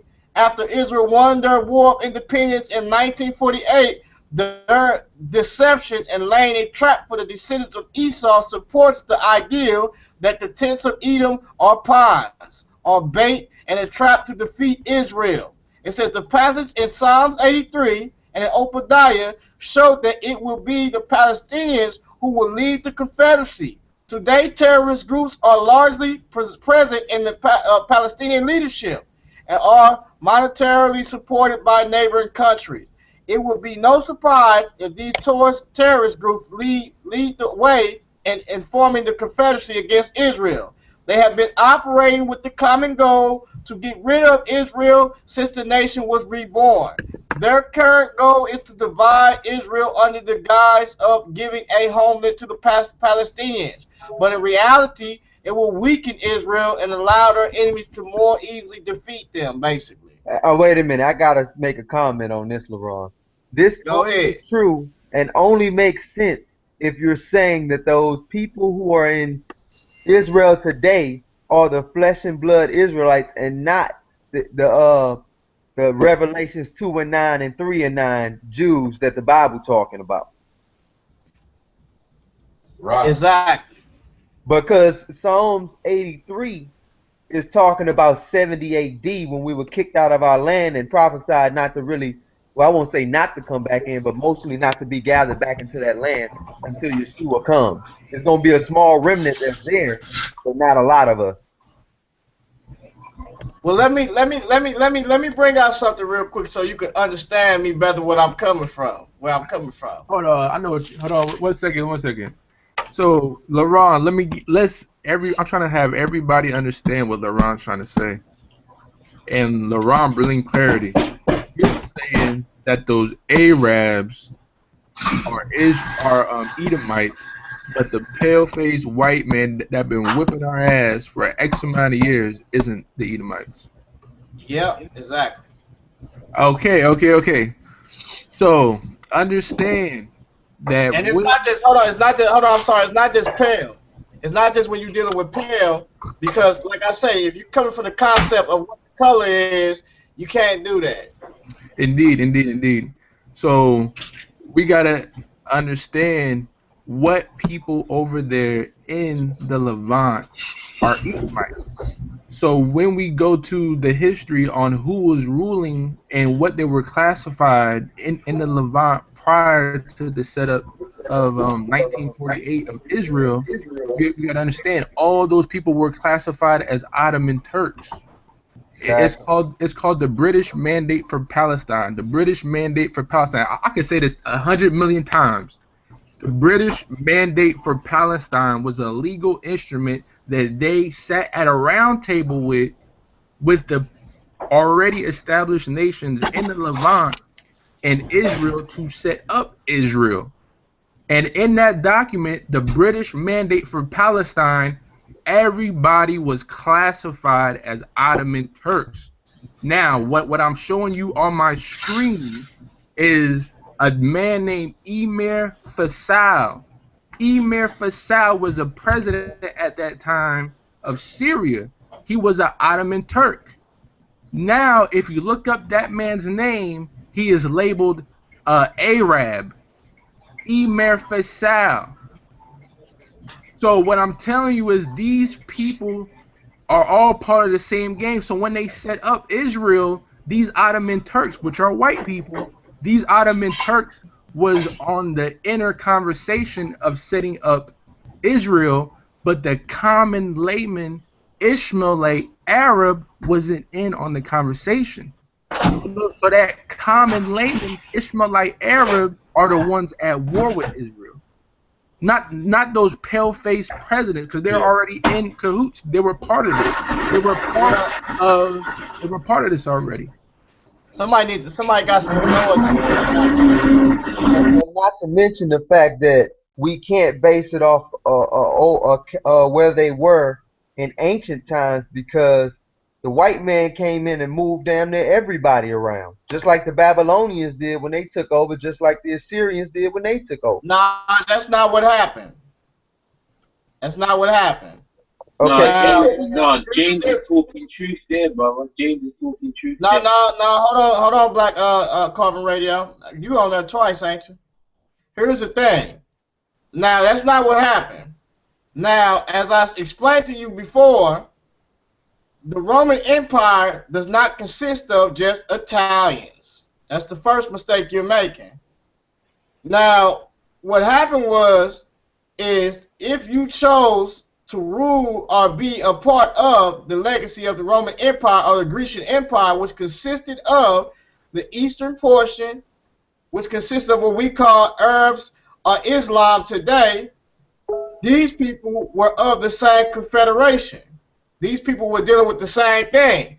I told you once before that in 70 AD, when they came in and the legions came into Israel, those were Arabs. The Roman Empire did not have to come all the way from Italy with their centurions into the Middle East to basically conquer basically Israel. Now they did come in too with their ships, but that's not what happened. The legions that were stationed at that time in Israel were Arabs, my brother, and they was of the eastern portion. Now here's the thing. I'm gonna bring this up, and I'm gonna confirm this with the history and also the text. For instance, when you see the Roman centurion say, "Of a great sum have I gained this seal," when he was talking to Paul, that was very vital, because Paul told him, "I am pre-born." This guy gained this seal was a centurion by a sum. Now, what we must realize is they had what you call bands. The Italian band, the Syrian band, or these different bands that was stationed at this time. They had different jurisdictions just as well. So when you deal with the time and you deal with this time span, you begin to see that in this time, these were Arabs, and at 70 AD, there were only 22% Italians that was actually centurions at that time. The rest was due to the fact of being basically the eastern portion that was stationed that came up against Israel and took them up out of that land and brought them down into Egypt, which at that time, Egypt was what it was today. Egypt was Arabs in Egypt. That's what y'all must understand. Okay, just to make a quick, like I said, I don't think no one's making an argument about how the Romans recruited people from all over the world to fight in their armies. I mean, they did the same thing that America, the extension of Rome that it is, does today. It's no different than what they did back then. And when you're dealing with the Romans themselves, they weren't Italian. They were the same people from Greece. That's why you had the Greek Empire, then the Greco-Roman Empire, then the Roman Empire, because they merged it all together. Well, I'm In not gonna order say to, they was the same people. I don't know where you get that from because you had one from Macedonia and you had one from Rome, Italy. You oh, can't look, say that they're the same people. did you hear what I said? You had the Macedonia, right? It conquered everybody, right? Then you had the Greco-Roman Empire. I understand that. The same people.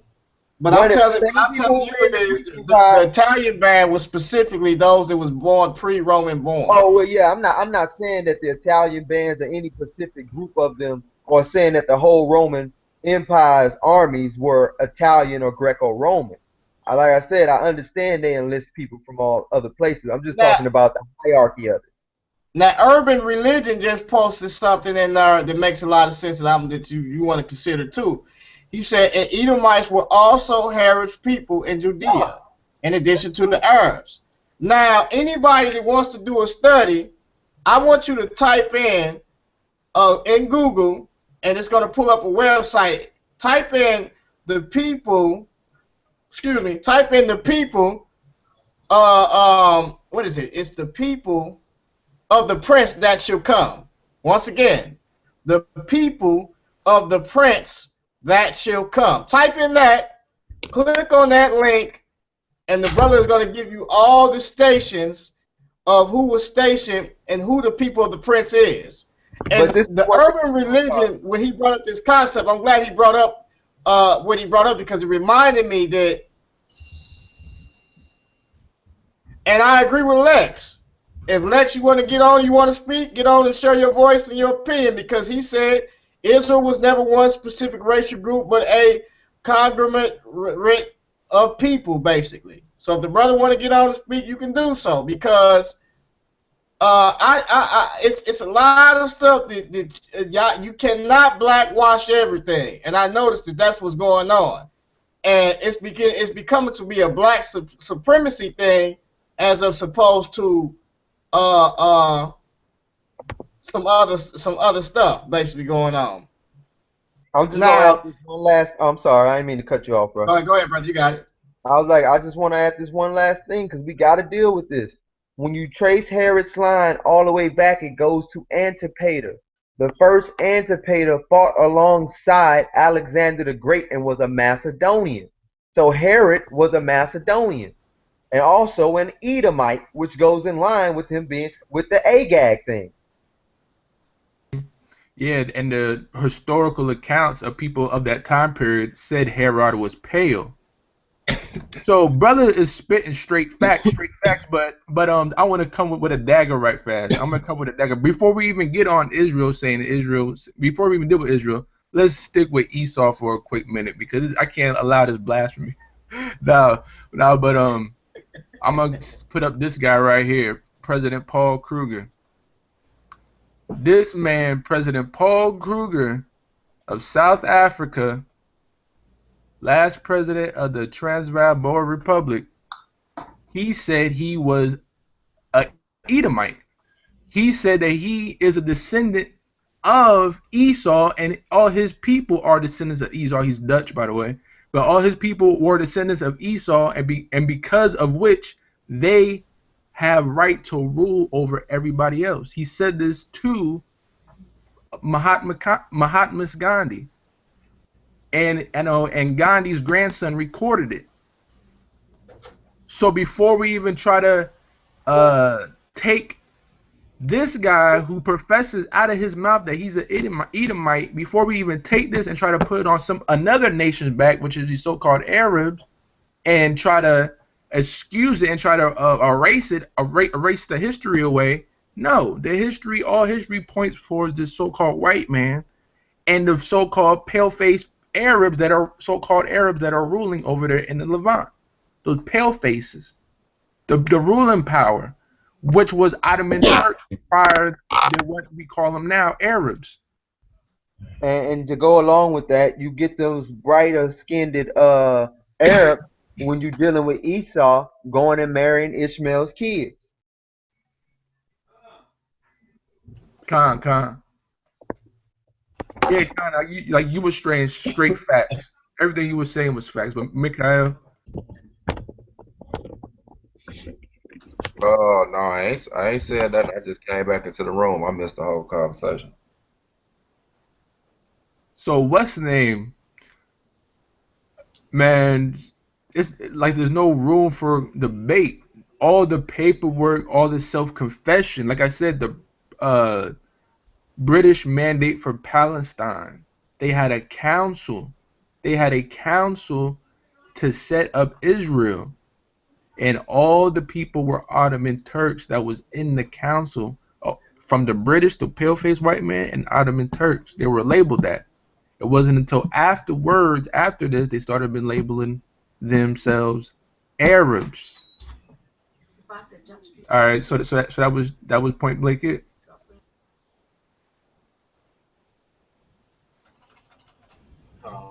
Hey, now here's the thing. Can y'all hear me? Can y'all Yeah, hear me? Yeah, we we hear. hear you. Once again, if you're going by a color scan, you're going to be deceived. Because I don't know if y'all failing to realize of the people of what took place and what actually happened. I think that's what y'all not taking into consideration. Now, this is what I want to address.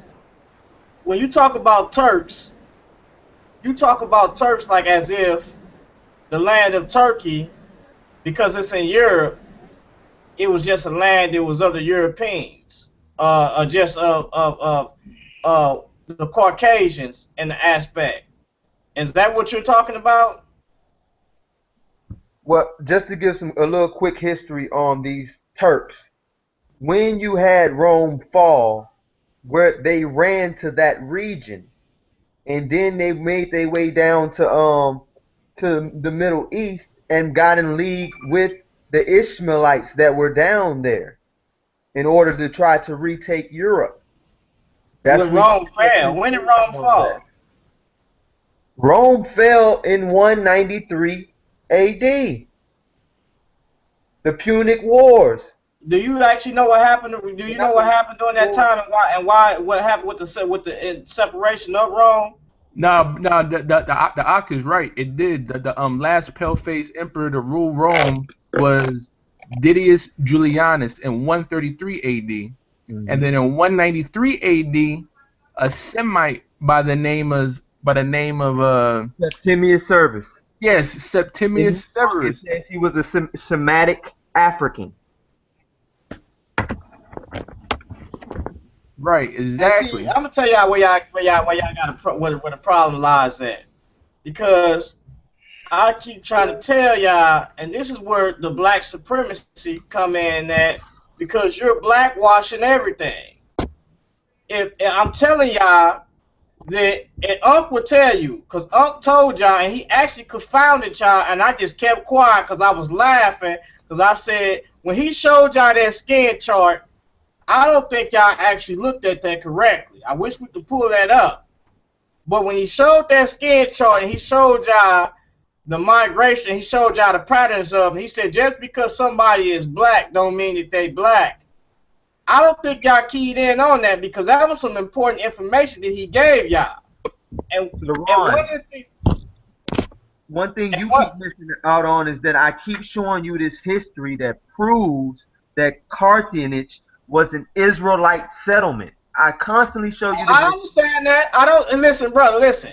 I don't disagree with that. Israel was scattered through places, and people took on Israelite customs. They had customs in Israel. They had synagogues up in Europe and Asia during the time of Jesus Christ. I don't disagree with that, brother. That's simple. I don't disagree with that. I'd like to chime I'm in on telling that, Laurent. you. Go ahead, brother. I remember when the 10 lost tribes, they scattered. Do we agree that the tribe of Judah and Benjamin remained Yep. So just maybe that they're there still to this day, living with the Edomite, the fake Jews.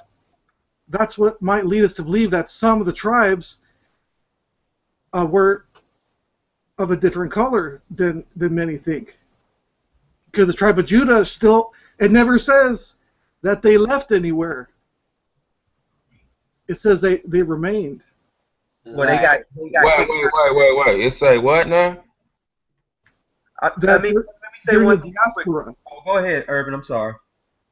that during the diaspora, the 10 lost tribes, they left, but the tribe of Judah and Benjamin remained.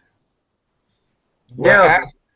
actually, the Southern Kingdom was the last one to be removed, and that's a misnomer that it was even 10. Because it was actually 9. Because if you even go back into like Hosea chapter 3 and verse 4, and up through that area, tell about our history where Levi actually went back and forth from the Northern Kingdom to the Southern Kingdom at least 3 times. The last place he settled was amongst Judah, so it's actually Judah, Benjamin, and Levi that's together. And they're probably still there to this very day, I'm guessing. No, Judah, Benjamin, and Levi was said to be dispersed into the slave trade by ship. So Judah, Benjamin, and Levi is not chilling in the Holy Land right now. You got a small amount.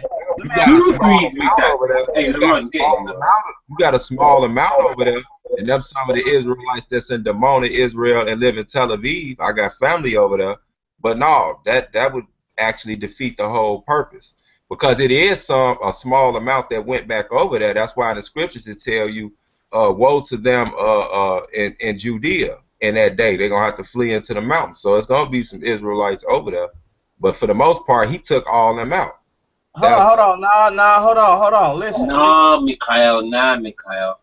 Now you don't, come on, man. You ain't never read the Bible in your life. Stay out of it, man. You don't even know. You don't know nothing about the Bible, You're talking to Carter, man. It's like we talking. It's like French. Hold on. Let me bring out something real quick, Mikhail. Real quick, because we got to understand. And let me bring this out real quick. Let's go to Revelation chapter 11, because I'm going to prove to you that there's going to be a temple that's going to be built. And I'm going to prove to you. No, I agree with that. They're going to build that temple being built. Yeah, we all know the third temple going to be built, bro. We talked about that earlier. Now watch this. When this temple is built, it's not going to be built. It's going to be built by a remnant of Israel that's there right now that represents as a state of Israel. It don't say that. Watch this. I'm going to show you why. It says, and there was given me a reed like this black emperor right here. James. Hold on, brother. You can't deny that. It does say that, Mikhail. It does say that. That's foolishness, bro. Persinius, deal with it, G-conscious, man. Because hold on, G-conscious, just so I could shut Carbon Radio shenanigans up, because he know he out of place. He don't even know what language we talking. Hey, Carbon Radio. Who did the Moabites derive from? European, the devil. Oh my God! Get out! Get out! You are not qualified to speak, man. I just know how to deal with dummies. That's elementary. That was totally terrible. That ain't got nothing to do with them. But go ahead, brother.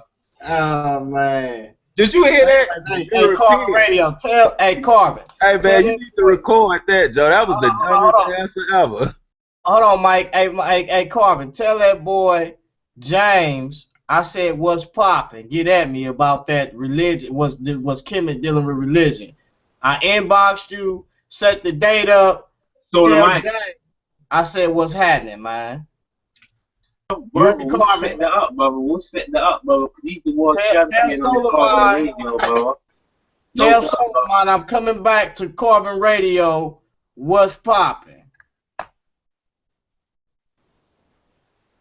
Because he got on feet on the ground. He got on feet on the ground last 2 weeks ago and tried to go in on me and I pieced him up, and I asked him about Nakata too, and he didn't even know nothing about it. So I told him, you ain't even qualified to speak to me.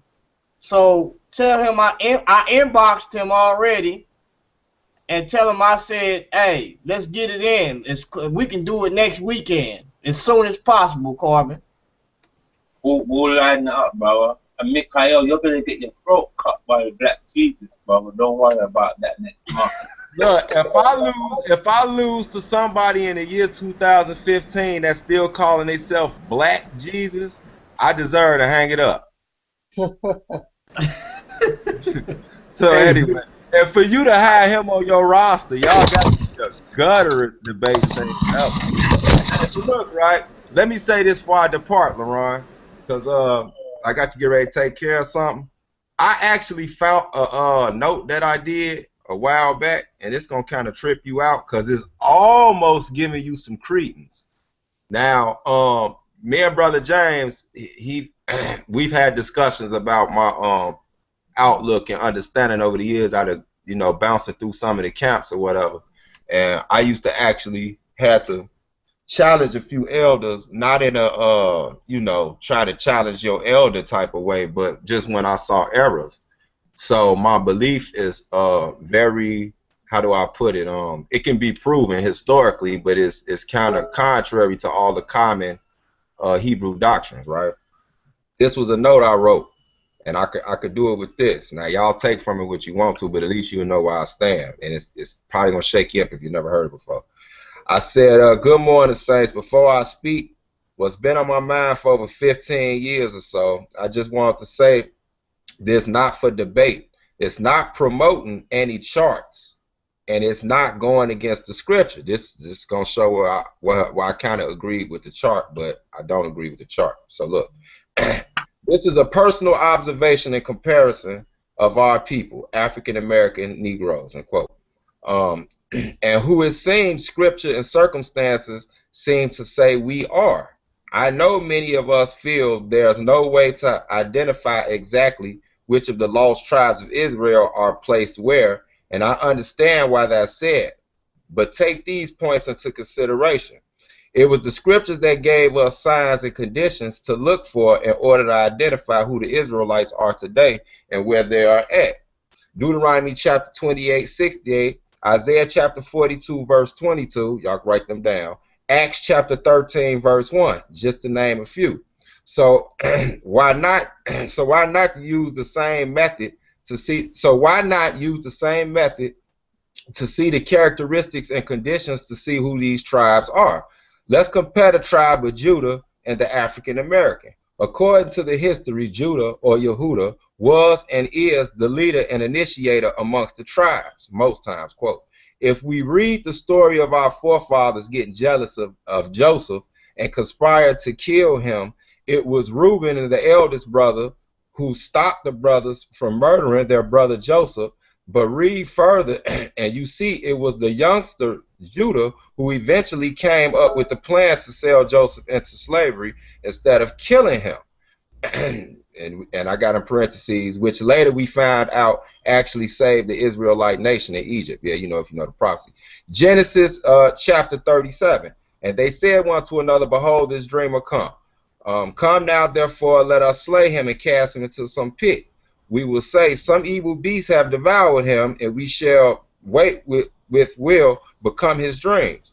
And Reuben heard it, and he delivered him out of their hands, and said, let us kill him. And Reuben said unto them, shed no blood, but cast him into this pit that is the wilderness, and lay no hand upon him, that he might rid him out of their hands, to deliver him to their father again. And it came to pass when Joseph come up to his brethren, and they stripped Joseph out of his coat, and coat of many colors, and it was on him. And Judah said unto his brethren, what profit is it if we slay our brother and conceal his blood? Come and let us sell him to the Ishmaelites, quote Arabs, and let not our hand be upon him, for he is our brother in our flesh. And his brethren were content. I got right here. Question. Out of all the lost Israelite tribes around the globe, from Africa to the Caribbean to the Virgin Isles, even the UK, Who is more influential than the so-called Negro / African American? Question mark.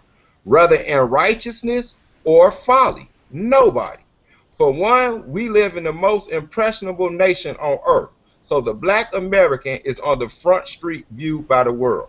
By nature, Judah initiates action and Israel follows. From the civil rights in the 60s, which made other oppressed people around the world react, the civil rights movement even influenced apartheid in South Africa with Nelson Mandela. Genesis chapter 49, verse 8. Judah, thou art whom thy brothers shall praise. Thy shall be in the neck of thine enemies. Thy father's children shall bow down before thee.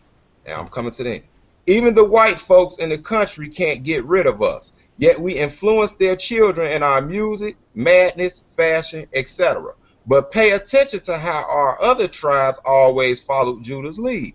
It say our father's children, other tribes, will bow down before us. Not meaning we better than them, but leading. Genesis chapter 49, verse 9. Judah is a lion's whelp for the prey. My son, thou art gone up. He stooped down, he crouched as a lion, and as an old lion, who shall rouse him up? Ain't nothing more convincing than a lion. This, and I got quote, this may also be because Jesus, Yahshua, is the big lion from Judah, that the whole Israelite nation will bow down to as king also in the world. I also believe God, El, Yah, Jah, will stir the world up using Judah before the gathering of all his people, Israel and the Commonwealth. Genesis chapter 49, verse 10. The scepter shall not depart from Judah, nor a lawgiver from between his feet, until Shiloh come, and unto him shall the gathering of the people be. Pay close attention. This is just what the Spirit has been showing me. It's not the final say on it. And again, I know about a lot of the diverse understandings from the chart to the we are in the Holy Land doctrines, so I'm not debating. Just a thought. Stay tuned for part 2, discussing Judah, Benjamin, and Levi. Grace and peace, shalom. This was a letter I did actually, man, 4 years ago, and I just found it. I've actually grew since then, but I had dealt with this a while back, so I just want to throw that out there. Y'all can take y'all part on it. All right. Now, what I want to deal with is this, because once again, I want to deal with something James said, because I had it on my mind this whole time. James keep trying to make what's called Israelite. James keep trying to make Agag a Macedonian, which is a Greek culture, which stem back to the sons of Japheth. One quick point on that, because when you deal with the actual Greek people, they will tell you that the Macedonians were distinctly not Greek. Oh Bro, man. you can't do that, bro. Go on, Deacon. Now, here's his problem. You have the Talmud, which says that he was a Edomite, which mentions nothing of Macedonia. Then also, you have Josephus, which mentions nothing of Macedonia. But then you have the Septuagint, one Greek translation, which mentions something of him. Hold on, and make it so bad, it's not even in the Bible. It's in the No, it is in the Apocrypha. Bible. They calls him an Agagite and a Oh, Macedonian it's in the in the Bible. hold on. It's in the Apocrypha. That's what makes it. It's in the Apocrypha. Esdras, Eldris. What is it? 16 or something No, it's like in that, or what is Esther, it? brother. Not. Come on, you making stuff up right now. It's in Esther 3 I mean, verse yeah, 1. Esther. Yeah, Esther it's in chapter Esther 3 what? verse 1 in Esther the 9, regular right? Bible. Hold on, brother. Is it in Esther 9? It's in Esther 3 verse 1 in your normal Bible. Okay, well, let's check it out. I feel it coming. That's why I'm waiting to leave. I'm not gonna raise my voice I ain't said nothing, bro. You know how we do, man. I just know how y'all two get. I'm just something telling me the spirit telling me to just hold fast for a minute. Esther. Let's go to Esther Esther 3 verse 9, right? Esther 3 verse 1 should have it in it. It's right after All Nehemiah. right. And after these things, after these things, King or however you say his name, promoted Haman, the son of Hamadida, the Agagite, right? So Yep. I'm trying to find out where did you get that he was a Macedonian from? Oh, Exactly. cool. No problem. Let me get the other verse. I think it's in 9. I just asked you that. Well, I mean, I was just pointing out that he was an Agagite. Yeah, we knew he was an Agagite. I just said that it's from Edom, right? Yeah. Yeah, I see you trying to side talk me, but I'm finna go and smash you real quick. How you gonna Hold smash on. on? Let me put the camera on my face so you can see my facial expression when I smash you. All right. Yeah, man. Oh Yeah, man, look at that mug. yeah, man. It's You finna ain't get real spooked, good. James? Oh man. Why I'm gonna be scared of him? Go ahead on, James. Hold on, I want to make sure I get it. I don't want to say nothing wrong. Let me pull it up myself. Esther 9 and what? Yeah, James. You know us. We like to, LaRon, y'all know us. We like to have facts. So in case somebody present what we said to us, don't make no mistake like Black Minister Jesus did when he said that the Edomites came from Canaan, and he want to debate me. He said You the saying that the Edomites Bible, came from you Canaan, saying that the bro. Bible speaks of the Acon and the Ashanti tribe. That's a everyone knows that's a I am Ashanti tribe, doctrine, boy. bro. You didn't know that? I am Ashanti, which means people of Ashan. I am Ashanti tribe via Ghana. So please, man, stay in your lane. Now, like I I ain't was saying, disagree. And we said can I Edomites can came put from Canaan, we man. got listen, brother. We got brothers that will debunk that teaching that you teaching about the Bible teaching about the You Akon don't and the understand. Ashanti You don't tribe, brother. understand nothing I just said. So We how can got you? brothers who will debunk them scriptures, Hold brother. on, y'all. Go Go ahead, ahead, LeBron. Go ahead, Mikael. LeBron. Let him speak. Go ahead. Yeah, I ain't gonna pay him no attention. All right, well, listen. I'm still waiting on Brother James. Let me put it back on. You got the crown back on. Man, cause he keep opening his mouth, man. I ain't gonna lie, man. They can't even pay me to come back on that garbage show anyway, man. They gonna have to come to debate talk for you. I ain't finna mess up my name over there. All them low budget hollers. They in there throwing bottles at each other. Look, LeRon trying not to laugh, man. That's hilarious. Brother, we got the most. Hear what I'm saying? We got the biggest audience.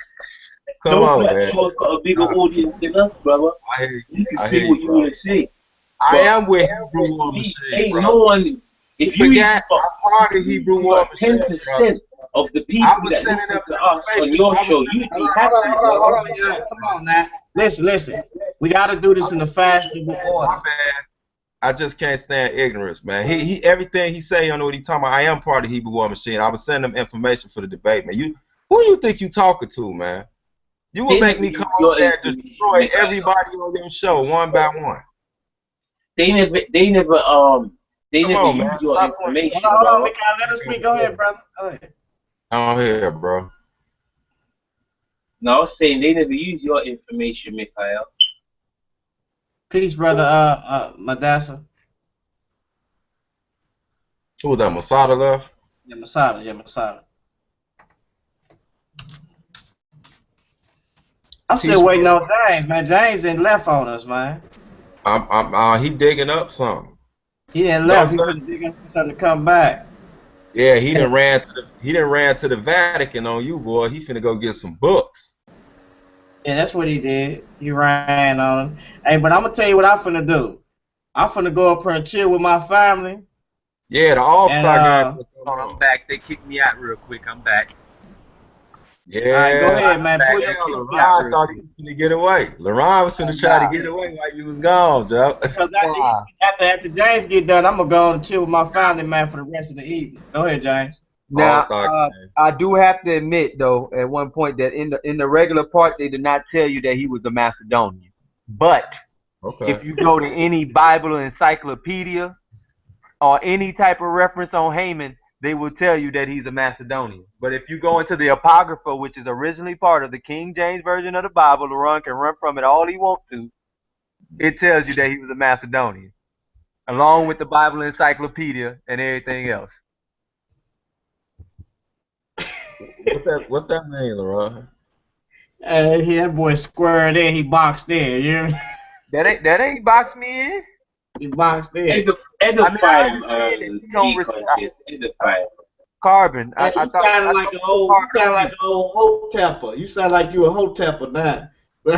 Oh man, Hey, nah, but I'm doing. realistically, LaRon, so you don't accept encyclopedias now? Listen. I'm gonna say what the Bible says. The Bible tells you that that brother was a Edomite, and even in the Talmud and in Josephus, they don't say him being from Japheth, brother. I never said that he was from Japheth. I And said that. also, too, I want to bring out something. There are two Greek versions. Now, in one of the Greek versions, it say a Macedonian, and the Uh-huh. other one it says a Bulgarius or something like that. And what does that mean? Hold on. Now, here's the thing. Now, you got the Persians that was into it with the Macedonians. Mm-hmm. So then you got Haman trying to be slick and trying to be silly, and they call him Haman the Macedonian. So that could be in regards of him basically trying to be deceitful like the Macedonians at that time, who was in war against the Persians, basically, which the Macedonians was the Grecian Empire finna come in and kick the Persians behind. But So for the most part, say that Haman may have been a Persian. no. Hold on. First off, is this? It does not say that he was a Macedonian. I don't know where you got that from. I know where you got it from, but that's not sound. Because Josephus never said that. It calls him an Edomite, not a Macedonian. Well, like whether no matter how you want to play that, Agagite is an Edomite, and So what you Macedon. trying to Wait a do minute, was, hold on. Let me just finish. And even though you choose to discredit the Apocrypha, which was originally part of the King James Version of the Bible, that doesn't exclude what it states. well, why didn't Josephus mention that then?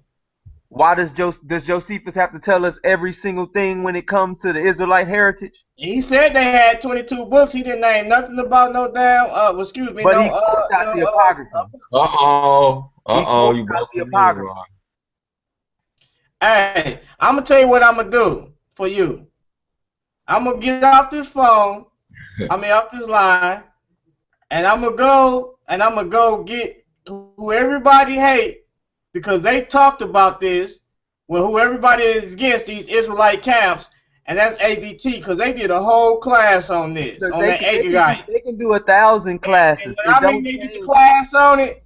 They smashed on the class. Okay, that's great, but that doesn't change that Josephus quoted I think I Maccabees. heard. Yeah, but this is what I'm gonna do for you, James. I'm gonna get out this phone. I'm gonna chill with my family a little bit, and I'm gonna get back to you.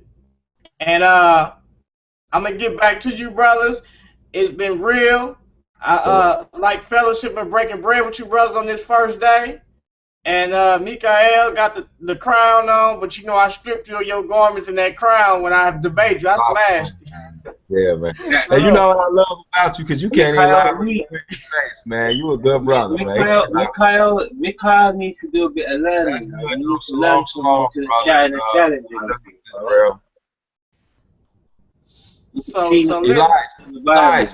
Elijah, why you on here, bro? I didn't mean to. I see y'all got dirty tactics, but if y'all feelings was hurt because I ain't want to come over there, I just was calling over there and now and then because debate talk for you was out of season. You know what I'm saying? But y'all pretty decent. Y'all got some work to do, man. But you know what I'm saying? Don't hold a grudge, bro. Because I know you part of the struggle. So I'm with you, black man. Keep part of the struggle, man. Hey, that's all right, brother. I advise you to take. I just want you to take some donations up, right? And try to get y'all some books over there. You know what I'm saying? Cause you know, it's looking real bad on the scholarship over there, man. But just keep your head up. It'll be all right. The struggle continues. Yeah, well, Shalom, let me shalom. hold And LaRon, know that Josephus also said that the Spartans were Jews. on. What? Josephus also says that the Spartans are Jews too, or Israelites. I don't want to say Jews, Israelites. You said the Spartans. Yep, Josephus says that the Spartans are Israelites. Give me a date on the Spartans, and I can help you out with that. I don't need to have a date on it if so now Josephus a lie? Nah, just give me a date on it because maybe I can help you out on that. Well, I mean, like I said, I don't have an exact date on all Okay, that. well, I'm gonna look up the date on that, and I'm gonna get back to you later on.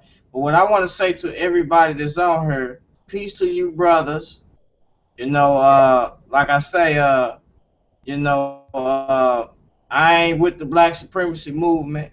I'm trying to get this work to everybody, this gospel to everybody. I want everybody to be established and confirmed in they walk. So I just want y'all to know that, man. And I love you, brothers, man. And to the next appointed time, peace to my viewers out there. And you know, we'll do it again another time. You know, bring forth some truth. Peace. I'm out. All right, shalom. Peace, LaRon. It's been real. All right, by saying peace, brother. Peace.